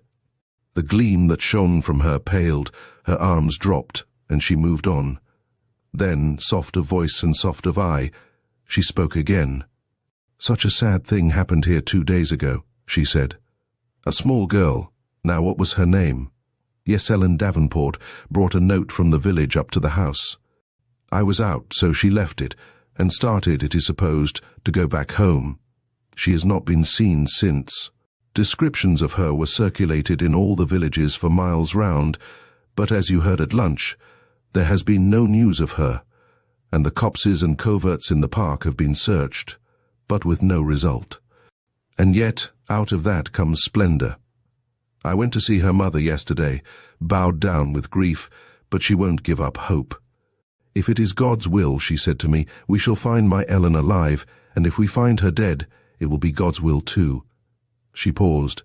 "But I didn't ask you down here to moan over tragedies," she said. "I wanted you after all your weeks in town to come and have a spring cleaning.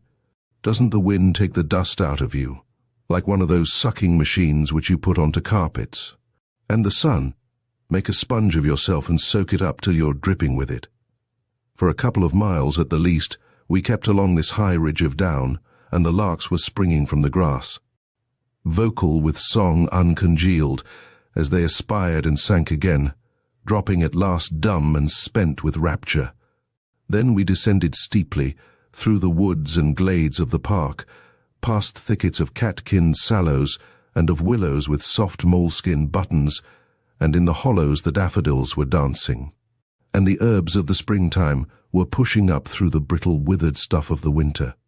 Then, passing along the one street of the red-tiled village, in which my companion pointed me out the house where the poor vanished girl had lived, we turned homewards across the grass and joined the road again at the bottom of the great lake that lies below the terraced gardens of the house. This lake was artificial, made 100 years ago by the erection of a huge dam across the dip of the valley, so that the stream which flowed down it was thereby confined and must needs form this sheet of water before it found outlet again through the sluices. At the centre the dam is some 25 feet in height, and by the side of the road which crosses it clumps of rhododendrons lean out over the deep water. The margin on the side towards the lake is reinforced with concrete, now mossy and overgrown with herbage, and the face of it burrows down to the level of the bottom of the dam through 4 fathoms of dusky water. The lake was high, and the overflow poured sonorously through the sluices, and the sun in the west made broken rainbows in the foam of its outpouring. As we paused there a moment, my companion seemed the incarnation of the sights and sounds that went to the spell of the spring. Singing larks and dancing daffodils, west wind and rain-bowed foam, and, no less, the dark, deep water, were all distilled into her radiant vitality. "And now for the house again," she said, going briskly up the steep slope. "Is it inhospitable of me to wish that no one was coming except, of course, our delightful Archie? A houseful brings London into the country, and we shall talk scandal and stir up mud instead of watching miracles." Another faint memory of her lingered somewhere in the dusk, and I groped for it, as one gropes in slime for the roots of a water plant, and pulled it out. A notorious murderer had been guillotined that morning in France, and in some Sunday paper next day there was a brutal, brilliant, inexcusable little sketch of his being led out between guards for the final scene at dawn outside the prison at Versailles. And, as I wrote my name in Lady Rorke's visitor's book on Monday morning, I spilt a blot of ink on the page, and hastily had recourse to the blotting pad on her writing table in order to minimize the disfigurement. Inside it was this unpardonable picture, cut out and put away, and I thought of the thrush and the dentist's waiting room. A month afterwards her husband died, after 3 weeks of intolerable torment. The doctor insisted on his having 2 trained nurses, but Lady Rorke never left him. She was present at the painful dressings of the wound from the operation that only prolonged the misery of his existence, and even slept on the sofa of the room where he lay. Archie Rorke arrived that evening. He let me know at once, that he had seen the announcement of Lady Rorke's death, and said no more about it till later, when he and I were left alone over the fire in the smoking room. He looked round to see that the door was shut behind the last bedgoer of my little party, and then turned to me. "I've got to tell you something," he said. "It'll take half an hour, so tomorrow will do if you want to be off." "But I don't," said I. He pulled himself together from his sprawling sunkenness in his chair. "Very well," he said. "What I want to tell you is the story of the breaking off of my engagement with Sybil. I have often wanted to do so before, but while she was alive, as you will presently see, I could tell nobody. I shall ask you, when you know everything, whether you think I could have done otherwise. And please do not interrupt me till I have finished, unless there is something you don't understand, for it won't be very easy to get through with it. But I think I can make it intelligible." He was silent a moment, and I saw his face working and twitching. "I must tell somebody," he said, "and I choose you, unless you mind it awfully. But I simply can't bear it alone any more." "Go on then, old boy," I said. "I'm glad you chose me, do you know, and I won't interrupt." Archie spoke. "A week or two only before our marriage was to have taken place," he said. "I went down to Lincote for a couple of days.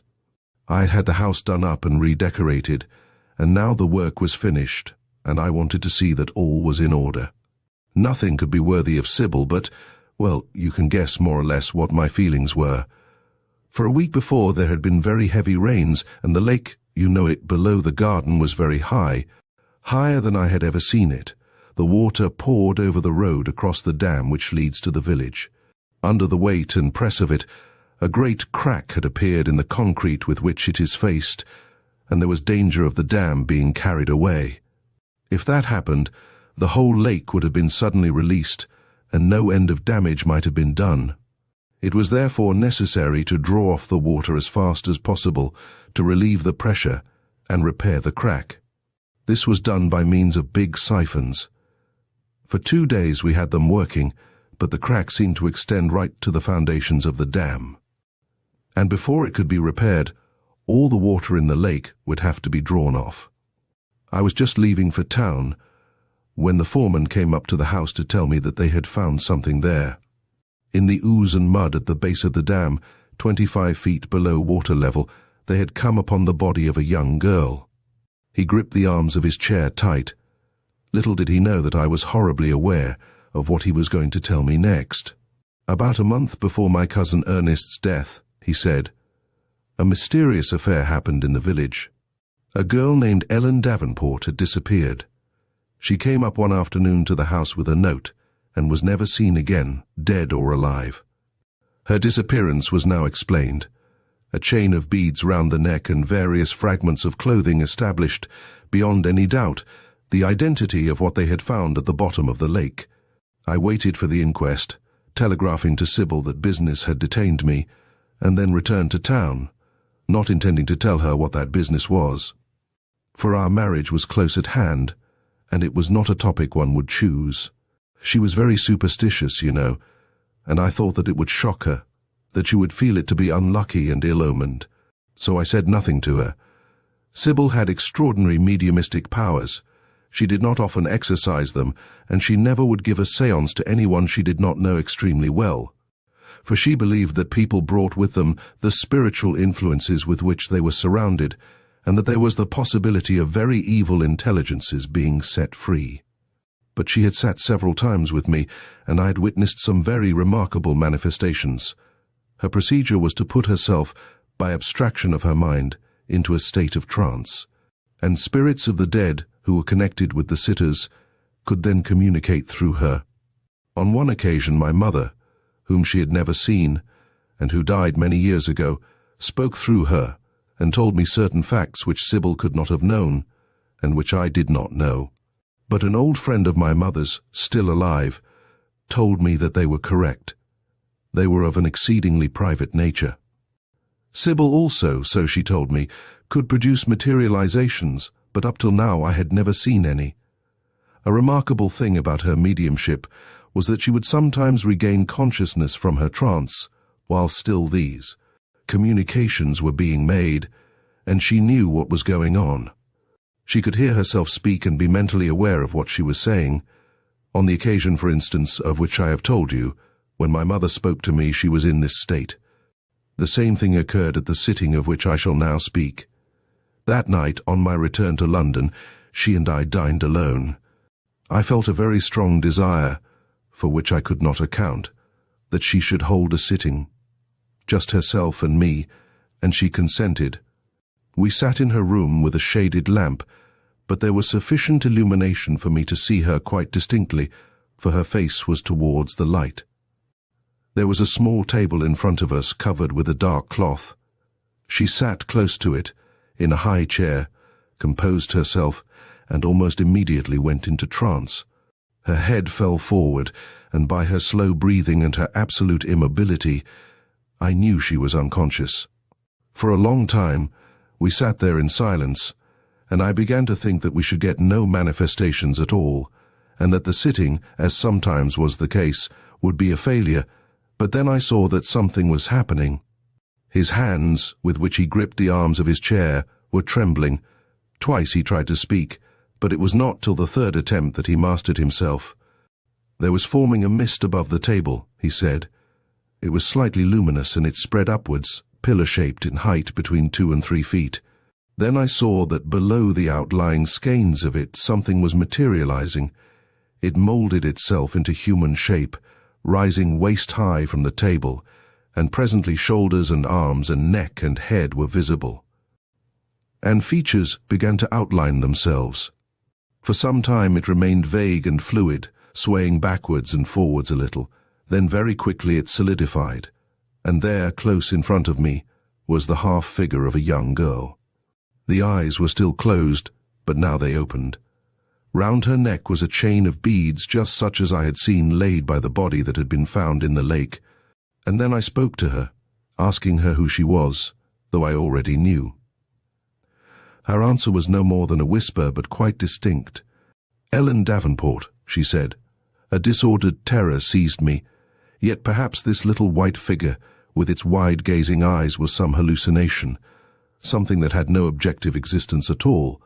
All day the thought of the poor kiddie whose remains I had seen taken out of the ooze at the bottom of the lake had been vivid in my mind, and I tried to think that what I saw was no more than some strange projection of my thought. And yet I felt it was not so, it was independent of myself. And why was it made manifest, and on what errand had it come? I had pressed Sybil to give me this séance, and God knows what I would have given not to have done so. For one thing I was thankful, namely, that she was in unconscious trance. Perhaps the phantom would fade again before she came out of it. And then I heard a stir of movement from the chair where she sat, and turning, I saw that she had raised her head. Her eyes were open, and on her face such a mask of terror as I have never known human being could wear. Recognition was there too. I saw that Sybil knew who the phantom was. The figure that palely gleamed above the table turned its head towards her, and once more the white lips opened. "Yes, I am Ellen Davenport," she said. The whisper grew louder.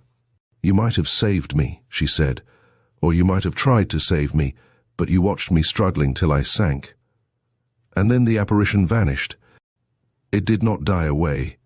It was there clear and distinct one moment. At the next it was gone. Sybil and I were sitting alone in her room with a low burning lamp, and the silence sang in my ears.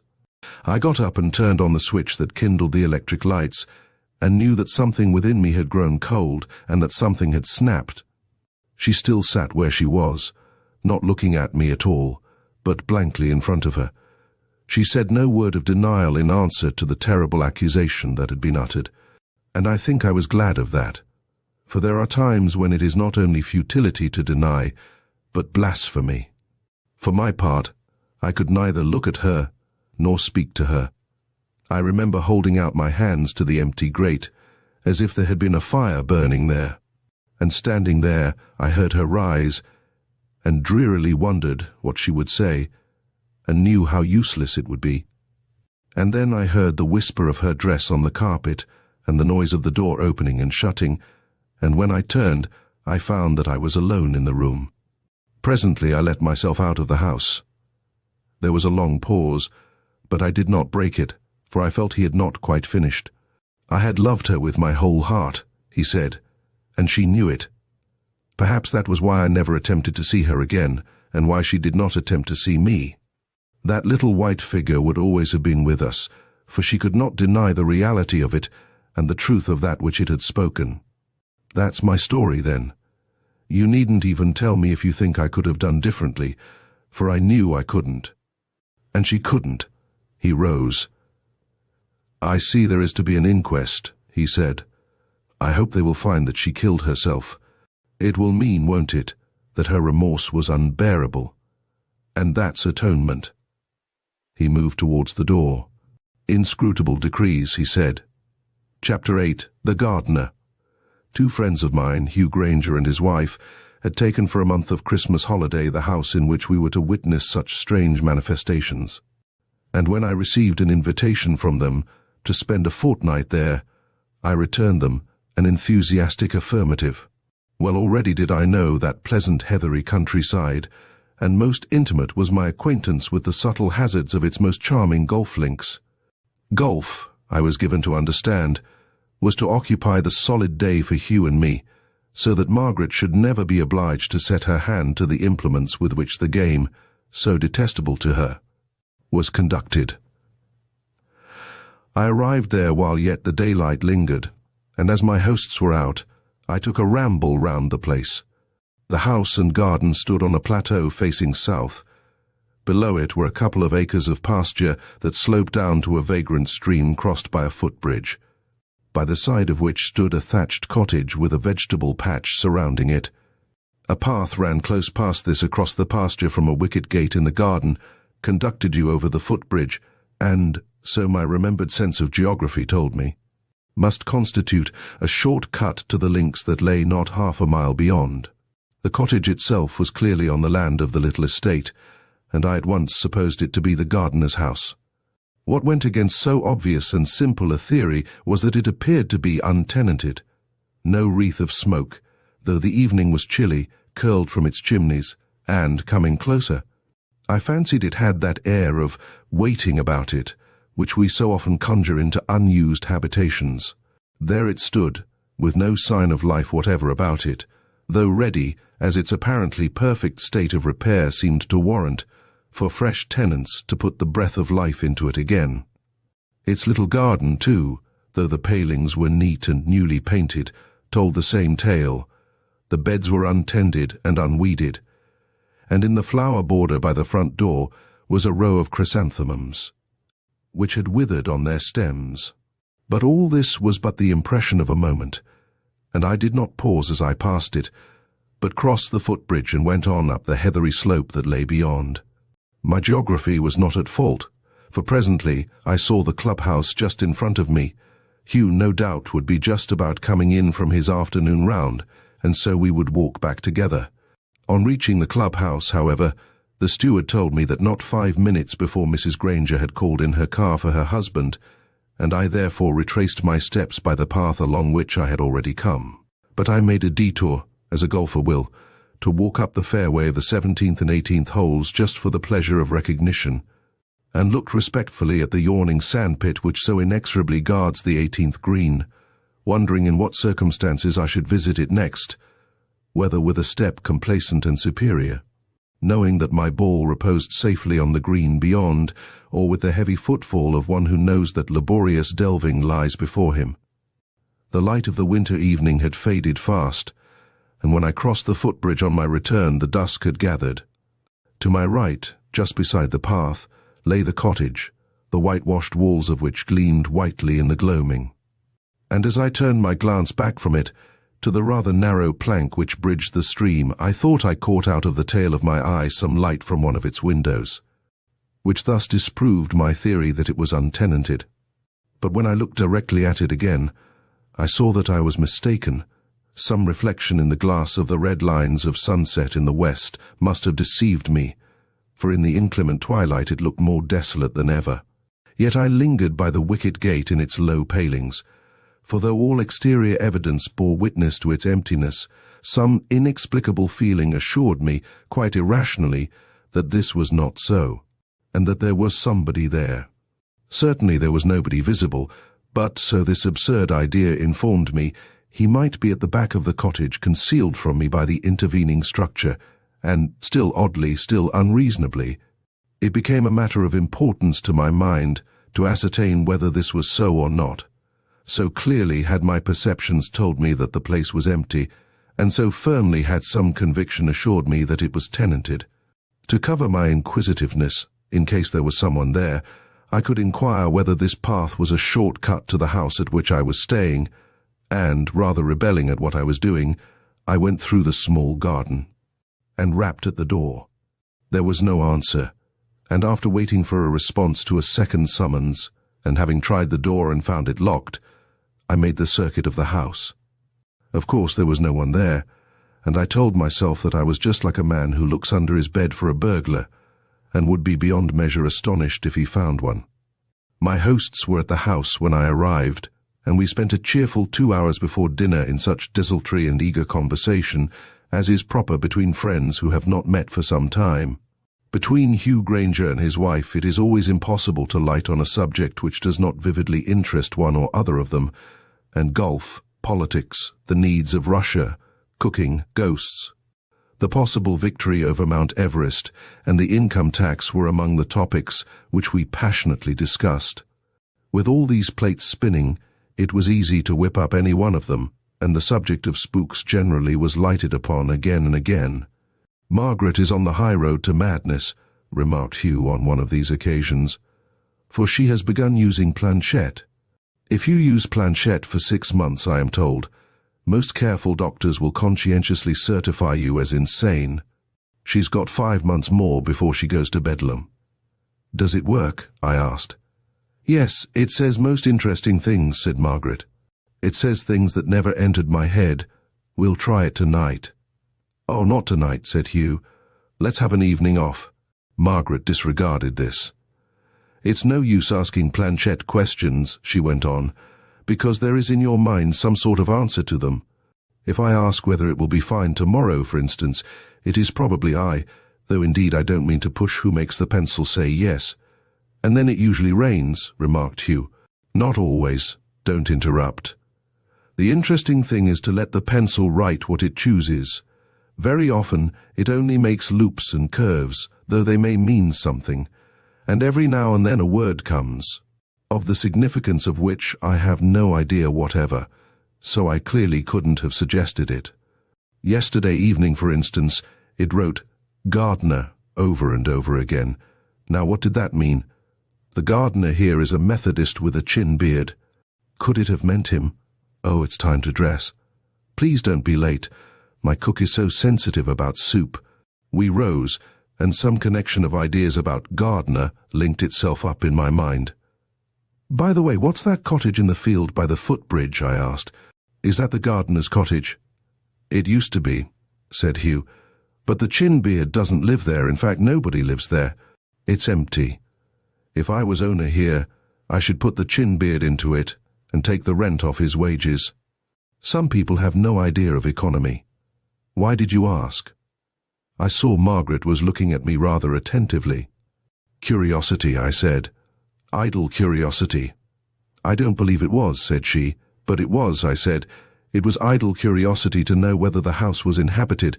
As I passed it, going down to the clubhouse, I felt sure it was empty. But coming back, I felt so sure that there was someone there that I rapped at the door, and indeed walked round it." Hugh had preceded us upstairs as she lingered a little. "And there was no one there?" she asked. "It's odd, I had just the same feeling as you about it." "That explains planchette writing gardener over and over again," said I. "You had the gardener's cottage on your mind." "How ingenious," said Margaret. "Hurry up and dress." A gleam of strong moonlight between my drawn curtains when I went up to bed that night led me to look out. My room faced the garden and the fields which I had traversed that afternoon, and all was vividly illuminated by the full moon. The thatched cottage with its white walls close by the stream was very distinct, and once more, I suppose, the reflection of the light on the glass of one of its windows made it appear that the room was lit within. It struck me as odd that twice that day this illusion should have been presented to me, but now a yet odder thing happened. Even as I looked, the light was extinguished.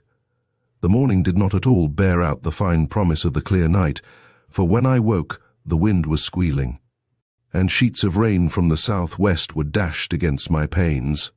Golf was wholly out of the question, and though the violence of the storm abated a little in the afternoon, the rain dripped with a steady sullenness. But I wearied of indoors, and since the two others entirely refused to set foot outside, I went forth mackintosh to get a breath of air. By way of an object in my tramp, I took the road to the links in preference to the muddy shortcut through the fields, with the intention of engaging a couple of caddies for Hugh and myself next morning, and lingered a while over illustrated papers in the smoking room. I must have read for longer than I knew, for a sudden beam of sunset light suddenly illuminated my page, and looking up, I saw that the rain had ceased, and that evening was fast coming on. So instead of taking the long detour by the road again, I set forth homewards by the path across the fields. That gleam of sunset was the last of the day, and once again, just as 24 hours ago, I crossed the footbridge in the gloaming. Till that moment, as far as I was aware, I had not thought at all about the cottage there, but now in a flash the light I had seen there last night, suddenly extinguished, recalled itself to my mind. And at the same moment I felt that invincible conviction that the cottage was tenanted. Simultaneously in these swift processes of thought, I looked towards it, and saw standing by the door the figure of a man. In the dusk I could distinguish nothing of his face, if indeed it was turned to me, and only got the impression of a tallish fellow, thickly built. He opened the door, from which there came a dim light as of a lamp, entered, and shut it after him. So then my conviction was right. Yet I had been distinctly told that the cottage was empty. Who, then, was he that entered, as if returning home? Once more, this time with a certain qualm of fear, I rapped on the door, intending to put some trivial question, and rapped again, this time more drastically, so that there could be no question that my summons was unheard. But still I got no reply, and finally I tried the handle of the door. It was locked. Then, with difficulty mastering an increasing terror, I made the circuit of the cottage, peering into each unshuttered window. All was dark within, though, but 2 minutes ago I had seen the gleam of light escape from the opened door. Just because some chain of conjecture was beginning to form itself in my mind, I made no allusion to this odd adventure, and after dinner Margaret, amid protests from Hugh, got out the planchette which had persisted in writing Gardener. My surmise was, of course, utterly fantastic, but I wanted to convey no suggestion of any sort to Margaret. For a long time the pencil skated over her paper, making loops and curves and peaks like a temperature chart, and she had begun to yawn and weary over her experiment before any coherent word emerged. And then, in the oddest way, her head nodded forward, and she seemed to have fallen asleep. Hugh looked up from his book and spoke in a whisper to me. "She fell asleep the other night over it," he said. Margaret's eyes were closed, and she breathed the long, quiet breaths of slumber, and then her hand began to move with a curious firmness. Right across the big sheet of paper went a level line of writing, and at the end her hand stopped with a jerk, and she woke. She looked at the paper. "Hullo," she said. "One of you has been playing a trick on me." We assured her that this was not so, and she read what she had written. "Gardener, gardener," it ran. "I am the gardener. I want to come in. I can't find her here." "Oh, Lord, that gardener again," said Hugh. Looking up from the paper, I saw Margaret's eyes fixed on mine, and even before she spoke I knew what her thought was. "Did you come home by the empty cottage?" she asked. "Yes, why?" "Still empty," she said in a low voice. Or anything else?" I did not want to tell her just what I had seen, or what, at any rate, I thought I had seen. If there was going to be anything odd, anything worth observation, it was far better that our respective impressions should not fortify each other. I tapped again, and there was no answer, I said. Presently there was a move to bed. Margaret initiated it, and after she had gone upstairs, Hugh and I went to the front door to interrogate the weather. Once more the moon shone in a clear sky, and we strolled out along the flagged path that fronted the house. Suddenly Hugh turned quickly and pointed to the angle of the house. "Who on earth is that?" he said. "Look, there. He has gone round the corner." I had but the glimpse of a tallish man of heavy build. "Didn't you see him?" asked Hugh.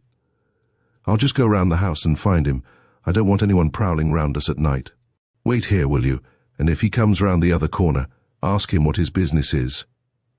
Hugh had left me, in our stroll, close by the front door, which was open, and there I waited until he should have made his circuit.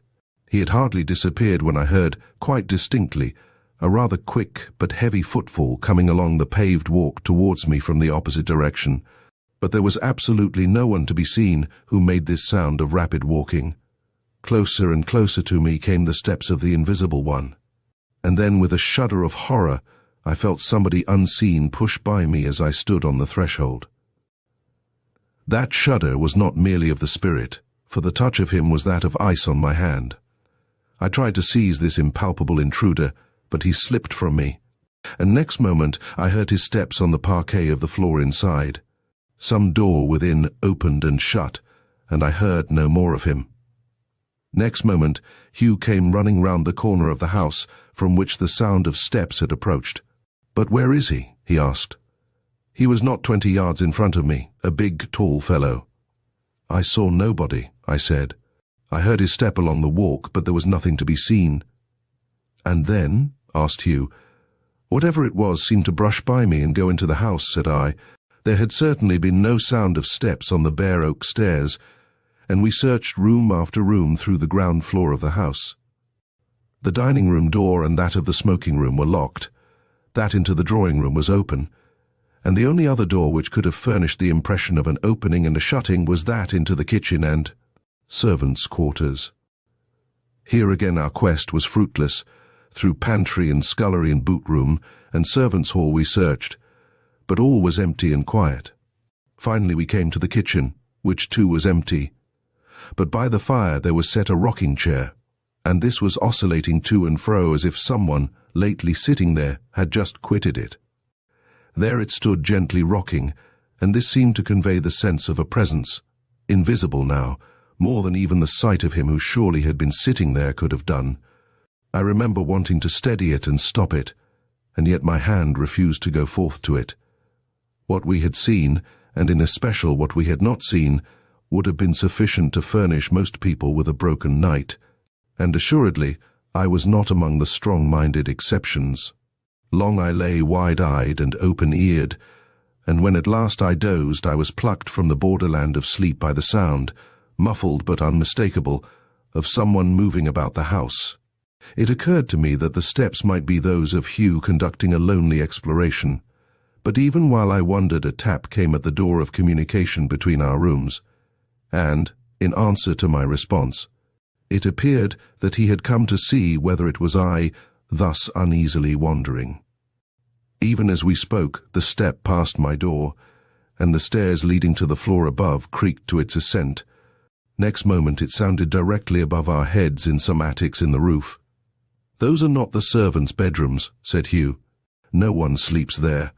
Let us look once more. It must be somebody." With lit candles we made our stealthy way upstairs, and just when we were at the top of the flight, Hugh, a step ahead of me, uttered a sharp exclamation. "But something is passing by me," he said, and he clutched at the empty air. Even as he spoke, I experienced the same sensation, and the moment afterwards the stairs below us creaked again, as the unseen passed down. All night long that sound of steps moved about the passages, as if someone was searching the house, and as I lay and listened, that message which had come through the pencil of the planchette to Margaret's fingers occurred to me. "I want to come in. I cannot find her here." Indeed, someone had come in, and was sedulous in his search. He was the gardener, it would seem. But what gardener was this invisible seeker, and for whom did he seek? Even as when some bodily pain ceases, it is difficult to recall with any vividness what the pain was like. So next morning, as I dressed, I found myself vainly trying to recapture the horror of the spirit which had accompanied these nocturnal adventures.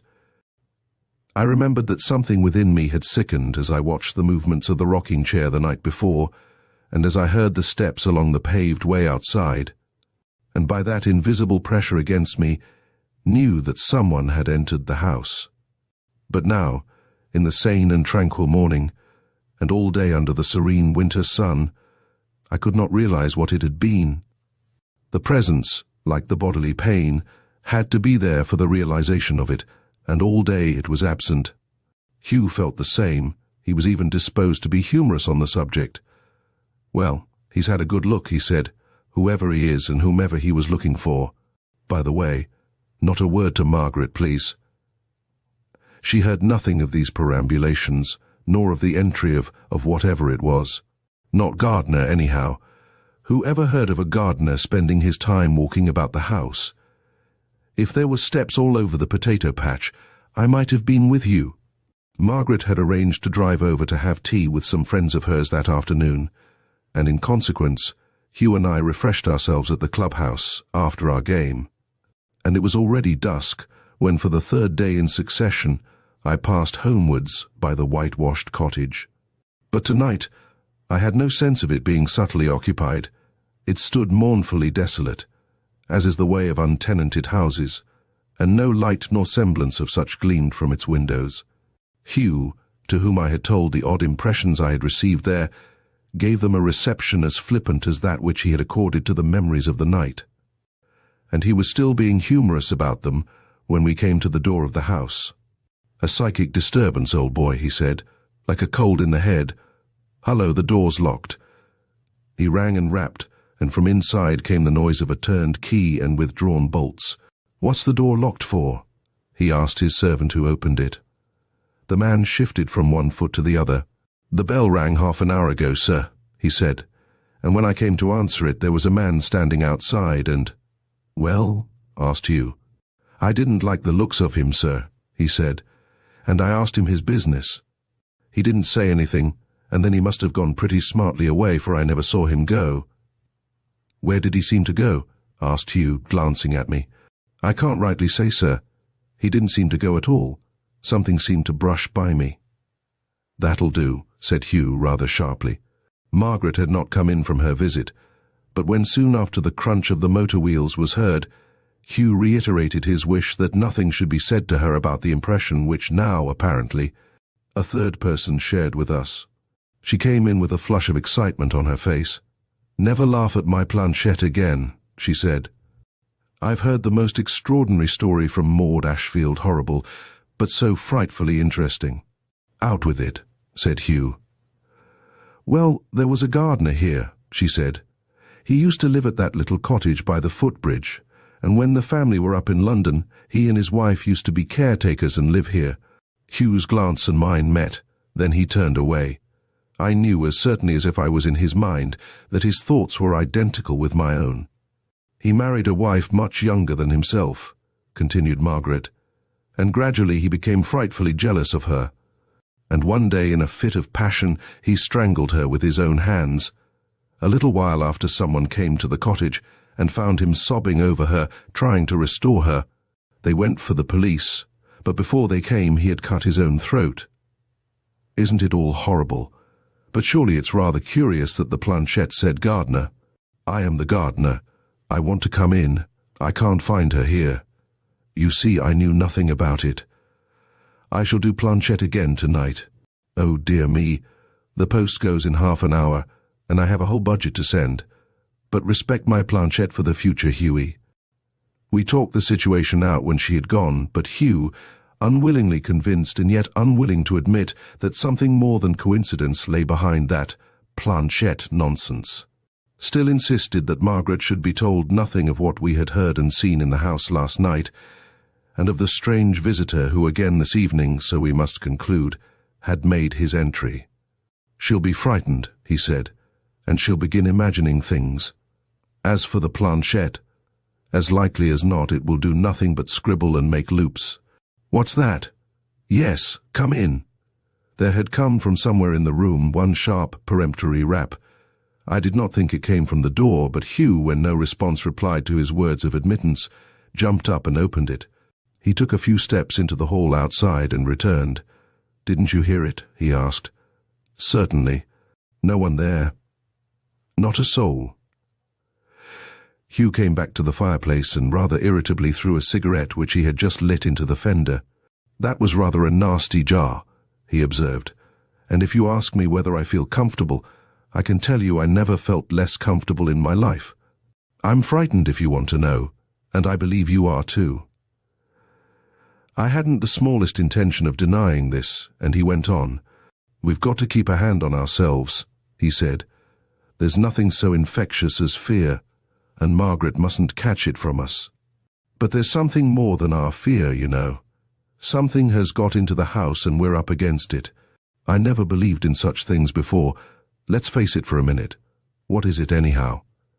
"If you want to know what I think it is," said I believe it to be the spirit of the man who strangled his wife and then cut his throat. But I don't see how it can hurt us. We're afraid of our own fear, really." "But we're up against it," said Hugh. "And what will it do?" "Good Lord, if I only knew what it would do, I shouldn't mind. It's the not knowing. Well, it's time to dress." Margaret was in her highest spirits at dinner, knowing nothing of the manifestations of that presence which had taken place in the last 24 hours. She thought it absorbingly interesting that her planchette should have guessed, so ran her phrase about the gardener. And from that topic she flitted to an equally interesting form of patience for 3 which her friend had showed her, promising to initiate us into it after dinner. This she did, and not knowing that we both above all things wanted to keep planchette at a distance, she was delighted with the success of her game. But suddenly she observed that the evening was burning rapidly away and swept the cards together at the conclusion of a hand. "Now, just half an hour of planchette," she said. "Oh, mayn't we play one more hand?" asked Hugh. "It's the best game I've seen for years. Planchette will be dismally slow after this." "Darling, if the gardener will only communicate again, it won't be slow," said she. "But it is such drivel," said Hugh. "How rude you are. Read your book, then." Margaret had already got out her machine and a sheet of paper when Hugh rose. "Please don't do it tonight, Margaret," he said. "But why? You needn't attend." "Well, I ask you not to, anyhow," said he. Margaret looked at him closely. "Hughie, you've got something on your mind," she said. "Out with it. I believe you're nervous. You think there is something queer about. What is it?" I could see Hugh hesitating as to whether to tell her or not, and I gathered that he chose the chance of her planchette inanely scribbling. "Go on, then," he said. Margaret hesitated. She clearly did not want to vex Hugh, but his insistence must have seemed to her most unreasonable. "Well, just 10 minutes," she said, "and I promise not to think of gardeners." She had hardly laid her hand on the board when her head fell forward, and the machine began moving. I was sitting close to her, and as it rolled steadily along the paper, the writing became visible. "I have come in," it ran, "but still I can't find her. Are you hiding her? I will search the room where you are." What else was written, but still concealed underneath the planchette, I did not know, for at that moment a current of icy air swept round the room and at the door. This time, unmistakably, came a loud, peremptory knock. Hugh sprang to his feet. "Margaret, wake up," he said. "Something is coming." The door opened, and there moved in the figure of a man. He stood just within the door, his head bent forward, and he turned it from side to side, peering, it would seem, with eyes staring and infinitely sad, into every corner of the room. "Margaret, Margaret," cried Hugh again. But Margaret's eyes were open too. They were fixed on this dreadful visitor. "Be quiet, Hughie," she said below her breath, rising as she spoke. The ghost was now looking directly at her. Once the lips above the thick, rust-colored beard moved, but no sound came forth. The mouth only moved and slavered. He raised his head, and horror upon horror, I saw that one side of his neck was laid open in a red glistening gash. For how long that pause continued when we all three stood stiff and frozen in some deadly inhibition to move or speak. I have no idea. I suppose that at the utmost it was a dozen seconds. Then the spectre turned and went out as it had come. We heard his steps pass along the parqueted floor. There was the sound of bolts withdrawn from the front door, and with a crash that shook the house it slammed to. "It's all over," said Margaret. "God have mercy on him." Now the reader may put precisely what construction he pleases on this visitation from the dead. He need not indeed consider it to have been a visitation from the dead at all, but say that there had been impressed on the scene, where this murder and suicide happened, some sort of emotional record, which in certain circumstances could translate itself into images visible and invisible. Waves of ether, or what not, may conceivably retain the impress of such scenes. They may be held, so to speak, in solution, ready to be precipitated. Or he may hold that the spirit of the dead man indeed made itself manifest, revisiting in some sort of spiritual penance and remorse the place where his crime was committed. Naturally, no materialist will entertain such an explanation for an instant, but then there is no one so obstinately unreasonable as the materialist. Beyond doubt a dreadful deed was done there, and Margaret's last utterance is not inapplicable. Chapter 9. Mr. Tilly's Séance. Mr. Tilly had only the briefest moment for reflection, when as he slipped and fell on the greasy wood pavement at Hyde Park Corner, which he was crossing at a smart trot, he saw the huge traction engine with its grooved, ponderous wheels towering high above him. "Oh dear, he said petulantly. "It will certainly crush me quite flat, and I shan't be able to be at Mrs. Cumberbatch's séance. Most provoking. Ow!" The words were hardly out of his mouth, when the first half of his horrid anticipations was thoroughly fulfilled. The heavy wheels passed over him from head to foot and flattened him completely out. Then the driver, too late, reversed his engine and passed over him again, and finally lost his head, whistled loudly and stopped. The policeman on duty at the corner turned quite faint at the sight of the catastrophe, but presently recovered sufficiently to hold up the traffic, and ran to see what on earth could be done. It was all so much up with Mr. Tilly that the only thing possible was to get the hysterical engine driver to move clear. Then the ambulance from the hospital was sent for, and Mr. Tilly's remains, detached with great difficulty from the road, so firmly had they been pressed into it, were reverently carried away into the mortuary. Mr. Tilly during this had experienced one moment's excruciating pain, resembling the severest neuralgia as his head was ground beneath the wheel, but almost before he realized it, the pain was past, and he found himself, still rather dazed, floating or standing, he did not know which, in the middle of the road. There had been no break in his consciousness. He perfectly recollected slipping, and wondered how he had managed to save himself. He saw the arrested traffic, the policeman with white wan face making suggestions to the gibbering engine driver, and he received the very puzzling impression that the traction engine was all mixed up with him. He had a sensation of red-hot coals and boiling water and rivets all around him, but yet no feeling of scalding or burning or confinement. He was, on the contrary, extremely comfortable, and had the most pleasant consciousness of buoyancy and freedom. Then the engine puffed and the wheels went round, and immediately, to his immense surprise, he perceived his own crushed remains, flat as a biscuit, lying on the roadway. He identified them for certain by his clothes, which he had put on for the first time that morning, and one patent leather boot which had escaped demolition. "But what on earth has happened?" he said.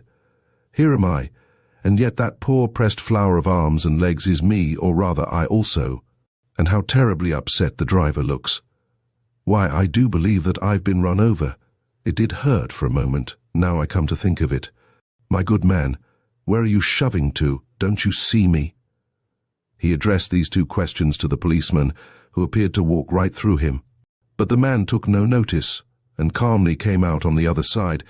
It was quite evident that he did not see him or apprehend him in any way. Mr. Tilly was still feeling rather at sea amid these unusual occurrences, and there began to steal into his mind a glimpse of the fact which was so obvious to the crowd, which formed an interested but respectful ring round his body. Men stood with bared heads, Women screamed and looked away and looked back again. "I really believe I'm dead," said he. "That's the only hypothesis which will cover the facts. But I must feel more certain of it before I do anything. Ah, here they come with the ambulance to look at me. I must be terribly hurt, and yet I don't feel hurt. I should feel hurt surely if I was hurt. I must be dead." Certainly it seemed the only thing for him to be, but he was far from realizing it yet. A lane had been made through the crowd for the stretcher-bearers, and he found himself wincing when they began to detach him from the road. "Oh, do take care," he said. "That's the sciatic nerve protruding there, surely, isn't it? Ow! No, it didn't hurt after all. My new clothes, too. I put them on today for the first time. What bad luck. Now you're holding my leg upside down. Of course all my money comes out of my trouser pocket. And there's my ticket for the séance. I must have that. I may use it after all." He tweaked it out of the fingers of the man who had picked it up, and laughed to see the expression of amazement on his face as the card suddenly vanished. That gave him something fresh to think about, and he pondered for a moment over some touch of association set up by it. "I have it," he thought. "It is clear that the moment I came into connection with that card, it became invisible. I'm invisible myself, of course, to the grosser sense, and everything I hold becomes invisible. Most interesting. That accounts for the sudden appearances of small objects at a séance. The spirit has been holding them, and as long as he holds them they are invisible. Then he lets go, and there's the flower or the spirit photograph on the table. It accounts, too, for the sudden disappearances of such objects. The spirit has taken them, though the scoffers say that the medium has secreted them about his person. It is true that when searched he sometimes appears to have done so, but after all that may be a joke on the part of the spirit. Now, what am I to do with myself? Let me see. There's the clock. It's just 10:30. All this has happened in a few minutes, for it was 10:15 when I left my house. 10:30 now. What does that mean exactly? I used to know what it meant, but now it seems nonsense. 10 what? Hours, is it? What's an hour? This was very puzzling. He felt that he used to know what an hour and minute meant, but the perception of that, naturally enough, had ceased with his emergence from time and space into eternity. The conception of time was like some memory which, refusing to record itself on the consciousness, lies perdu in some dark corner of the brain, laughing at the efforts of the owner to ferret it out. While he still interrogated his mind over this lapsed perception, he found that space as well as time had similarly grown obsolete for him, for he caught sight of his friend Miss Ida Soulsby, whom he knew was to be present at the séance for which he was bound, hurrying with bird-like steps down the pavement opposite. Forgetting for the moment that he was a disembodied spirit, he made the effort of will which in his past human existence would have set his legs in pursuit of her, and found that the effort of will alone was enough to place him at her side. "My dear Miss Soulsby," he said, "I was on my way to Mrs. Cumberbatch's house when I was knocked down and killed. It was far from unpleasant, a moment's headache. So far his natural volubility had carried him before he recollected that he was invisible and inaudible to those still closed in by the muddy vesture of decay, and stopped short. But though it was clear that what he said was inaudible to Miss Soulsby's rather large, intelligent-looking ears, it seemed that some consciousness of his presence was conveyed to her finer sense. For she looked suddenly startled, a flush rose to her face, and he heard her murmur, "Very odd. I wonder why I received so vivid an impression of dear Teddy." That gave Mr. Tilly a pleasant shock.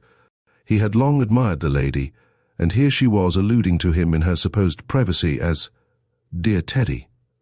That was followed by a momentary regret that he had been killed. He would have liked to have been possessed of this information before, and have pursued the primrose path of dalliance, down which it seemed to lead. His intentions, of course, would, as always, have been strictly honourable.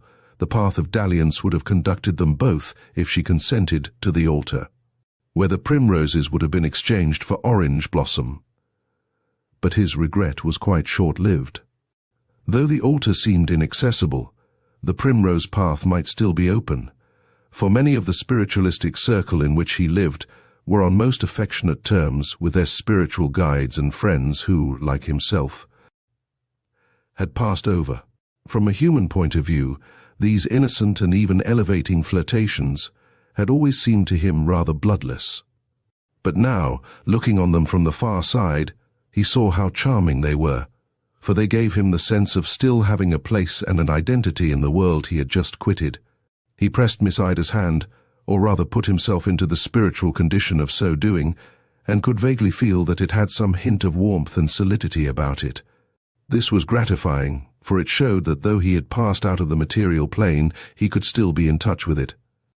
Still more gratifying was it to observe that a pleased and secret smile overspread Miss Ida's fine features as he gave this token of his presence. Perhaps she only smiled at her own thoughts, but in any case it was he who had inspired them. Encouraged by this, he indulged in a slightly more intimate token of affection and permitted himself a respectful salute, and saw that he had gone too far, for she said to herself, "Hush, hush," and quickened her pace, as if to leave these amorous thoughts behind. He felt that he was beginning to adjust himself to the new conditions in which he would now live, or, at any rate, was getting some sort of inkling as to what they were. Time existed no more for him, nor yet did space, since the wish to be at Miss Ida's side had instantly transported him there, and with a view to testing this further, he wished himself back in his flat. As swiftly as the change of scene in a cinematograph show, he found himself there, and perceived that the news of his death must have reached his servants, for his cook and parlour maid, with excited faces, were talking over the event. "Poor little gentleman," said his cook. "It seems a shame, it does. He never hurt a fly, and to think of one of those great engines laying him out flat. I hope they'll take him to the cemetery from the hospital. I never could bear a corpse in the house." The great strapping parlour maid tossed her head. "Well, I'm not sure that it doesn't serve him right," she observed. "Always messing about with spirits he was, and the knockings and concertinas was awful sometimes when I've been laying out supper in the dining room. Now perhaps he'll come himself and visit the rest of the loonies. But I'm sorry all the same. A less troublesome little gentleman never stepped. Always pleasant too, and wages paid to the day." These regretful comments and encomiums were something of a shock to Mr. Tilly. He had imagined that his excellent servants regarded him with a respectful affection, as befitted some sort of demigod, and the role of the poor little gentleman was not at all to his mind. This revelation of their true estimate of him, although what they thought of him could no longer have the smallest significance, irritated him profoundly. "I never heard such impertinence," he said. So he thought, quite out loud, and still intensely earthbound, was astonished to see that they had no perception whatever of his presence. He raised his voice, replete with extreme irony, and addressed his cook. "You may reserve your criticism on my character for your saucepans," he said. "They will no doubt appreciate them. As regards the arrangements for my funeral, I have already provided for them in my will and do not propose to consult your convenience.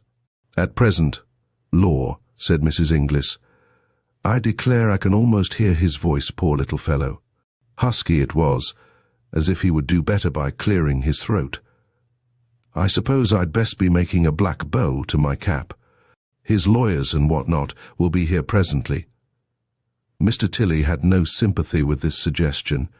He was immensely conscious of being quite alive, and the idea of his servants behaving as if he were dead, especially after the way in which they had spoken about him, was very vexing.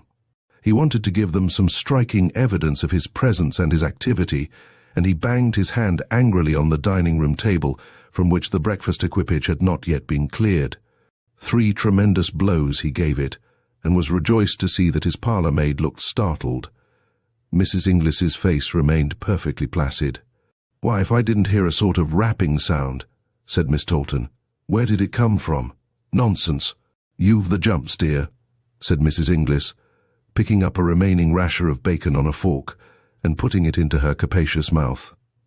Mr. Tilly was delighted at making any impression at all on either of these impercipient females. "Taunton," he called at the top of his voice. "Why, what's that?" said Taunton. "Almost hear his voice, do you say, Mrs. Inglis? I declare I did hear his voice then. A pack of nonsense, dear, said Mrs. Inglis placidly. That's a prime bit of bacon, and there's a good cut of it left. Why, you're all of a tremble. It's your imagination. Suddenly it struck Mr. Tilly that he might be employing himself much better than with such extreme exertion, managing to convey so slight a hint of his presence to his parlour-maid, and that the séance at the house of the medium, Mrs. Cumberbatch, would afford him much easier opportunities of getting through to the earth-plane again. He gave a couple more thumps to the table, and, wishing himself at Mrs. Cumberbatch's, nearly a mile away, scarcely heard the faint scream of Tolton at the sound of his blows before he found himself in West Norfolk Street. He knew the house well, and went straight to the drawing-room, which was the scene of the séances he had so often and so eagerly attended. Mrs. Cumberbatch, who had a long spoon-shaped face, had already pulled down the blinds, leaving the room in total darkness, except for the glimmer of the night-light which, under a shade of ruby glass, stood on the chimney-piece in front of the coloured photograph of Cardinal Newman.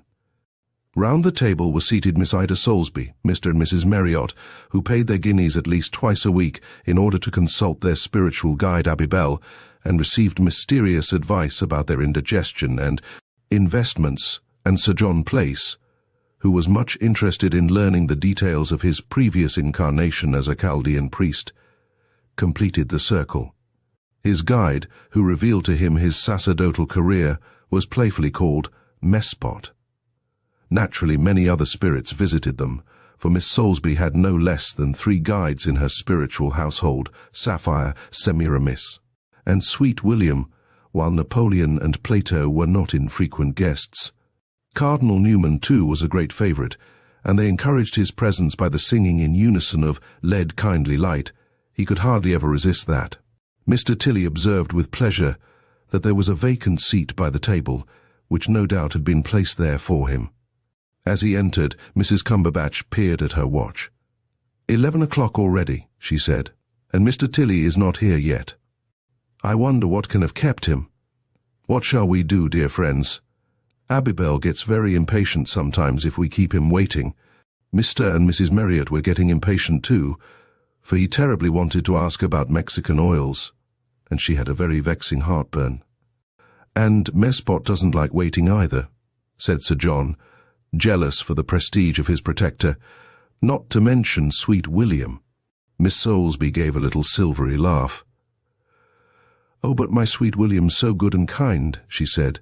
Besides, I have a feeling, quite a psychic feeling, Mrs. Cumberbatch, that Mr. Tilly is very close. So I am, said Mr. Tilly. Indeed, as I walked here, continued Miss Soulsby, I felt that Mr. Tilly was somewhere quite close to me. Dear me, what's that? Mr. Tilly was so delighted at being sensed that he could not resist giving a tremendous rap on the table in a sort of pleased applause. Mrs. Cumberbatch heard it too. I'm sure that's Abibel come to tell us that he is ready, she said. I know Abibel's knock. A little patience, Abibel. Let's give Mr. Tilly 3 minutes more and then begin. Perhaps if we put up the blinds, Abibel will understand we haven't begun. This was done, and Miss Soulsby glided to the window in order to make known Mr. Tilly's approach, for he always came along the opposite pavement and crossed over by the little island in the river of traffic. There was evidently some lately published news, for the readers of early editions were busy, and she caught sight of one of the advertisement boards bearing in large letters the announcement of a terrible accident at Hyde Park Corner. She drew in her breath with a hissing sound and turned away, unwilling to have her psychic tranquillity upset by the intrusion of painful incidents. But Mr. Tilly, who had followed her to the window and saw what she had seen, could hardly restrain a spiritual whoop of exultation. Why, it's all about me, he said. Such large letters, too. Very gratifying. Subsequent editions will no doubt contain my name. He gave another loud rap to call attention to himself, and Mrs. Cumberbatch, sitting down in her antique chair which had once belonged to Madame Blavatsky, again heard. Well, if that isn't Abibel again, she said. Be quiet, naughty. Perhaps we had better begin. She recited the usual invocation to guides and angels and leaned back in her chair. Presently she began to twitch and mutter, and shortly afterwards, with several loud snorts, relapsed into cataleptic immobility. There she lay, stiff as a poker, a port of call, so to speak, for any voyaging intelligence. With pleased anticipation, Mr. Tilly awaited their coming. How gratifying if Napoleon, with whom he had so often talked, recognized him and said, "Pleased to see you, Mr. Tilly. I perceive you have joined us." The room was dark except for the ruby-shaded lamp in front of Cardinal Newman, but to Mr. Tilly's emancipated perceptions the withdrawal of mere material light made no difference. And he idly wondered why it was generally supposed that disembodied spirits like himself produced their most powerful effects in the dark. He could not imagine the reason for that, and what puzzled him still more, there was not to his spiritual perception any sign of those colleagues of his, for so he might now call them, who usually attended Mrs. Cumberbatch's séances in such gratifying numbers.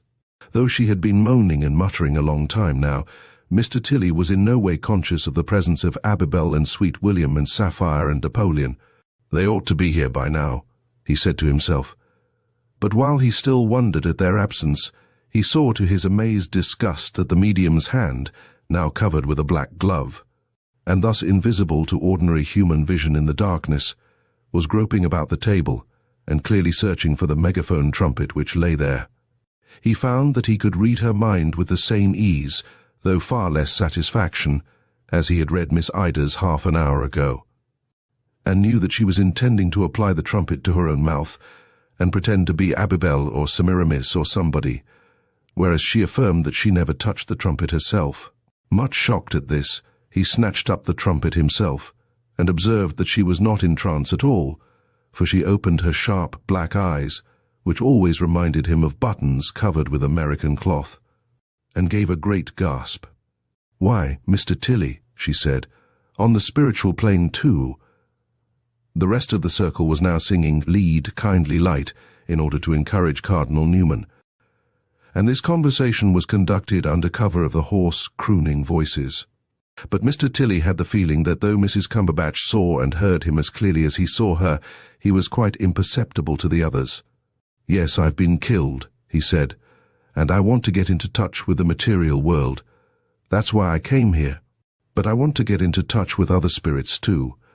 And surely Abibel or Mespot ought to be here by this time." He received no answer, and her eyes fell before his like those of a detected charlatan. A terrible suspicion invaded his mind. "What? Are you a fraud, Mrs. Cumberbatch?" he asked. "Oh, for shame! Think of all the guineas I have paid you." "You shall have them all back," said Mrs. Cumberbatch. "But don't tell of me." She began to whimper, and he remembered that she often made that sort of sniffling noise when Abibel was taking possession of her. "That usually means that Abibel is coming," he said, with withering sarcasm. "Come along, Abibel, we're waiting." "Give me the trumpet," whispered the miserable medium. "Oh, please give me the trumpet." "I shall do nothing of the kind," said Mr. Tilly indignantly. "I would sooner use it myself." She gave a sob of relief. "Oh, do, Mr. Tilly," she said. "What a wonderful idea.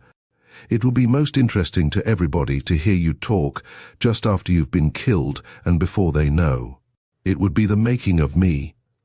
And I'm not a fraud, at least not altogether. I do have spiritual perceptions sometimes. Spirits do communicate through me. And when they won't come through, it's a dreadful temptation to a poor woman to supplement them by human agency.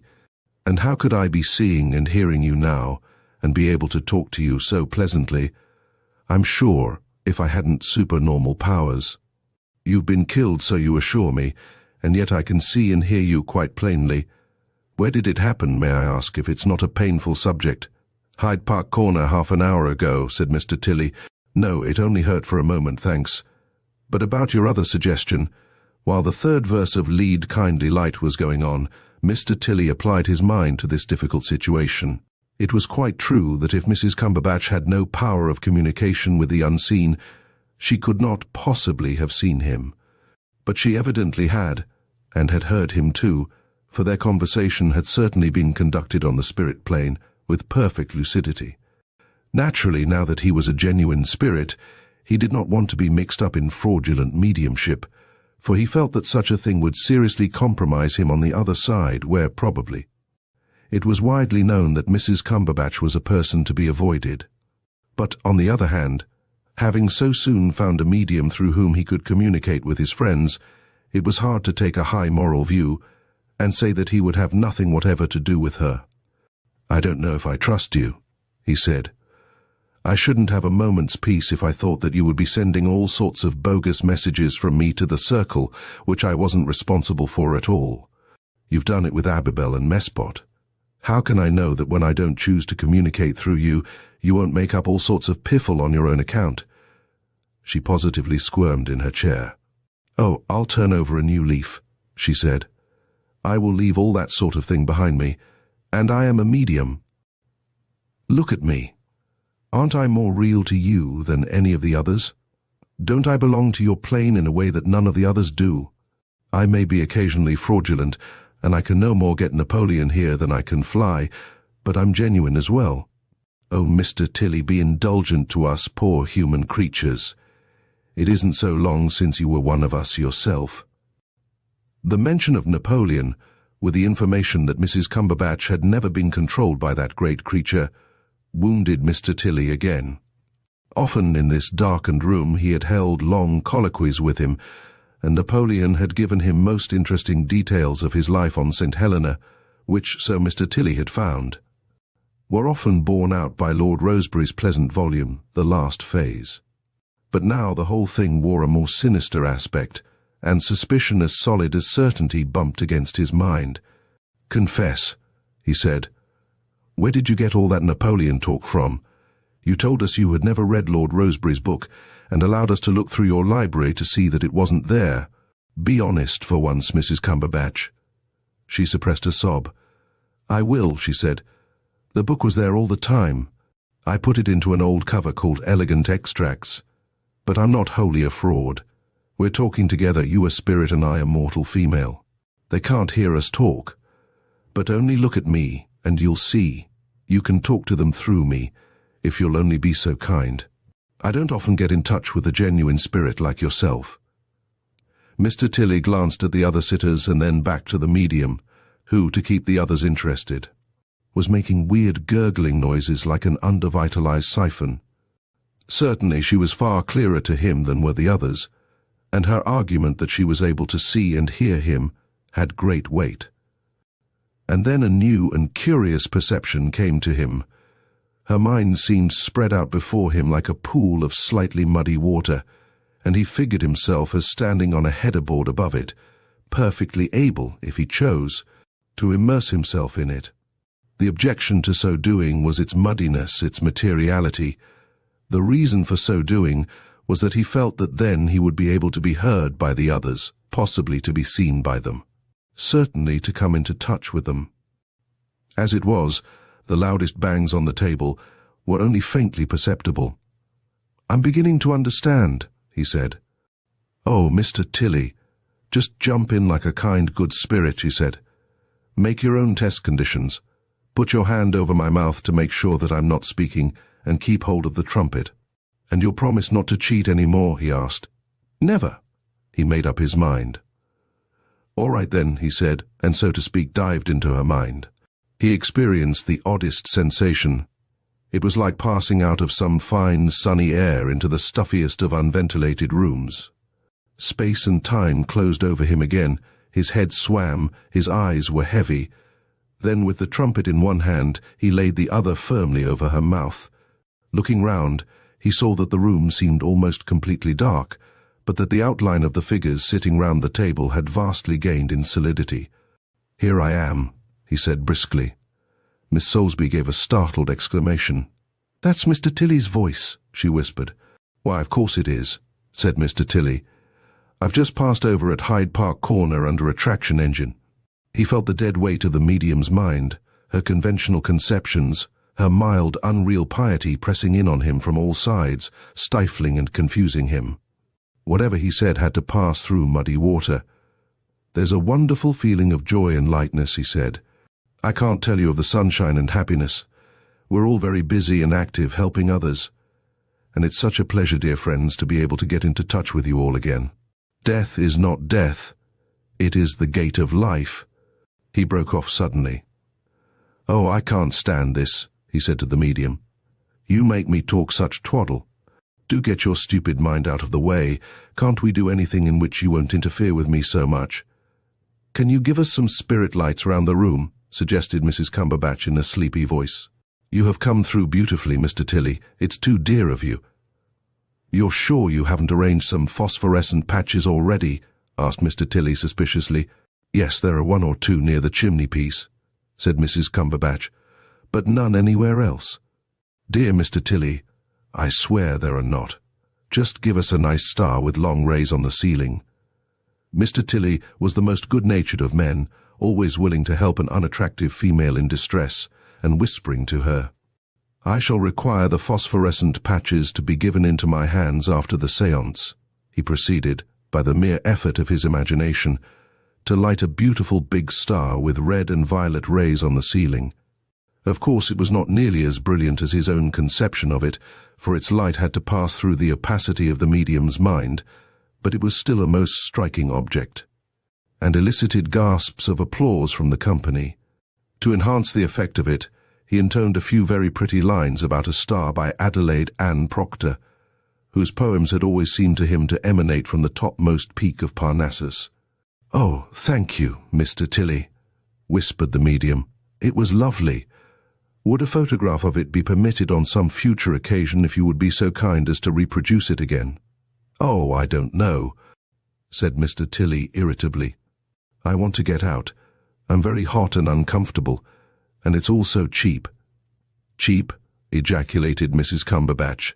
"Why, there's not a medium in London whose future wouldn't be made by a real genuine star like that, say twice a week." "But I wasn't run over in order that I might make the fortune of mediums," said Mr. Tilly. "I want to go. It's all rather degrading. And I want to see something of my new world. I don't know what it's like yet." "Oh, but Mr. Tilly," said she, "you told us lovely things about it, how busy and happy you were." "No, I didn't. It was you who said that. At least it was you who put it into my head." Even as he wished, he found himself emerging from the dull waters of Mrs. Cumberbatch's mind. "There's the whole new world waiting for me," he said. "I must go and see it. I'll come back and tell you, for it must be full of marvelous revelations." Suddenly he felt the hopelessness of it. There was that thick fluid of materiality to pierce, and, as it dripped off him again, he began to see that nothing of that fine, rare quality of life which he had just begun to experience could penetrate these opacities. That was why, perhaps, all that thus came across from the spirit world was so stupid, so banal.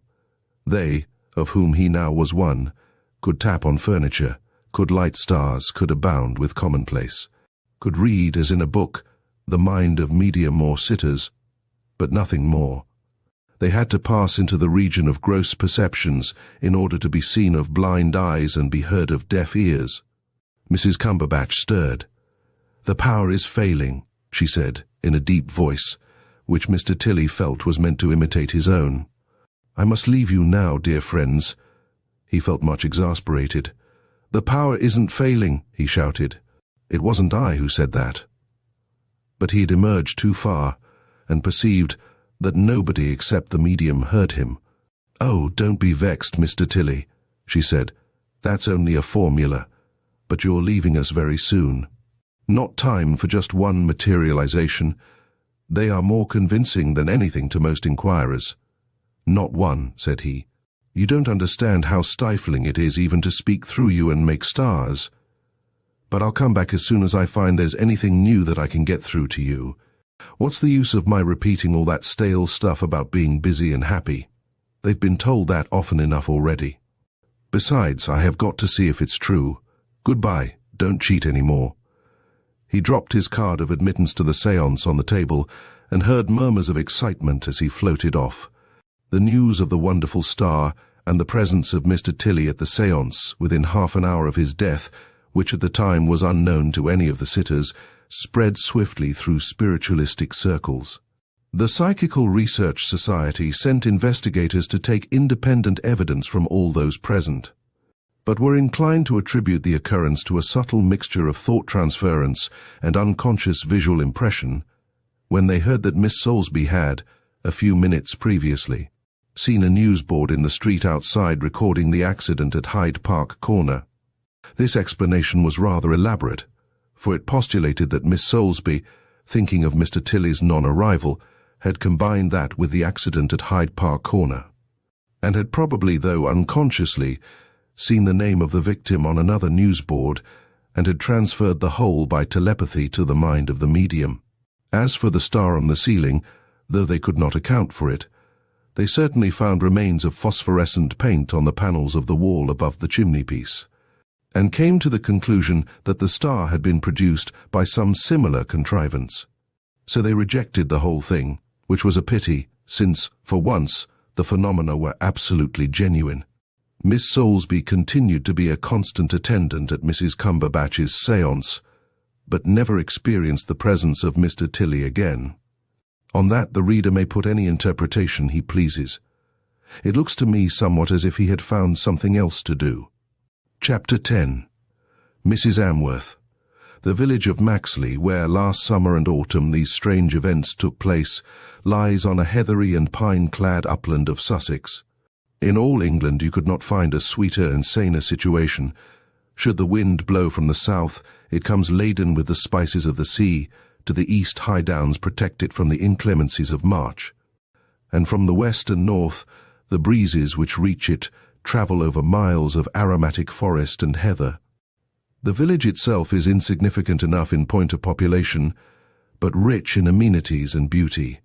Halfway down the single street, with its broad road and spacious areas of grass on each side, stands the little Norman church and the antique graveyard long disused.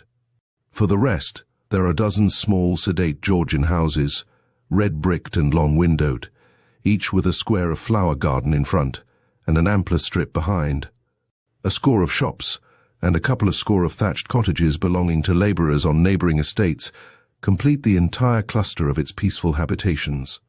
The general peace, however, is sadly broken on Saturdays and Sundays, for we lie on one of the main roads between London and Brighton, and our quiet street becomes a racecourse for flying motor cars and bicycles. A notice just outside the village begging them to go slowly only seems to encourage them to accelerate their speed, for the road lies open and straight, and there is really no reason why they should do otherwise. By way of protest, therefore, the ladies of Maxley cover their noses and mouths with their handkerchiefs as they see a motor car approaching, though, as the street is asphalted. They need not really take these precautions against dust, but late on Sunday night the horde of scorchers has passed, and we settle down again to 5 days of cheerful and leisurely seclusion. Railway strikes which agitate the country so much leave us undisturbed, because most of the inhabitants of Maxley never leave it at all. I am the fortunate possessor of one of these small Georgian houses, and consider myself no less fortunate in having so interesting and stimulating a neighbour as Francis Ercombe, who, the most confirmed of Maxleyites, has not slept away from his house, which stands just opposite to mine in the village street, for nearly 2 years, at which date, though still in middle life. He resigned his physiological professorship at Cambridge University and devoted himself to the study of those occult and curious phenomena which seem equally to concern the physical and the psychical sides of human nature. Indeed, his retirement was not unconnected with his passion for the strange uncharted places that lie on the confines and borders of science, the existence of which is so stoutly denied by the more materialistic minds. For he advocated that all medical students should be obliged to pass some sort of examination in mesmerism, and that one of the Tripos papers should be designed to test their knowledge in such subjects as appearances at time of death, haunted houses, vampirism, automatic writing, and possession. Of course they wouldn't listen to me, ran his account of the matter, for there is nothing that these seats of learning are so frightened of as knowledge, and the road to knowledge lies in the study of things like these. The functions of the human frame are, broadly speaking, known. They are a country, anyhow, that has been charted and mapped out. But outside that lie huge tracts of undiscovered country, which certainly exist, and the real pioneers of knowledge are those who, at the cost of being derided as credulous and superstitious, want to push on into those misty and probably perilous places. I felt that I could be of more use by setting out without compass or knapsack into the mists than by sitting in a cage like a canary and chirping about what was known. Besides, teaching is very bad for a man who knows himself only to be a learner. You only need to be a self-conceited ass to teach. Here then in Francis Ercom was a delightful neighbour to one who, like myself, has an uneasy and burning curiosity about what he called the misty and perilous places. And this last spring we had a further and most welcome addition to our pleasant little community, in the person of Mrs. Amworth, widow of an Indian civil servant. Her husband had been a judge in the northwest provinces, and after his death at Peshawar, she came back to England. And after a year in London found herself starving for the ampler air and sunshine of the country to take the place of the fogs and griminess of town. She had, too, a special reason for settling in Maxley, since her ancestors up till 100 years ago had long been native to the place, and in the old churchyard, now disused, are many gravestones bearing her maiden name of Shaston. Big and energetic, her vigorous and genial personality speedily woke Maxley up to a higher degree of sociality than it had ever known. Most of us were bachelors or spinsters or elderly folk, not much inclined to exert ourselves in the expense and effort of hospitality, and hitherto the gaiety of a small tea party, with bridge afterwards and galoshes, when it was wet to trip home in again for a solitary dinner, was about the climax of our festivities. But Mrs. Amworth showed us a more gregarious way, and set an example of luncheon parties and little dinners which we began to follow. On other nights when no such hospitality was on foot, a lone man like myself found it pleasant to know that a call on the telephone to Mrs. Amworth's house, not 100 yards off, and an inquiry as to whether I might come over after dinner for a game of piquet before bedtime, would probably evoke a response of welcome. There she would be, with a comrade-like eagerness for companionship, and there was a glass of port, and a cup of coffee, and a cigarette, and a game of piquet. She played the piano, too, in a free and exuberant manner, and had a charming voice and sang to her own accompaniment. And as the days grew long and the light lingered late, we played our game in her garden, which in the course of a few months she had turned from being a nursery for slugs and snails into a glowing patch of luxuriant blossoming. She was always cheery and jolly. She was interested in everything, and in music, in gardening, in games of all sorts, was a competent performer. Everybody, with one exception, liked her. Everybody felt her to bring with her the tonic of a sunny day. That one exception was Francis Ercom. He, though he confessed he did not like her, acknowledged that he was vastly interested in her. This always seemed strange to me, for pleasant and jovial as she was, I could see nothing in her that could call forth conjecture or intrigued surmise, so healthy and unmysterious a figure did she present. But of the genuineness of Ercom's interest there could be no doubt. One could see him watching and scrutinizing her. In matter of age, she frankly volunteered the information that she was 45, but her briskness, her activity, her unravaged skin, her coal-black hair, made it difficult to believe that she was not adopting an unusual device, and adding 10 years on to her age instead of subtracting them. Often, also, as our quite unsentimental friendship ripened, Mrs. Amworth would ring me up and propose her advent. If I was busy writing, I was to give her, so we definitely bargained, a frank negative, and in answer I could hear her jolly laugh and her wishes for a successful evening of work. Sometimes before her proposal arrived, Ercom would already have stepped across from his house opposite for a smoke and a chat, and he, hearing who my intending visitor was, always urged me to beg her to come. She and I should play our piquet, said he, and he would look on, if we did not object, and learn something of the game. But I doubt whether he paid much attention to it, for nothing could be clearer than that. Under that penthouse of forehead and thick eyebrows, his attention was fixed not on the cards, but on one of the players. But he seemed to enjoy an hour spent thus, and often, until one particular evening in July, He would watch her with the air of a man who has some deep problem in front of him. She, enthusiastically keen about our game, seemed not to notice his scrutiny. Then came that evening, when, as I see in the light of subsequent events, began the first twitching of the veil that hid the secret horror from my eyes. I did not know it then, though I noticed that thereafter, if she rang up to propose coming round, she always asked not only if I was at leisure, but whether Mr. Ercombe was with me. If so, she said, she would not spoil the chat of two old bachelors, and laughingly wished me good night. Ercombe, on this occasion, had been with me for some half-hour before Mrs. Amworth's appearance, and had been talking to me about the medieval beliefs concerning vampirism. One of those borderland subjects which he declared had not been sufficiently studied before it had been consigned by the medical profession to the dust heap of exploded superstitions. There he sat, grim and eager, tracing, with that pellucid clearness which had made him in his Cambridge days so admirable a lecturer, the history of those mysterious visitations. In them all there were the same general features. One of those ghoulish spirits took up its abode in a living man or woman, conferring supernatural powers of bat-like flight and glutting itself with nocturnal blood feasts. When its host died, it continued to dwell in the corpse, which remained undecayed. By day it rested, by night it left the grave and went on its awful errands. No European country in the Middle Ages seemed to have escaped them. Earlier yet, parallels were to be found in Roman and Greek and in Jewish history. It's a large order to set all that evidence aside as being moonshine, he said. Hundreds of totally independent witnesses in many ages have testified to the occurrence of these phenomena, and there's no explanation known to me which covers all the facts. And if you feel inclined to say, why then, if these are facts, do we not come across them now? There are two answers I can make you.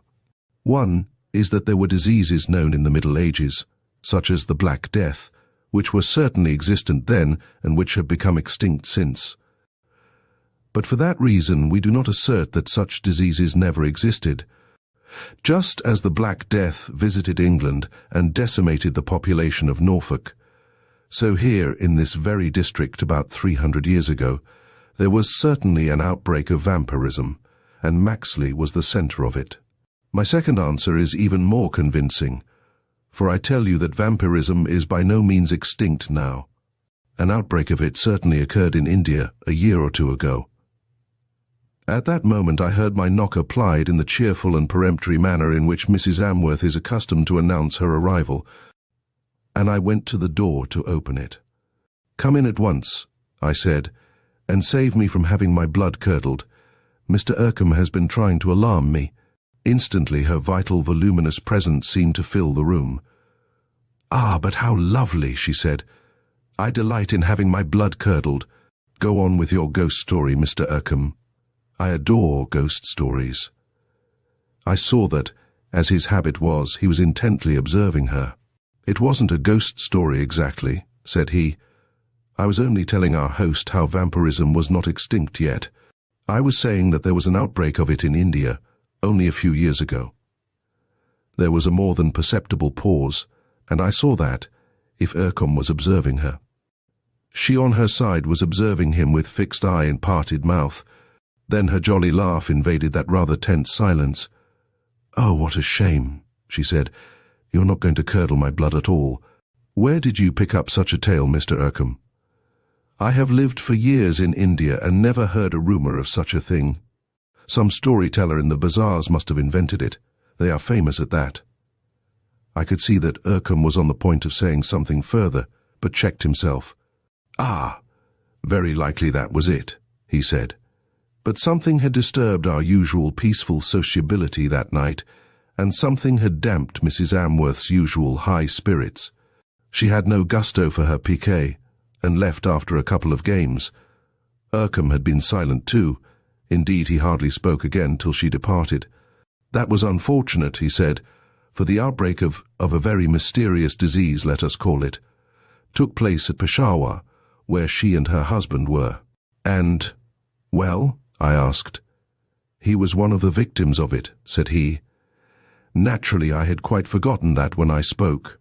The summer was unreasonably hot and rainless, and Maxley suffered much from drought, and also from a plague of big black night-flying gnats, the bite of which was very irritating and virulent. They came sailing in of an evening, settling on one's skin so quietly that one perceived nothing till the sharp stab announced that one had been bitten. They did not bite the hands or face, but chose always the neck and throat for their feeding ground, and most of us, as the poison spread, assumed a temporary goitre. Then about the middle of August appeared the first of those mysterious cases of illness which our local doctor attributed to the long-continued heat coupled with the bite of these venomous insects.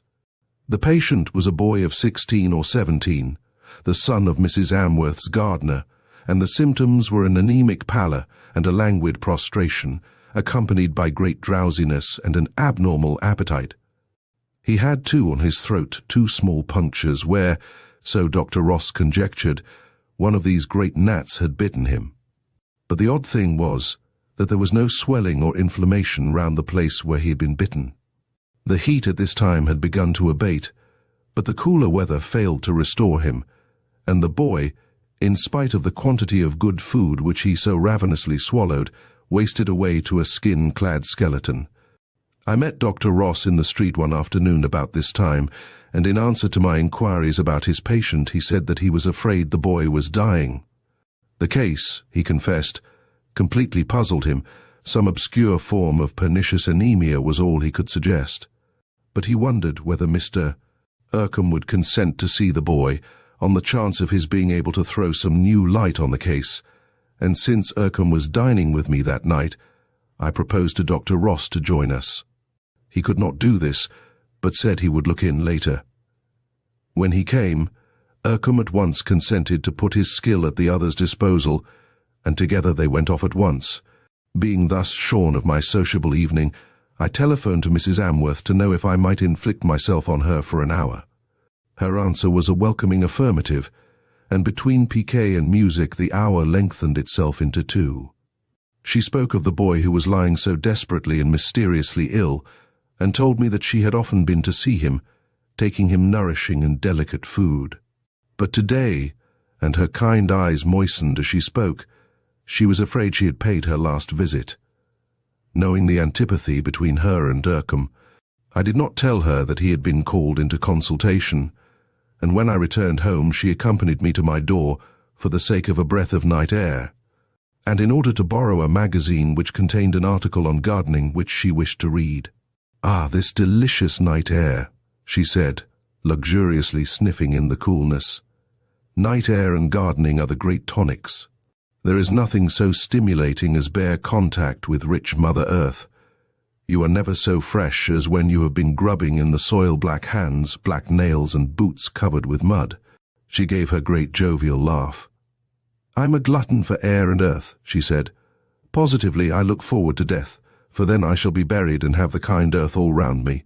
No leaden caskets for me. I have given explicit directions. But what shall I do about air? Well, I suppose one can't have everything. The magazine? 1,000 thanks. I will faithfully return it. Good night, garden, and keep your windows open, and you won't have anemia." "I always sleep with my windows open," said I. I went straight up to my bedroom, of which one of the windows looks out over the street, and as I undressed I thought I heard voices talking outside not far away, but I paid no particular attention, put out my lights, and falling asleep plunged into the depths of a most horrible dream, distortedly suggested no doubt by my last words with Mrs. Amworth. I dreamed that I woke, and found that both my bedroom windows were shut. Half suffocating, I dreamed that I sprang out of bed, and went across to open them. The blind over the first was drawn down, and pulling it up I saw, with the indescribable horror of incipient nightmare, Mrs. Amworth's face suspended close to the pane in the darkness outside, nodding and smiling at me. Pulling down the blind again to keep that terror out, I rushed to the second window on the other side of the room, and there again was Mrs. Amworth's face. Then the panic came upon me in full blast. Here was I suffocating in the airless room, and whichever window I opened Mrs. Amworth's face would float in, like those noiseless black gnats that bit before one was aware. The nightmare rose to screaming point, and with strangled yells I awoke to find my room cool and quiet, with both windows open, and blinds up, and a half-moon high in its course, casting an oblong of tranquil light on the floor. But even when I was awake, the horror persisted, and I lay tossing and turning. I must have slept long before the nightmare seized me, for now it was nearly day. And soon in the east, the drowsy eyelids of morning began to lift. I was scarcely downstairs next morning, for after the dawn I slept late, when Urkham rang up to know if he might see me immediately. He came in, grim and preoccupied, and I noticed that he was pulling on a pipe that was not even filled. "I want your help," he said, "and so I must tell you first of all what happened last night. I went round with the little doctor to see his patient, and found him just alive but scarcely more. I instantly diagnosed in my own mind what this anemia, unaccountable by any other explanation, meant. The boy is the prey of a vampire." He put his empty pipe on the breakfast table by which I had just sat down and folded his arms, looking at me steadily from under his overhanging brows. "Now about last night," he said. "I insisted that he should be moved from his father's cottage into my house. As we were carrying him on a stretcher, whom should we meet but Mrs. Amworth? She expressed shocked surprise that we were moving him. Now why do you think she did that?" With a start of horror, as I remembered my dream that night before, I felt an idea come into my mind so preposterous and unthinkable that I instantly turned it out again. "I haven't the smallest idea," I said. "Then listen, while I tell you about what happened later." I put out all light in the room where the boy lay and watched. One window was a little open, for I'd forgotten to close it, and about midnight I heard something outside, trying apparently to push it farther open. I guessed who it was. Yes, it was full 20 feet from the ground, and I peeped round the corner of the blind. Just outside was the face of Mrs. Amworth, and her hand was on the frame of the window. Very softly I crept close, and then banged the window down, and I think I just caught the tip of one of her fingers. "But it's impossible," I cried. "How could she be floating in the air like that? And what had she come for?" "Don't tell me such." Once more, with closer grip, the remembrance of my nightmare seized me. "I am telling you what I saw," said he. "And all night long, until it was nearly day, she was fluttering outside, like some terrible bat, trying to gain admittance. Now put together various things I have told you." He began checking them off on his fingers. "Number 1, he said. There was an outbreak of disease similar to that which this boy is suffering from at Peshawar, and her husband died of it. Number 2, Mrs. Amworth protested against my moving the boy to my house. Number 3, she, or the demon that inhabits her body, a creature powerful and deadly, tries to gain admittance. And add this too, in medieval times, there was an epidemic of vampirism here at Maxley. The vampire, so the accounts run, was found to be Elizabeth Chaston. I see you remember Mrs. Amworth's maiden name. Finally, the boy is stronger this morning. He would certainly not have been alive if he had been visited again. And what do you make of it?" There was a long silence, during which I found this incredible horror assuming the hues of reality. "I have something to add," I said, "which may or may not bear on it. You say that the spectre went away shortly before dawn." "Yes." I told him of my dream, and he smiled grimly. "Yes, you did well to awake," he said. "That warning came from your subconscious self, which never wholly slumbers, and cried out to you of deadly danger. For 2 reasons, then, you must help me. 1, to save others, the second, to save yourself."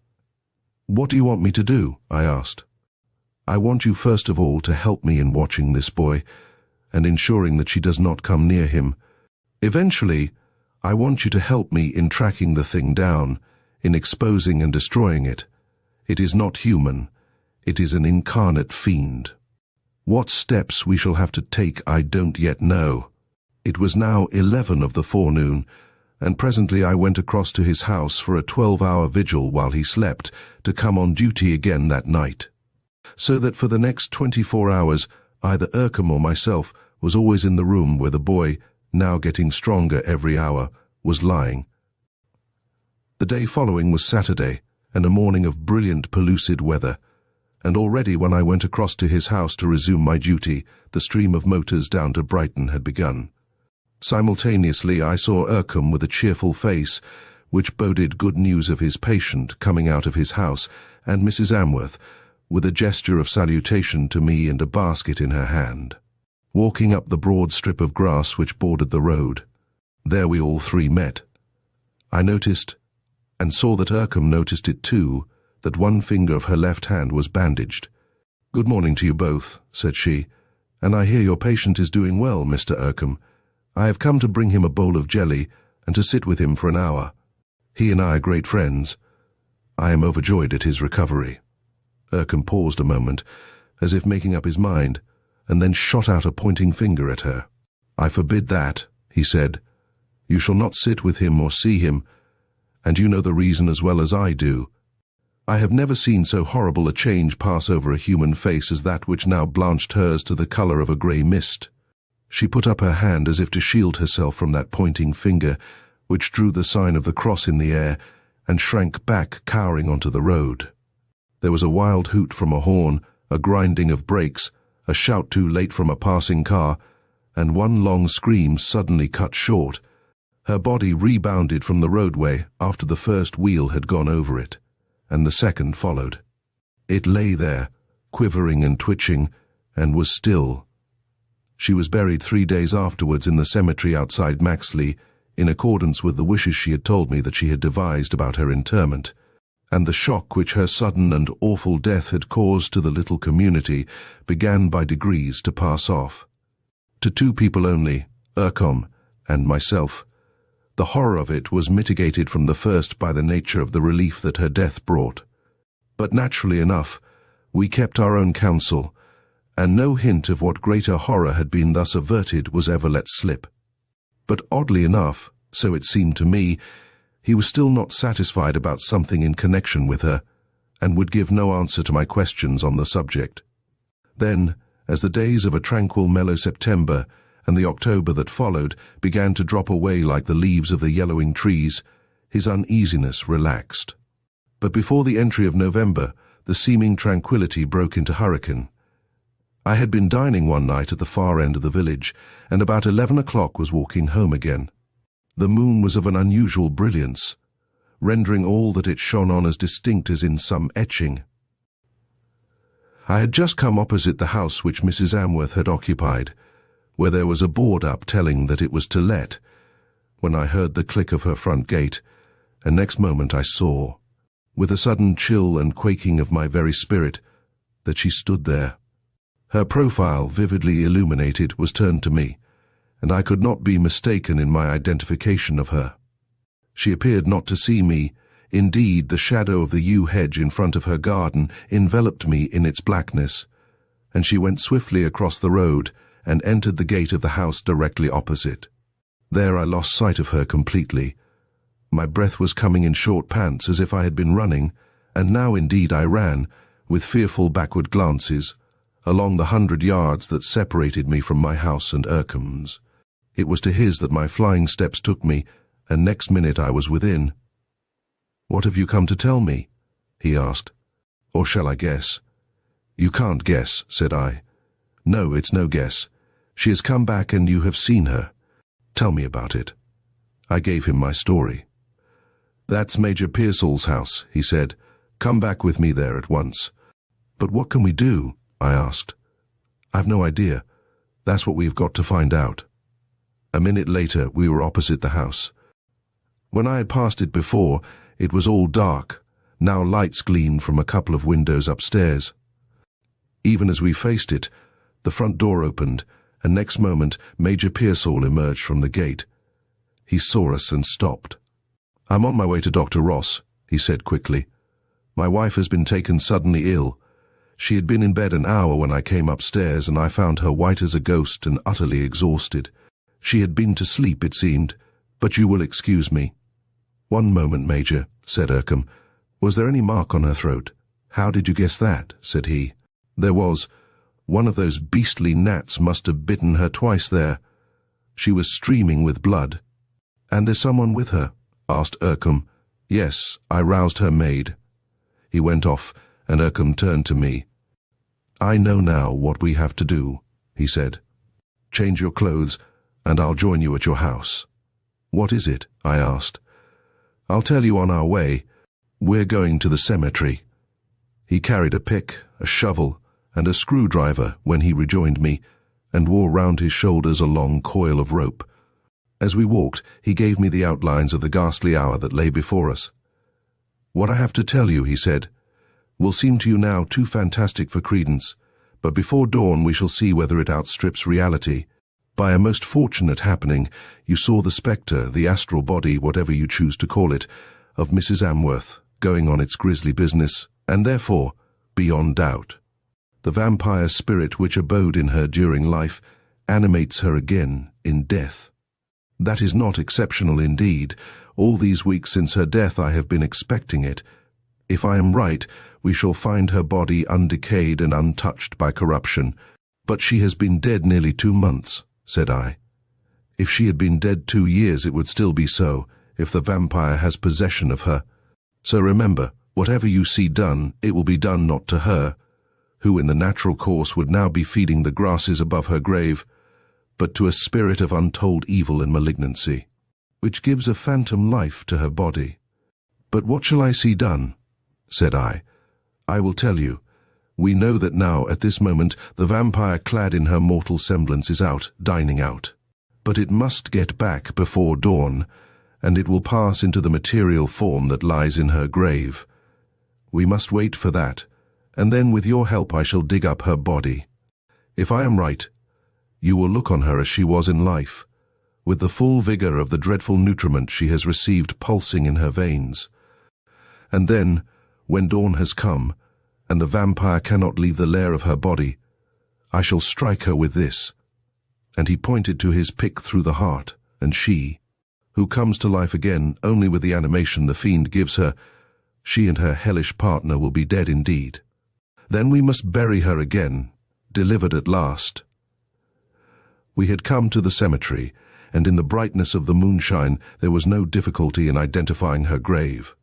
It lay some 20 yards from the small chapel, in the porch of which, obscured by shadow, we concealed ourselves. From there we had a clear and open sight of the grave, and now we must wait till its infernal visitor returned home. The night was warm and windless, yet even if a freezing wind had been raging, I think I should have felt nothing of it, so intense was my preoccupation as to what the night and dawn would bring. There was a bell in the turret of the chapel that struck the quarters of the hour, and it amazed me to find how swiftly the chimes succeeded one another. The moon had long set, but a twilight of stars shone in a clear sky when 5 o'clock of the morning sounded from the turret. A few minutes more passed, and then I felt Urkham's hand softly nudging me, and looking out in the direction of his pointing finger, I saw that the form of a woman, tall and large in build, was approaching from the right. Noiselessly, with a motion more of gliding and floating than walking, she moved across the cemetery to the grave which was the center of our observation. She moved round it as if to be certain of its identity, and for a moment stood directly facing us. In the greyness to which now my eyes had grown accustomed, I could easily see her face, and recognize its features. She drew her hand across her mouth as if wiping it, and broke into a chuckle of such laughter as made my hair stir on my head. Then she leaped onto the grave, holding her hands high above her head, and inch by inch disappeared into the earth. Urkham's hand was laid on my arm in an injunction to keep still, but now he removed it. "Come," he said. With pick and shovel and rope we went to the grave. The earth was light and sandy, and soon after 6 struck we had delved down to the coffin lid.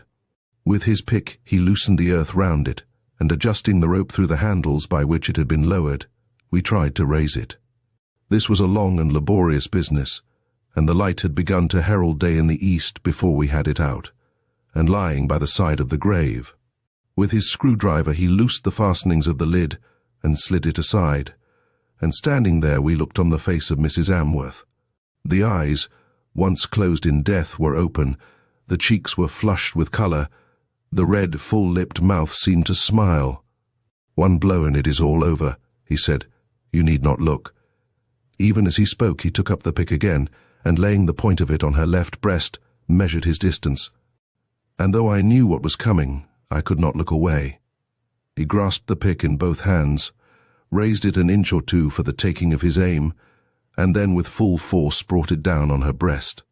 A fountain of blood, though she had been dead so long, spouted high in the air, falling with the thud of a heavy splash over the shroud, and simultaneously from those red lips came one long, appalling cry, swelling up like some hooting siren, and dying away again. With that, instantaneous as a lightning flash, came the touch of corruption on her face. The color of it faded to ash. The plump cheeks fell in, the mouth dropped. "Thank God that's over," said he, and without pause slipped the coffin lid back into its place. Day was coming fast now, and working like men possessed, we lowered the coffin into its place again, and shoveled the earth over it. The birds were busy with their earliest pipings as we went back to Maxley. Chapter 11. In the tube. "It's a convention," said Anthony Carling cheerfully, "and not a very convincing one." "Time indeed. There's no such thing as time, really. It has no actual existence. Time is nothing more than an infinitesimal point in eternity, just as space is an infinitesimal point in infinity.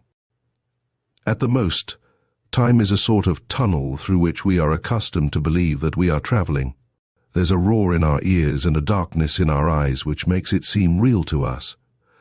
But before we came into the tunnel, we existed forever in an infinite sunlight. And after we have got through it, we shall exist in an infinite sunlight again. So why should we bother ourselves about the confusion and noise and darkness which only encompass us for a moment? For a firm-rooted believer in such immeasurable ideas as these, which he punctuated with brisk application of the poker to the brave sparkle and glow of the fire, Anthony has a very pleasant appreciation of the measurable and the finite. And nobody with whom I have acquaintance has so keen a zest for life and its enjoyments as he. He had given us this evening an admirable dinner, had passed round a port beyond praise, and had illuminated the jolly hours with the light of his infectious optimism. Now the small company had melted away, and I was left with him over the fire in his study. Outside, the tattoo of wind-driven sleet was audible on the window panes, overscoring now and again the flap of the flames on the open hearth, and the thought of the chilly blasts and the snow-covered pavement in Brompton Square, across which to skidding taxicabs. The last of his other guests had scurried, made my position, resident here till tomorrow morning, the more delicately delightful. Above all, there was this stimulating and suggestive companion, who, whether he talked of the great abstractions which were so intensely real and practical to him, or of the very remarkable experiences which he had encountered among these conventions of time and space, was equally fascinating to the listener. "I adore life," he said. "I find it the most entrancing plaything.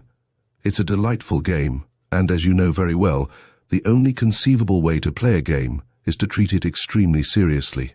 If you say to yourself, 'It's only a game,' you cease to take the slightest interest in it.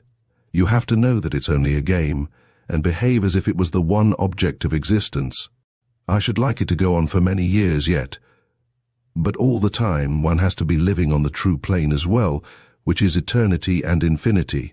If you come to think of it, the one thing which the human mind cannot grasp is the finite, not the infinite, the temporary, not the eternal." "That sounds rather paradoxical," said I. "Only because you've made a habit of thinking about things that seem bounded and limited. Look it in the face for a minute. Try to imagine finite time and space, and you find you can't.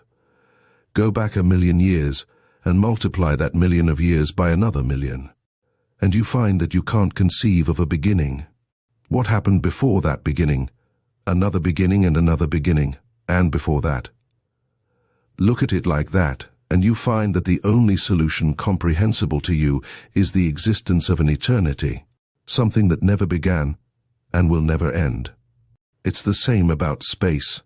Project yourself to the farthest star, and what comes beyond that? Emptiness.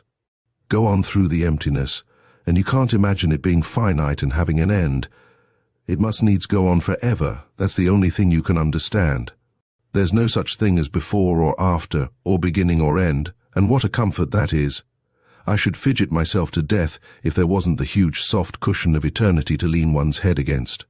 Some people say, I believe I've heard you say it yourself, that the idea of eternity is so tiring, you feel that you want to stop. But that's because you are thinking of eternity in terms of time, and mumbling in your brain, and after that and after that. Don't you grasp the idea that in eternity there isn't any after, any more than there is any before? It's all one.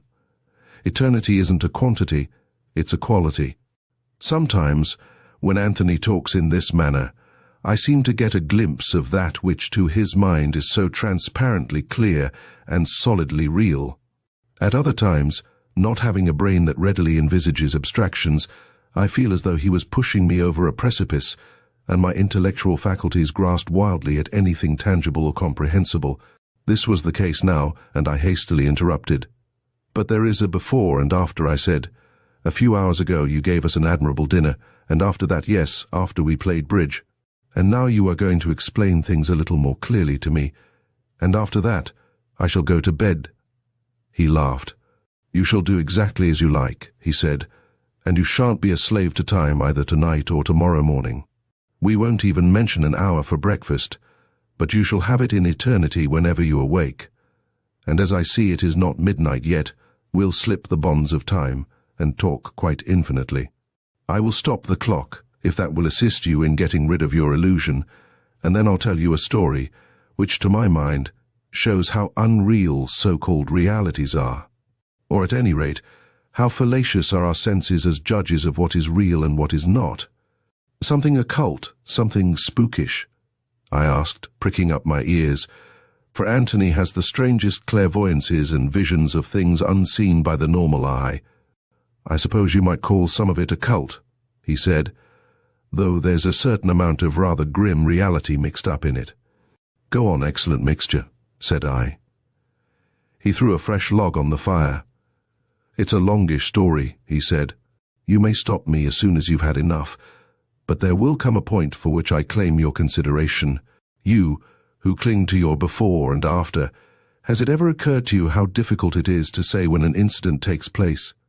Say that a man commits some crime of violence. Can we not, with a good deal of truth, say that he really commits that crime when he definitely plans and determines upon it, dwelling on it with gusto? The actual commission of it, I think we can reasonably argue, is the mere material sequel of his resolve. He is guilty of it when he makes that determination. When, therefore, in the term of before and after, does the crime truly take place? There is also in my story a further point for your consideration. For it seems certain that the spirit of a man, after the death of his body, is obliged to reenact such a crime, with a view, I suppose we may guess, to his remorse and his eventual redemption. Those who have second sight have seen such reenactments. Perhaps he may have done his deed blindly in this life, but then his spirit recommits it with its spiritual eyes open and able to comprehend its enormity. So shall we view the man's original determination and the material commission of his crime only as preludes to the real commission of it, when with eyes unsealed he does it and repents of it? That all sounds very obscure when I speak in the abstract, but I think you will see what I mean if you follow my tale. Comfortable? Got everything you want? Here goes then. He leaned back in his chair, concentrating his mind, and then spoke. The story that I am about to tell you, he said, had its beginning a month ago, when you were away in Switzerland. It reached its conclusion, so I imagine, last night. I do not, at any rate, expect to experience any more of it. Well, a month ago, I was returning late on a very wet night from dining out. There was not a taxi to be had, and I hurried through the pouring rain to the tube station at Piccadilly Circus, and thought myself very lucky to catch the last train in this direction. The carriage into which I stepped was quite empty, except for one other passenger, who sat next the door immediately opposite to me. I had never, to my knowledge, seen him before, but I found my attention vividly fixed on him, as if he somehow concerned me. He was a man of middle age, in dress clothes, and his face wore an expression of intense thought, as if in his mind he was pondering some very significant matter. And his hand, which was resting on his knee, clenched and unclenched itself. Suddenly he looked up and stared me in the face, and I saw there suspicion and fear, as if I had surprised him in some secret deed. At that moment we stopped at Dover Street, and the conductor threw open the doors, announced the station, and added, "Change here for Hyde Park Corner and Gloucester Road." That was all right for me, since it meant that the train would stop at Brompton Road, which was my destination. It was all right apparently too for my companion, for he certainly did not get out, and after a moment's stop, during which no one else got in, we went on. I saw him, I must insist, after the doors were closed and the train had started. But when I looked again, as we rattled on, I saw that there was no one there. I was quite alone in the carriage. Now you may think that I had had one of those swift momentary dreams which flash in and out of the mind in the space of a second, but I did not believe it was so myself, for I felt that I had experienced some sort of premonition or clairvoyant vision. A man, the semblance of whom, astral body or whatever you may choose to call it, I had just seen, would sometimes sit in that seat opposite to me, pondering and planning. But why? I asked. Why should it have been the astral body of a living man which you thought you had seen? Why not the ghost of a dead one? Because of my own sensations. The sight of the spirit of someone dead, which has occurred to me 2 or 3 times in my life, has always been accompanied by a physical shrinking and fear, and by the sensation of cold and of loneliness. I believed, at any rate, that I had seen a phantom of the living, and that impression was confirmed, I might say proved, the next day. For I met the man himself, and the next night, as you shall hear, I met the phantom again. We will take them in order. I was lunching then, the next day with my neighbour Mrs. Stanley. There was a small party, and when I arrived we waited but for the final guest. He entered while I was talking to some friend, and presently at my elbow I heard Mrs. Stanley's voice. "Let me introduce you to Sir Henry Pale," she said. I turned and saw my viz, a viz of the night before. It was quite unmistakably he, and as we shook hands he looked at me, I thought, with vague and puzzled recognition. "Haven't we met before, Mr. Carling?" he said. I seemed to recollect. For the moment I forgot the strange manner of his disappearance from the carriage, and thought that it had been the man himself whom I had seen last night. "Surely, and not so long ago," I said, for we sat opposite each other in the last tube train from Piccadilly Circus yesterday night. He still looked at me, frowning, puzzled, and shook his head. "That can hardly be," he said. "I only came up from the country this morning." Now this interested me profoundly, for the astral body, we are told, abides in some half-conscious region of the mind or spirit, and has recollections of what has happened to it, which it can convey only very vaguely and dimly to the conscious mind. All lunchtime I could see his eyes again and again directed to me with the same puzzled and perplexed air, and as I was taking my departure he came up to me. "I shall recollect some day," he said, "where we met before, and I hope we may meet again. Was it not?" And he stopped. "No, it has gone from me," he added. The log that Anthony had thrown on the fire was burning bravely now, and its high flickering flame lit up his face. "Now, I don't know whether you believe in coincidences as chance things," he said, "but if you do, get rid of the notion. Or if you can't at once, call it a coincidence that that very night I again caught the last train on the tube going westwards. This time, so far from my being a solitary passenger, there was a considerable crowd waiting at Dover Street, where I entered. And just as the noise of the approaching train began to reverberate in the tunnel, I caught sight of Sir Henry Pale standing near the opening from which the train would presently emerge, apart from the rest of the crowd. And I thought to myself how odd it was that I should have seen the phantom of him at this very hour last night, and the man himself now. And I began walking towards him with the idea of saying, "Anyhow, it is in the tube that we meet tonight." And then a terrible and awful thing happened. Just as the train emerged from the tunnel, he jumped down onto the line in front of it, and the train swept along over him up the platform. For a moment, I was stricken with horror at the sight, and I remember covering my eyes against the dreadful tragedy. But then I perceived that, though it had taken place in full sight of those who were waiting, no one seemed to have seen it except myself. The driver, looking out from his window, had not applied his brakes. There was no jolt from the advancing train, no scream, no cry, and the rest of the passengers began boarding the train with perfect nonchalance. I must have staggered, for I felt sick and faint with what I had seen, and some kindly soul put his arm round me and supported me into the train. He was a doctor, he told me, and asked if I was in pain or what ailed me. I told him what I thought I had seen, and he assured me that no such accident had taken place. It was clear then to my own mind that I had seen the second act, so to speak, in this psychical drama, and I pondered next morning over the problem as to what I should do. Already I had glanced at the morning paper, which, as I knew would be the case, contained no mention whatever of what I had seen. The thing had certainly not happened, but I knew in myself that it would happen. The flimsy veil of time had been withdrawn from my eyes, and I had seen into what you would call the future.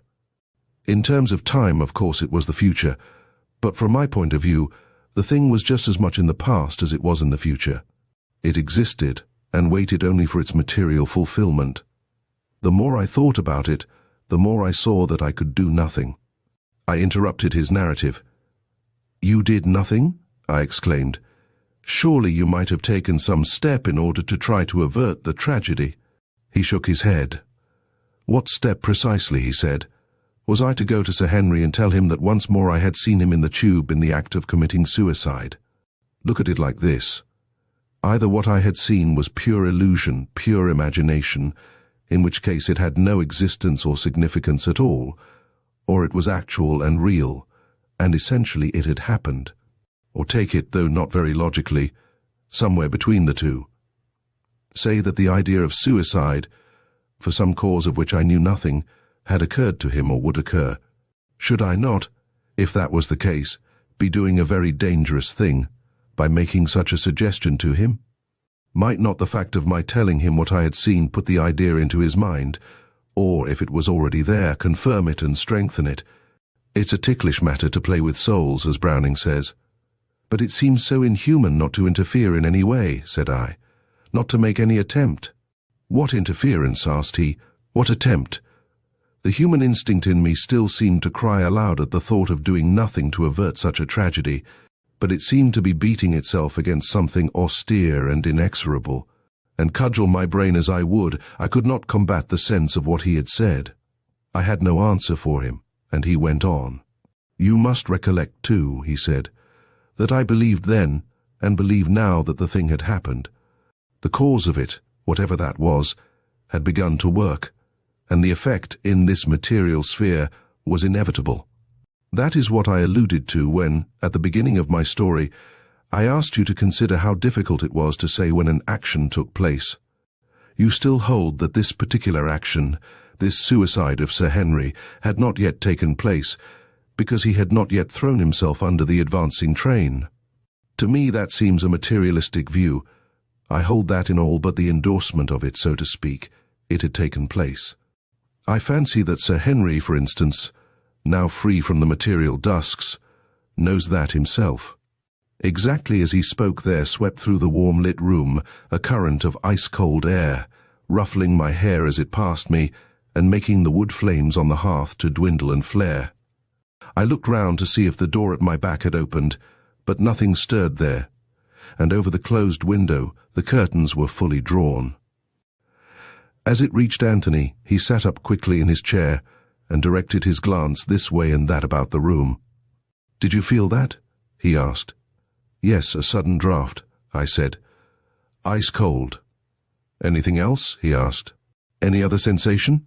I paused before I answered, for at the moment there occurred to me Anthony's differentiation of the effects produced on the beholder by a phantasm of the living and the apparition of the dead.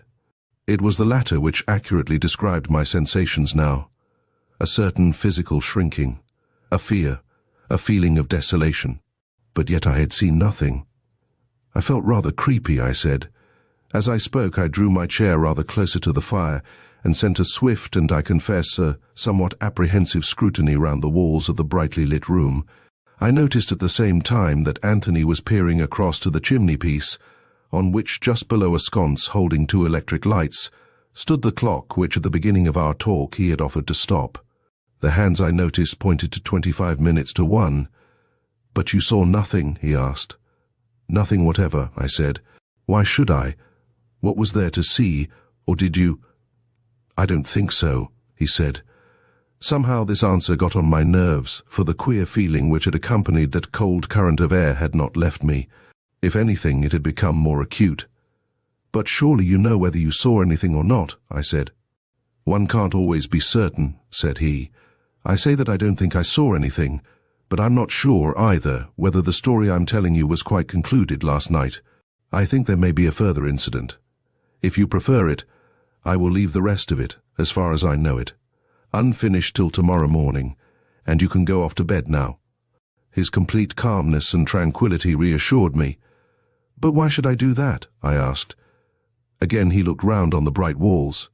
"Well, I think something entered the room just now," he said, "and it may develop. If you don't like the notion, you had better go. Of course there's nothing to be alarmed at. Whatever it is, it can't hurt us. But it is close on the hour when on 2 successive nights I saw what I have already told you, and an apparition usually occurs at the same time. Why that is so, I cannot say, but certainly it looks as if a spirit that is earthbound is still subject to certain conventions, the conventions of time, for instance. I think that personally I shall see something before long, but most likely you won't. You're not such a sufferer as I from these delusions. I was frightened and knew it, but I was also intensely interested. And some perverse pride wriggled within me at his last words. Why, so I asked myself, shouldn't I see whatever was to be seen? "I don't want to go in the least," I said. "I want to hear the rest of your story." "Where was I then?" "Ah, yes, you were wondering why I didn't do something after I saw the train move up to the platform, and I said that there was nothing to be done. If you think it over, I fancy you will agree with me." A couple of days passed, and on the 3rd morning I saw in the paper that there had come fulfillment to my vision. Sir Henry Pale, who had been waiting on the platform of Dover Street Station for the last train to South Kensington, had thrown himself in front of it as it came into the station. The train had been pulled up in a couple of yards, but a wheel had passed over his chest, crushing it in and instantly killing him. An inquest was held, and there emerged at it one of those dark stories which, on occasions like these, sometimes fall like a midnight shadow across a life that the world perhaps had thought prosperous. He had long been on bad terms with his wife, from whom he had lived apart, and it appeared that not long before this he had fallen desperately in love with another woman. The night before his suicide he had appeared very late at his wife's house, and had a long and angry scene with her, in which he entreated her to divorce him, threatening otherwise to make her life a hell to her. She refused, and in an ungovernable fit of passion he attempted to strangle her. There was a struggle, and the noise of it caused her manservant to come up, who succeeded in overmastering him. Lady Pale threatened to proceed against him for assault with the intention to murder her. With this hanging over his head, the next night, as I have already told you, he committed suicide. He glanced at the clock again, and I saw that the hands now pointed to 10 minutes to 1. The fire was beginning to burn low, and the room surely was growing strangely cold. "That's not quite all," said Anthony, again looking round. "Are you sure you wouldn't prefer to hear it tomorrow?" The mixture of shame and pride and curiosity again prevailed. "No. Tell me the rest of it at once," I said. Before speaking, he peered suddenly at some point behind my chair, shading his eyes. I followed his glance, and knew what he meant by saying that sometimes one could not be sure whether one saw something or not. But was that an outlined shadow that intervened between me and the wall? It was difficult to focus. I did not know whether it was near the wall or near my chair. It seemed to clear away anyhow, as I looked more closely at it. "You see nothing?" asked Anthony. "No, I don't think so," said I. "And you?" "I think I do," he said, and his eyes followed something which was invisible to mine. They came to rest between him and the chimney-piece. Looking steadily there, he spoke again. "All this happened some weeks ago," he said, "when you were out in Switzerland, and since then, up till last night, I saw nothing further. But all the time I was expecting something further. I felt that, as far as I was concerned, it was not all over yet, and last night, with the intention of assisting any communication to come through to me from beyond, I went into the Dover Street tube station at a few minutes before 1 o'clock, the hour at which both the assault and the suicide had taken place. The platform when I arrived on it was absolutely empty, or appeared to be so, but presently, just as I began to hear the roar of the approaching train, I saw there was the figure of a man standing some 20 yards from me, looking into the tunnel. He had not come down with me in the lift, and the moment before he had not been there. He began moving towards me, and then I saw who it was, and I felt a stir of wind icy cold coming towards me as he approached. It was not the draught that heralds the approach of a train, for it came from the opposite direction. He came close up to me, and I saw there was recognition in his eyes. He raised his face towards me, and I saw his lips move, but, perhaps in the increasing noise from the tunnel, I heard nothing come from them. He put out his hand, as if entreating me to do something, and with a cowardice from which I cannot forgive myself, I shrank from him, for I knew by the sign that I have told you that this was one from the dead, and my flesh quaked before him, drowning for the moment all pity and all desire to help him, if that was possible. Certainly he had something which he wanted of me, but I recoiled from him, and by now the train was emerging from the tunnel, and next moment, with a dreadful gesture of despair, he threw himself in front of it. As he finished speaking, he got up quickly from his chair, still looking fixedly in front of him. I saw his pupils dilate and his mouth worked. "It is coming," he said. "I am to be given a chance of atoning for my cowardice. There is nothing to be afraid of. I must remember that myself." As he spoke, there came from the panelling above the chimney-piece one loud shattering crack, and the cold wind again circled about my head. I found myself shrinking back in my chair, with my hands held in front of me, as instinctively I screened myself against something which I knew was there, but which I could not see. Every sense told me that there was a presence in the room other than mine and Anthony's, and the horror of it was that I could not see it.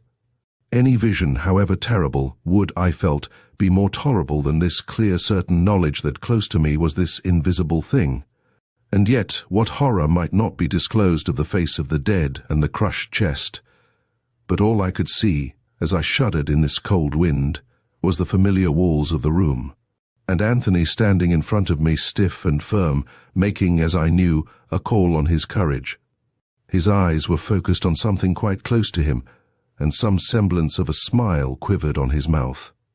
And then he spoke again. "Yes, I know you," he said, "and you want something of me. Tell me then what it is." There was absolute silence, but what was silence to my ears could not have been so to his, for once or twice he nodded, and once he said, "Yes, I see. I will do it." And with the knowledge that, even as there was someone here whom I could not see, so there was speech going on which I could not hear. This terror of the dead and of the unknown rose in me with the sense of powerlessness to move that accompanies nightmare. I could not stir, I could not speak. I could only strain my ears for the inaudible and my eyes for the unseen, while the cold wind from the very valley of the shadow of death streamed over me. It was not that the presence of death itself was terrible. It was that from its tranquility and serene keeping there had been driven some unquiet soul, unable to rest in peace, for whatever ultimate awakening rouses thee. Countless generations of those who have passed away, driven, no less, from whatever activities are theirs, back into the material world from which it should have been delivered. Never, until the gulf between the living and the dead was thus bridged, had it seemed so immense and so unnatural. It is possible that the dead may have communication with the living, and it was not that exactly that so terrified me, for such communication, as we know it, comes voluntarily from them. But here was something icy cold and crime-laden that was chased back from the peace that would not pacify it. And then, most horrible of all, there came a change in these unseen conditions. Anthony was silent now, and from looking straight and fixedly in front of him, he began to glance sideways to where I sat and back again. And with that, I felt that the unseen presence had turned its attention from him to me. And now, too, gradually and by awful degrees, I began to see. There came an outline of shadow across the chimney-piece and the panels above it. It took shape. It fashioned itself into the outline of a man.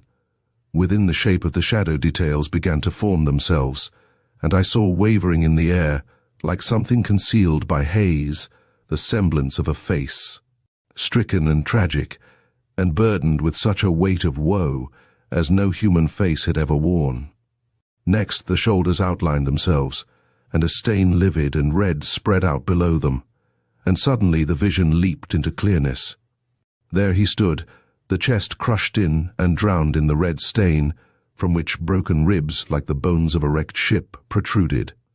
The mournful, terrible eyes were fixed on me, and it was from them, so I knew, that the bitter wind proceeded. Then, quick as the switching off of a lamp, the spectre vanished, and the bitter wind was still, and opposite to me stood Anthony in a quiet, bright-lit room.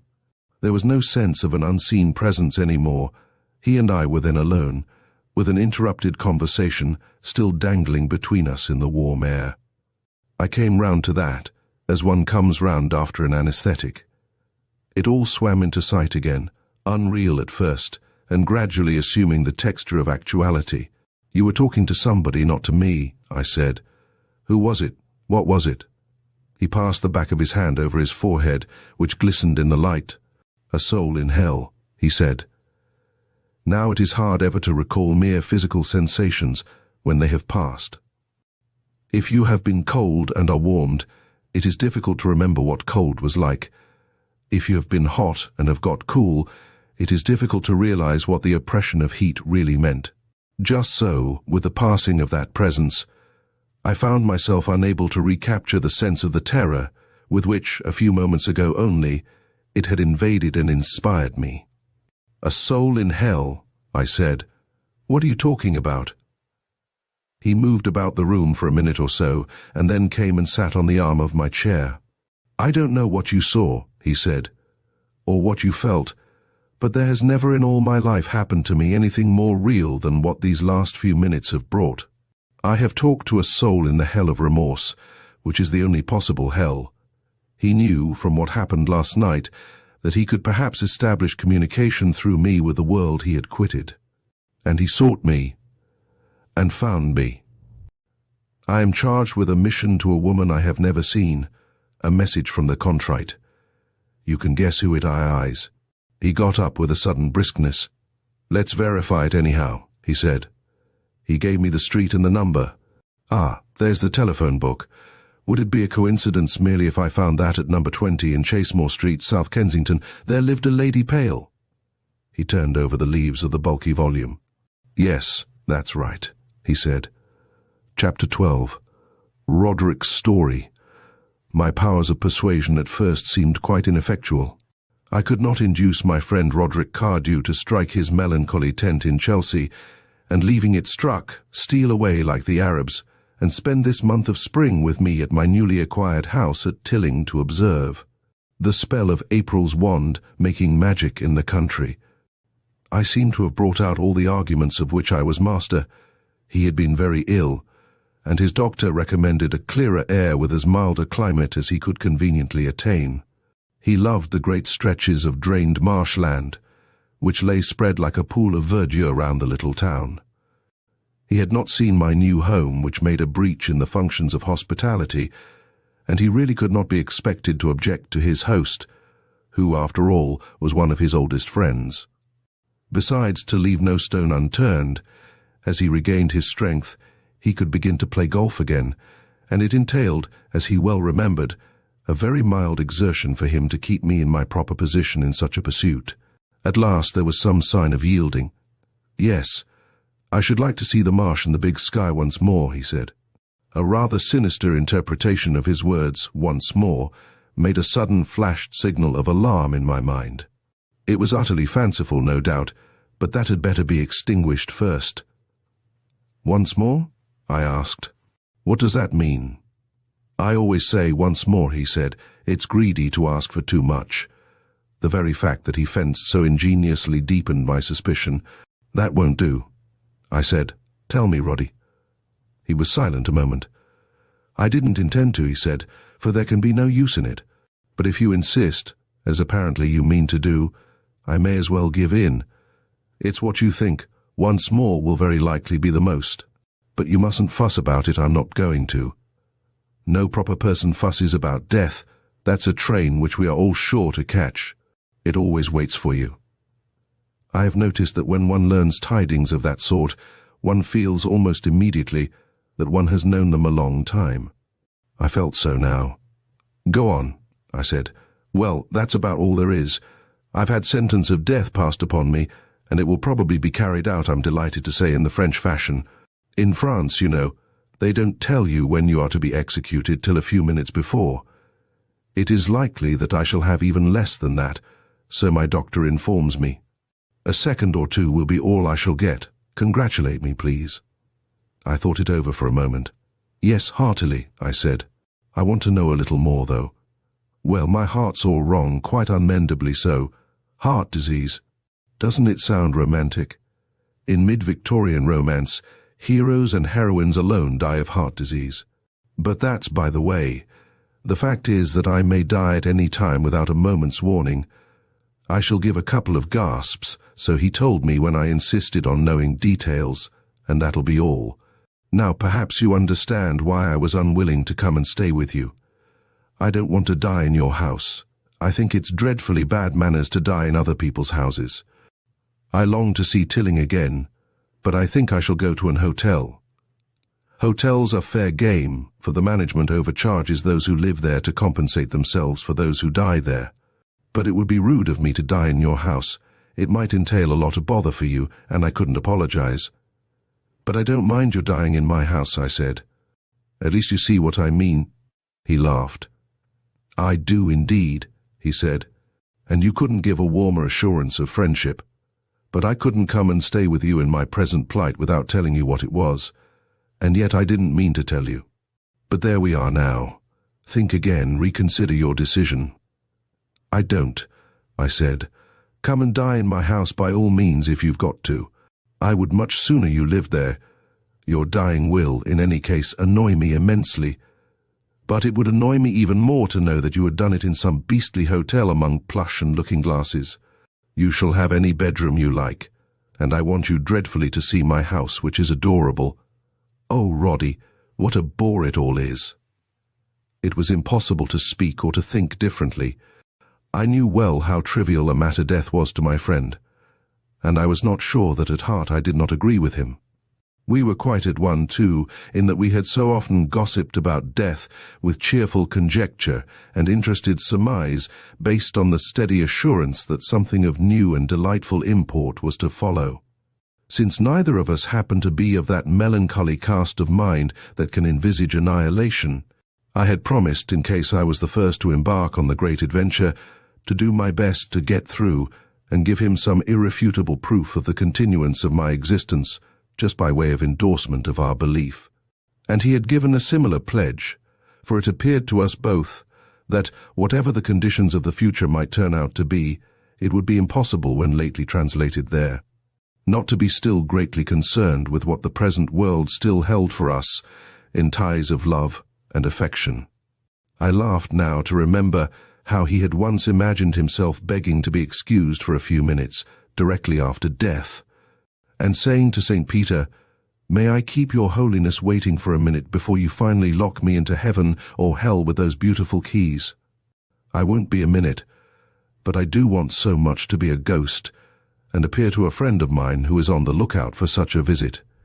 If I find I can't make myself visible, I will come back at once." "Oh, thank you, your holiness."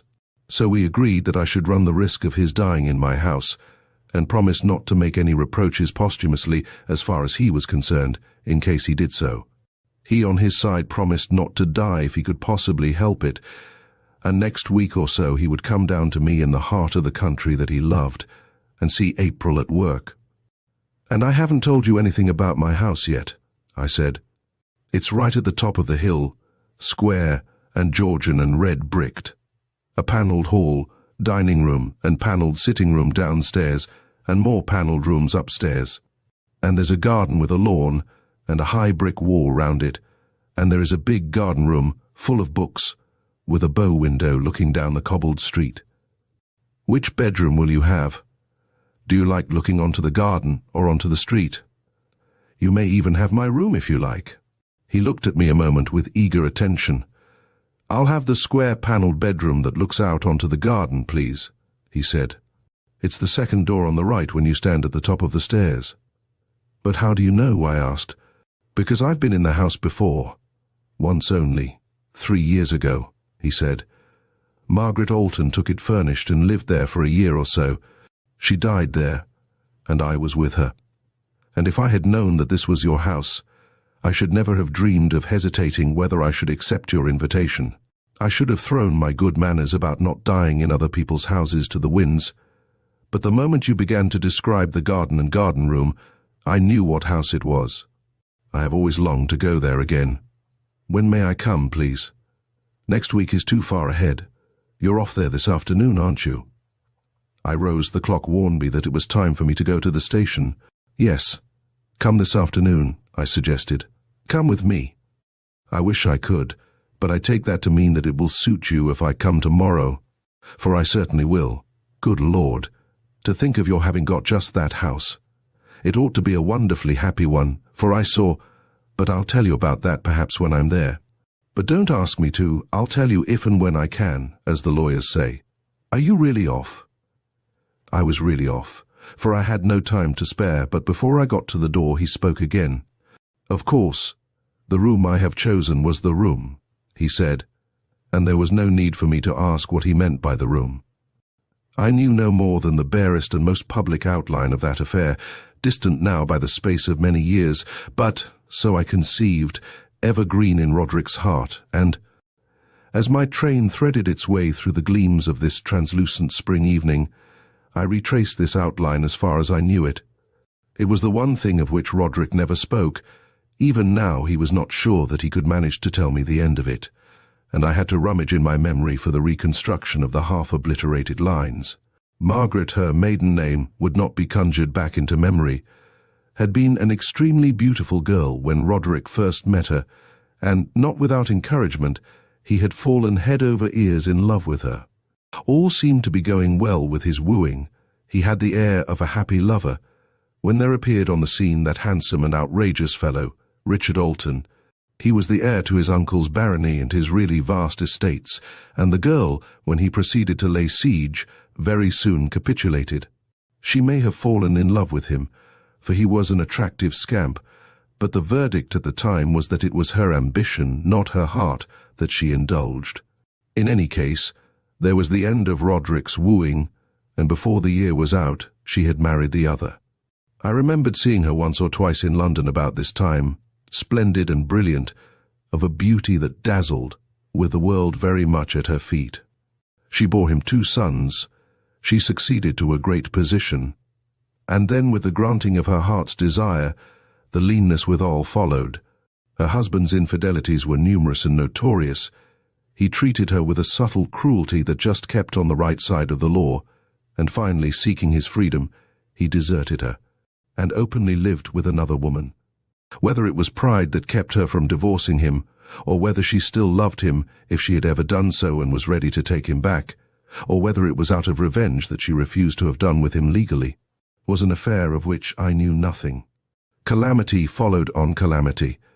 First one, and then the other of her sons was killed in the European War, and I remembered having heard that she was the victim of some malignant and disfiguring disease, which caused her to lead a hermit life, seeing nobody. It was now 3 years or so since she had died. Such, with the addition that she had died in my house, and that Roderick had been with her, was the sum of my meagre knowledge, which might or might not, so he had intimated, be supplemented by him. He arrived next day, having motored down from London for the avoidance of fatigue, and certainly as we sat after dinner that night in the garden room, he had avoided it very successfully. for never had I seen him more animated. "Oh, I have been so right to come here," he said, "for I feel steeped in tranquility and content.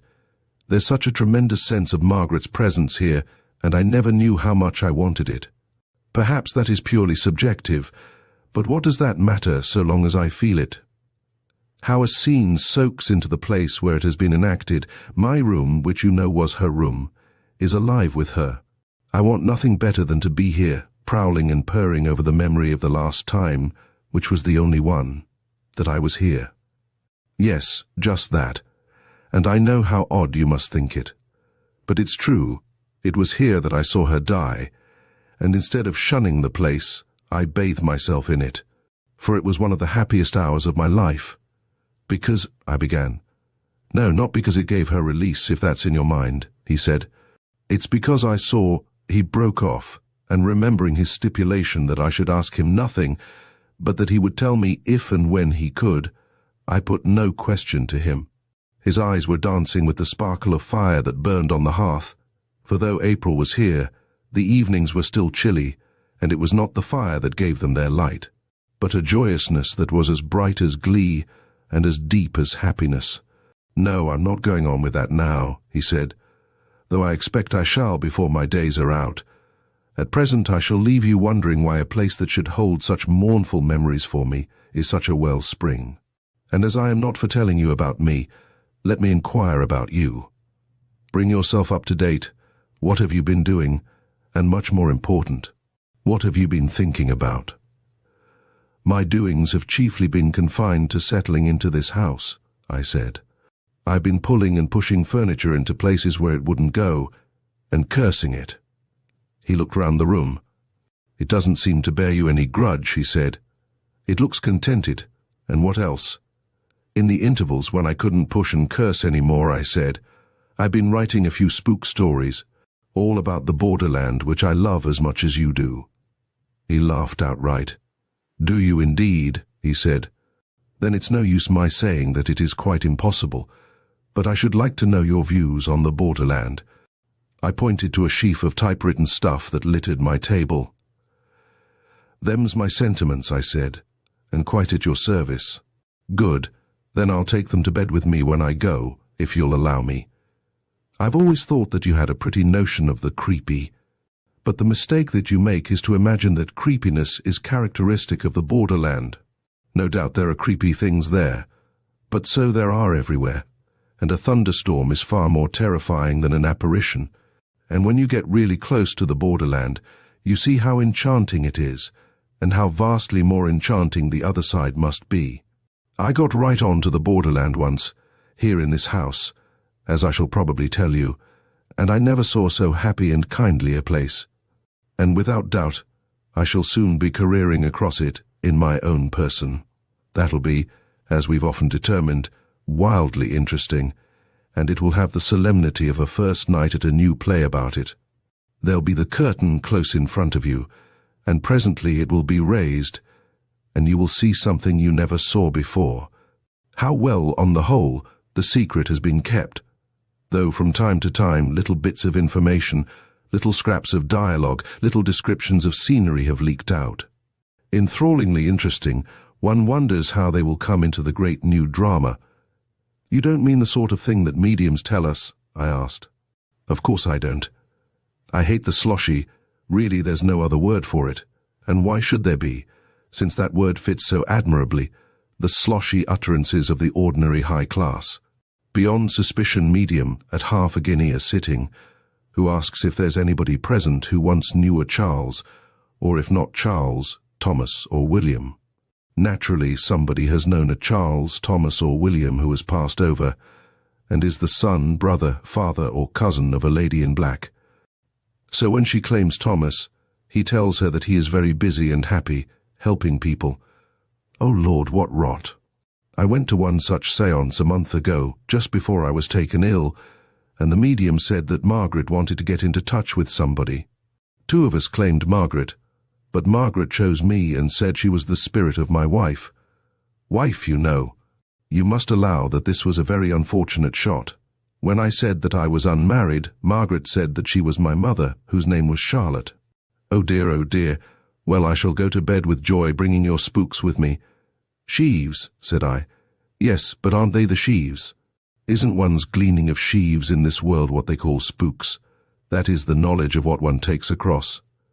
I don't understand one word, said I, but you must understand. All the knowledge worth anything which you or I have collected here is the beginning of the other life. We toil and moil, and make our gleanings and our harvestings, and all our decent efforts help us to realize what the real harvest is. Surely we shall take with us exactly that which we have reaped. After he had gone up to bed, I sat trying to correct the errors of a typist, but still between me and the pages there dwelt that haunting sense of all that we did here being only the grist for what was to come. Our achievements were rewarded, so he seemed to say, by a glimpse. And those glimpses, so I tried to follow him, were the hints that had leaked out of the drama for which the curtain was twitching. Was that it? Roderick came down to breakfast next morning, superlatively frank and happy. I didn't read a single line of your stories, he said. When I got into my bedroom, I was so immeasurably content that I couldn't risk getting interested in anything else. I lay awake a long time, pinching myself in order to prolong my sheer happiness. But the flesh was weak, and at last, from sheer happiness, I slept and probably snored. Did you hear me? I hope not. And then sheer happiness dictated my dreams, though I don't know what they were, and the moment I was called, I got up, because I didn't want to miss anything. Now, to be practical again, what are you doing this morning? I was intending to play golf, I said, unless... There isn't an unless if you mean me. My plan made itself for me, and I intend... This is my plan, to drive out with you, and sit in the hollow by the fourth tee, and read your stories there. There's a great southwesterly wind, like a celestial housemaid, scouring the skies, and I shall be completely sheltered there, and in the intervals of my reading. I shall pleasantly observe the unsuccessful efforts of the golfers to carry the big bunker. I can't personally play golf anymore, but I shall enjoy seeing other people attempting to do it. And no prowling or purring, I asked. Not this morning. That's all right, it's there. It's so much all right that I want to be active in other directions. Sitting in a windless hollow is about the range of my activities. I say that for fear that you should. I found a match when we arrived at the clubhouse, and Roderick strolled away to the goal of his observations. Half an hour afterwards, I found him watching with criminally ecstatic joy the soaring drives that, in the teeth of the great wind, were arrested and blown back into the unholiest bunker in all the world, or the low, clever balls that never rose to the height of the shored-up cliff of sand.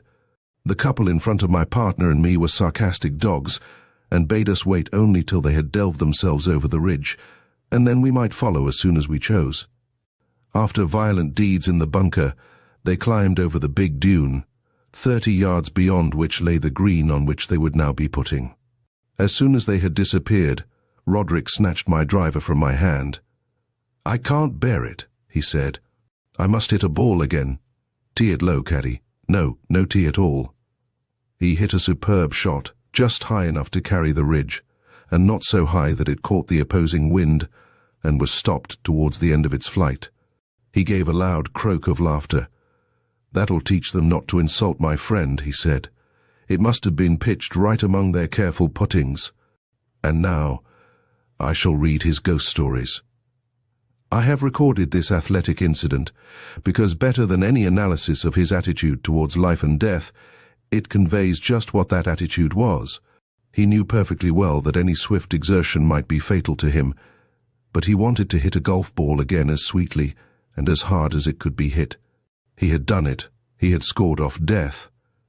And as I went on my way, I felt perfectly confident that if, with that brisk free effort, he had fallen dead on the tee, he would have thought it well worthwhile, provided only that he had made that irreproachable shot. While alive, he proposed to partake in the pleasures of life, amongst which he had always reckoned that of hitting golf balls, not caring, though he liked to be alive, whether the immediate consequence was death. Just because he did not in the least object to being dead. The choice was of such little consequence. The history of that I was to know that evening. The stories which Roderick had taken to read were designed to be of an uncomfortable type. One concerned a vampire, one an elemental, the third the reincarnation of a certain execrable personage. And as we sat in the garden room after tea, he with these pages on his knees, I had the pleasure of seeing him give hasty glances round as he read, as if to assure himself that there was nothing unusual in the dimmer corners of the room. I liked that. He was doing as I intended that a reader should. Before long he came to the last page. "And are you intending to make a book of them?" he asked. "What are the other stories like?" "Worse," said I, with the complacency of the horror-monger. "Then did you ask for criticism?" "I shall give it in any case. You will make a book that not only is inartistic, all shadows and no light, but a false book. Fiction can be false, you know, inherently false. You play godfather to your stories, you see. You tell them in the first person, those at least that I have read, and that, though it need not be supposed that those experiences were actually yours, yet gives a sort of guarantee that you believe the borderland of which you write to be entirely terrible. But it isn't. There are probably terrors there, I think, for instance, that I believe in elemental spirits of some ghastly kind, but I am sure that I believe that the borderland, for the most part, is almost inconceivably delightful. I've got the best of reasons for believing that." "I'm willing to be convinced," said I. Again, as he looked at the fire, his eyes sparkled, not with the reflected flame, but with the brightness of some interior vision. "Well, there's an hour yet before dinner," he said, "and my story won't take half of that. It's about my previous experience of this house, what I saw, in fact, in the room which I now occupy. It was because of that, naturally, that I wanted the same room again. Here goes, then. For the 20 years of Margaret's married life," he said, "I never saw her except quite accidentally and casually. Casually, like that, I had seen her at theatres and what not with her 2 boys whom thus I knew by sight. But I had never spoken to either of them, nor, after her marriage, to their mother. I knew, as all the world knew, that she had a terrible life, but circumstances being what they were, I could not bring myself to her notice. The more so because she made no sign or gesture of wanting me. But I am sure that no day passed on which I did not long to be able to show her that my love and sympathy were hers. Only so I thought, I had to know that she wanted them. I heard, of course, of the death of her sons. They were both killed in France within a few days of each other. One was 18, the other 19. I wrote to her then formally. So long had we been strangers, and she answered formally. After that, she took this house, where she lived alone. A year later, I was told that she had now, for some months, been suffering from a malignant and disfiguring disease. I was in London, strolling down Piccadilly when my companion mentioned it, and I at once became aware that I must go to see her, not tomorrow or soon, but now. It is difficult to describe the quality of that conviction, or tell you how instinctive and overmastering it was. There are some things which you can't help doing, not exactly because you desire to do them, but because they must be done. If, for instance, you're in the middle of the road and see a motor coming towards you at top speed, you have to step to the side of the road, unless you deliberately choose to commit suicide. It was just like that. Unless I intended to commit a sort of spiritual suicide, there was no choice. A few hours later, I was at your door here, asked to see her, and was told that she was desperately ill and could see nobody. But I got her maid to take the message that I was here, and presently her nurse came down to tell me that she would see me. I should find Margaret, she said, wearing a veil so as to conceal from me the dreadful ravages which the disease had inflicted on her face, and the scars of the 2 operations which she had undergone. Very likely she would not speak to me, for she had great difficulty in speaking at all, and in any case I was not to stay for more than a few minutes. Probably she could not live many hours.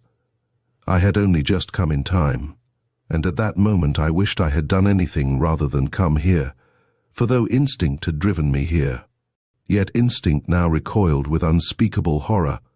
The flesh wars against the spirit, you know, and under its stress I now suggested that it was better perhaps that I should not see her. But the nurse merely said again that Margaret wished to see me, and guessing perhaps the cause of my unwillingness. "Her face will be quite invisible," she added. "There will be nothing to shock you." I went in alone. Margaret was propped up in bed with pillows, so that she sat nearly upright, and over her head was a dark veil through which I could see nothing whatever. Her right hand lay on the coverlet, and as I seated myself by her bedside, where the nurse had put a chair for me, Margaret advanced her hand towards me, shyly, hesitatingly, as if not sure that I would take it. But it was a sign, a gesture. He paused, his face beaming and radiant with the light of that memory. "I am speaking of things unspeakable," he said. "I can no more convey to you all that meant than by a mere enumeration of colours can I steep your soul in the feeling of a sunset." So there I sat, with her hand covered and clasped in mine. I had been told that very likely she would not speak, and for myself there was no word in the world which would not be dross in the gold of that silence. And then from behind her veil there came a whisper. "I couldn't die without seeing you," she said. "I was sure you would come. I've one thing to say to you. I loved you, and I tried to choke my love. And for years, my dear, I have been reaping the harvest of what I did. I tried to kill love, but it was so much stronger than I, and now the harvest is gathered. I have suffered cruelly, you know, but I bless every pang of it. I needed it all. Only a few minutes before I had quaked at the thought of seeing her, but now I could not suffer that the veil should cover her face. "Put up your veil, darling," I said. "I must see you." "No, no," she whispered. "I should horrify you. I am terrible." "You can't be terrible to me," I said. "I am going to lift it." I raised her veil, and what did I see? I might have known, I think I might have guessed that at this moment, supreme and perfect, I should see with vision. There was no scar or ravage of disease or disfigurement there. She was far lovelier than she had ever been, and on her face there shone the dawn of the everlasting day. She had shed all that was perishable and subject to decay, and her immortal spirit was manifested to me, purged and punished, if you will, but humble and holy. There was granted to my frail mortal sight the power of seeing truly. It was permitted to me to be with her beyond the bounds of mortality. And then, even as I was lost in an amazement of love and wonder, I saw we were not alone in the room. Two boys whom I recognized were standing at the other side of the bed, looking at her. It seemed utterly natural that they should be there. "We've been allowed to come for you, mother darling," said one. "Get up." She turned her face to them. "Ah, my dears," she said. "How lovely of you, but just one moment." She bent over towards me and kissed me. "Thank you for coming, Roderick," she said. "Goodbye, just for a little while." At that my power of sight, my power of true sight failed. Her head fell back on the pillows and turned over on one side. For 1 second, before I let the veil drop over it again, I had a glimpse of her face, marred and cruelly mutilated. I saw that, I say, but never then nor afterwards could I remember it. It was like a terrible dream, which utterly fades on the awaking. Then her hand, which had been clasping mine, in that moment of her farewell slackened its hold and dropped onto the bed.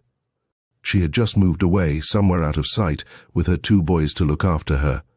He paused. "That's all," he said.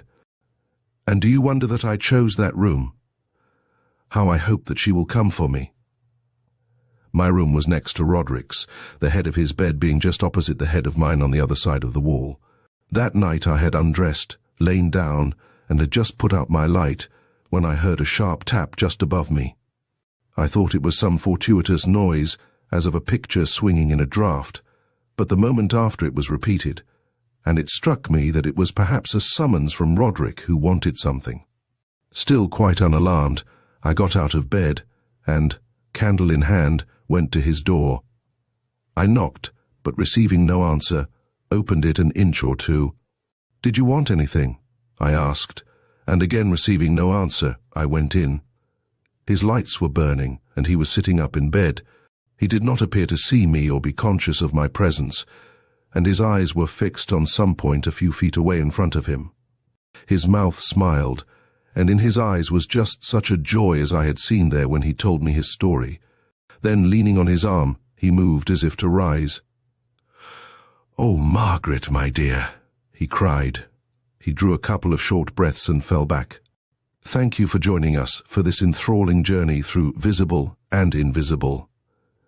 F. Benson masterfully weaves together elements of the ordinary and the extraordinary, leaving us to ponder the unseen forces that shape our existence. We hope this tale has inspired you to look beyond the visible and consider the hidden stories that might be lurking just out of sight. Don't forget to subscribe to Storytime Haven for more captivating narratives. Until next time, keep exploring the world of stories.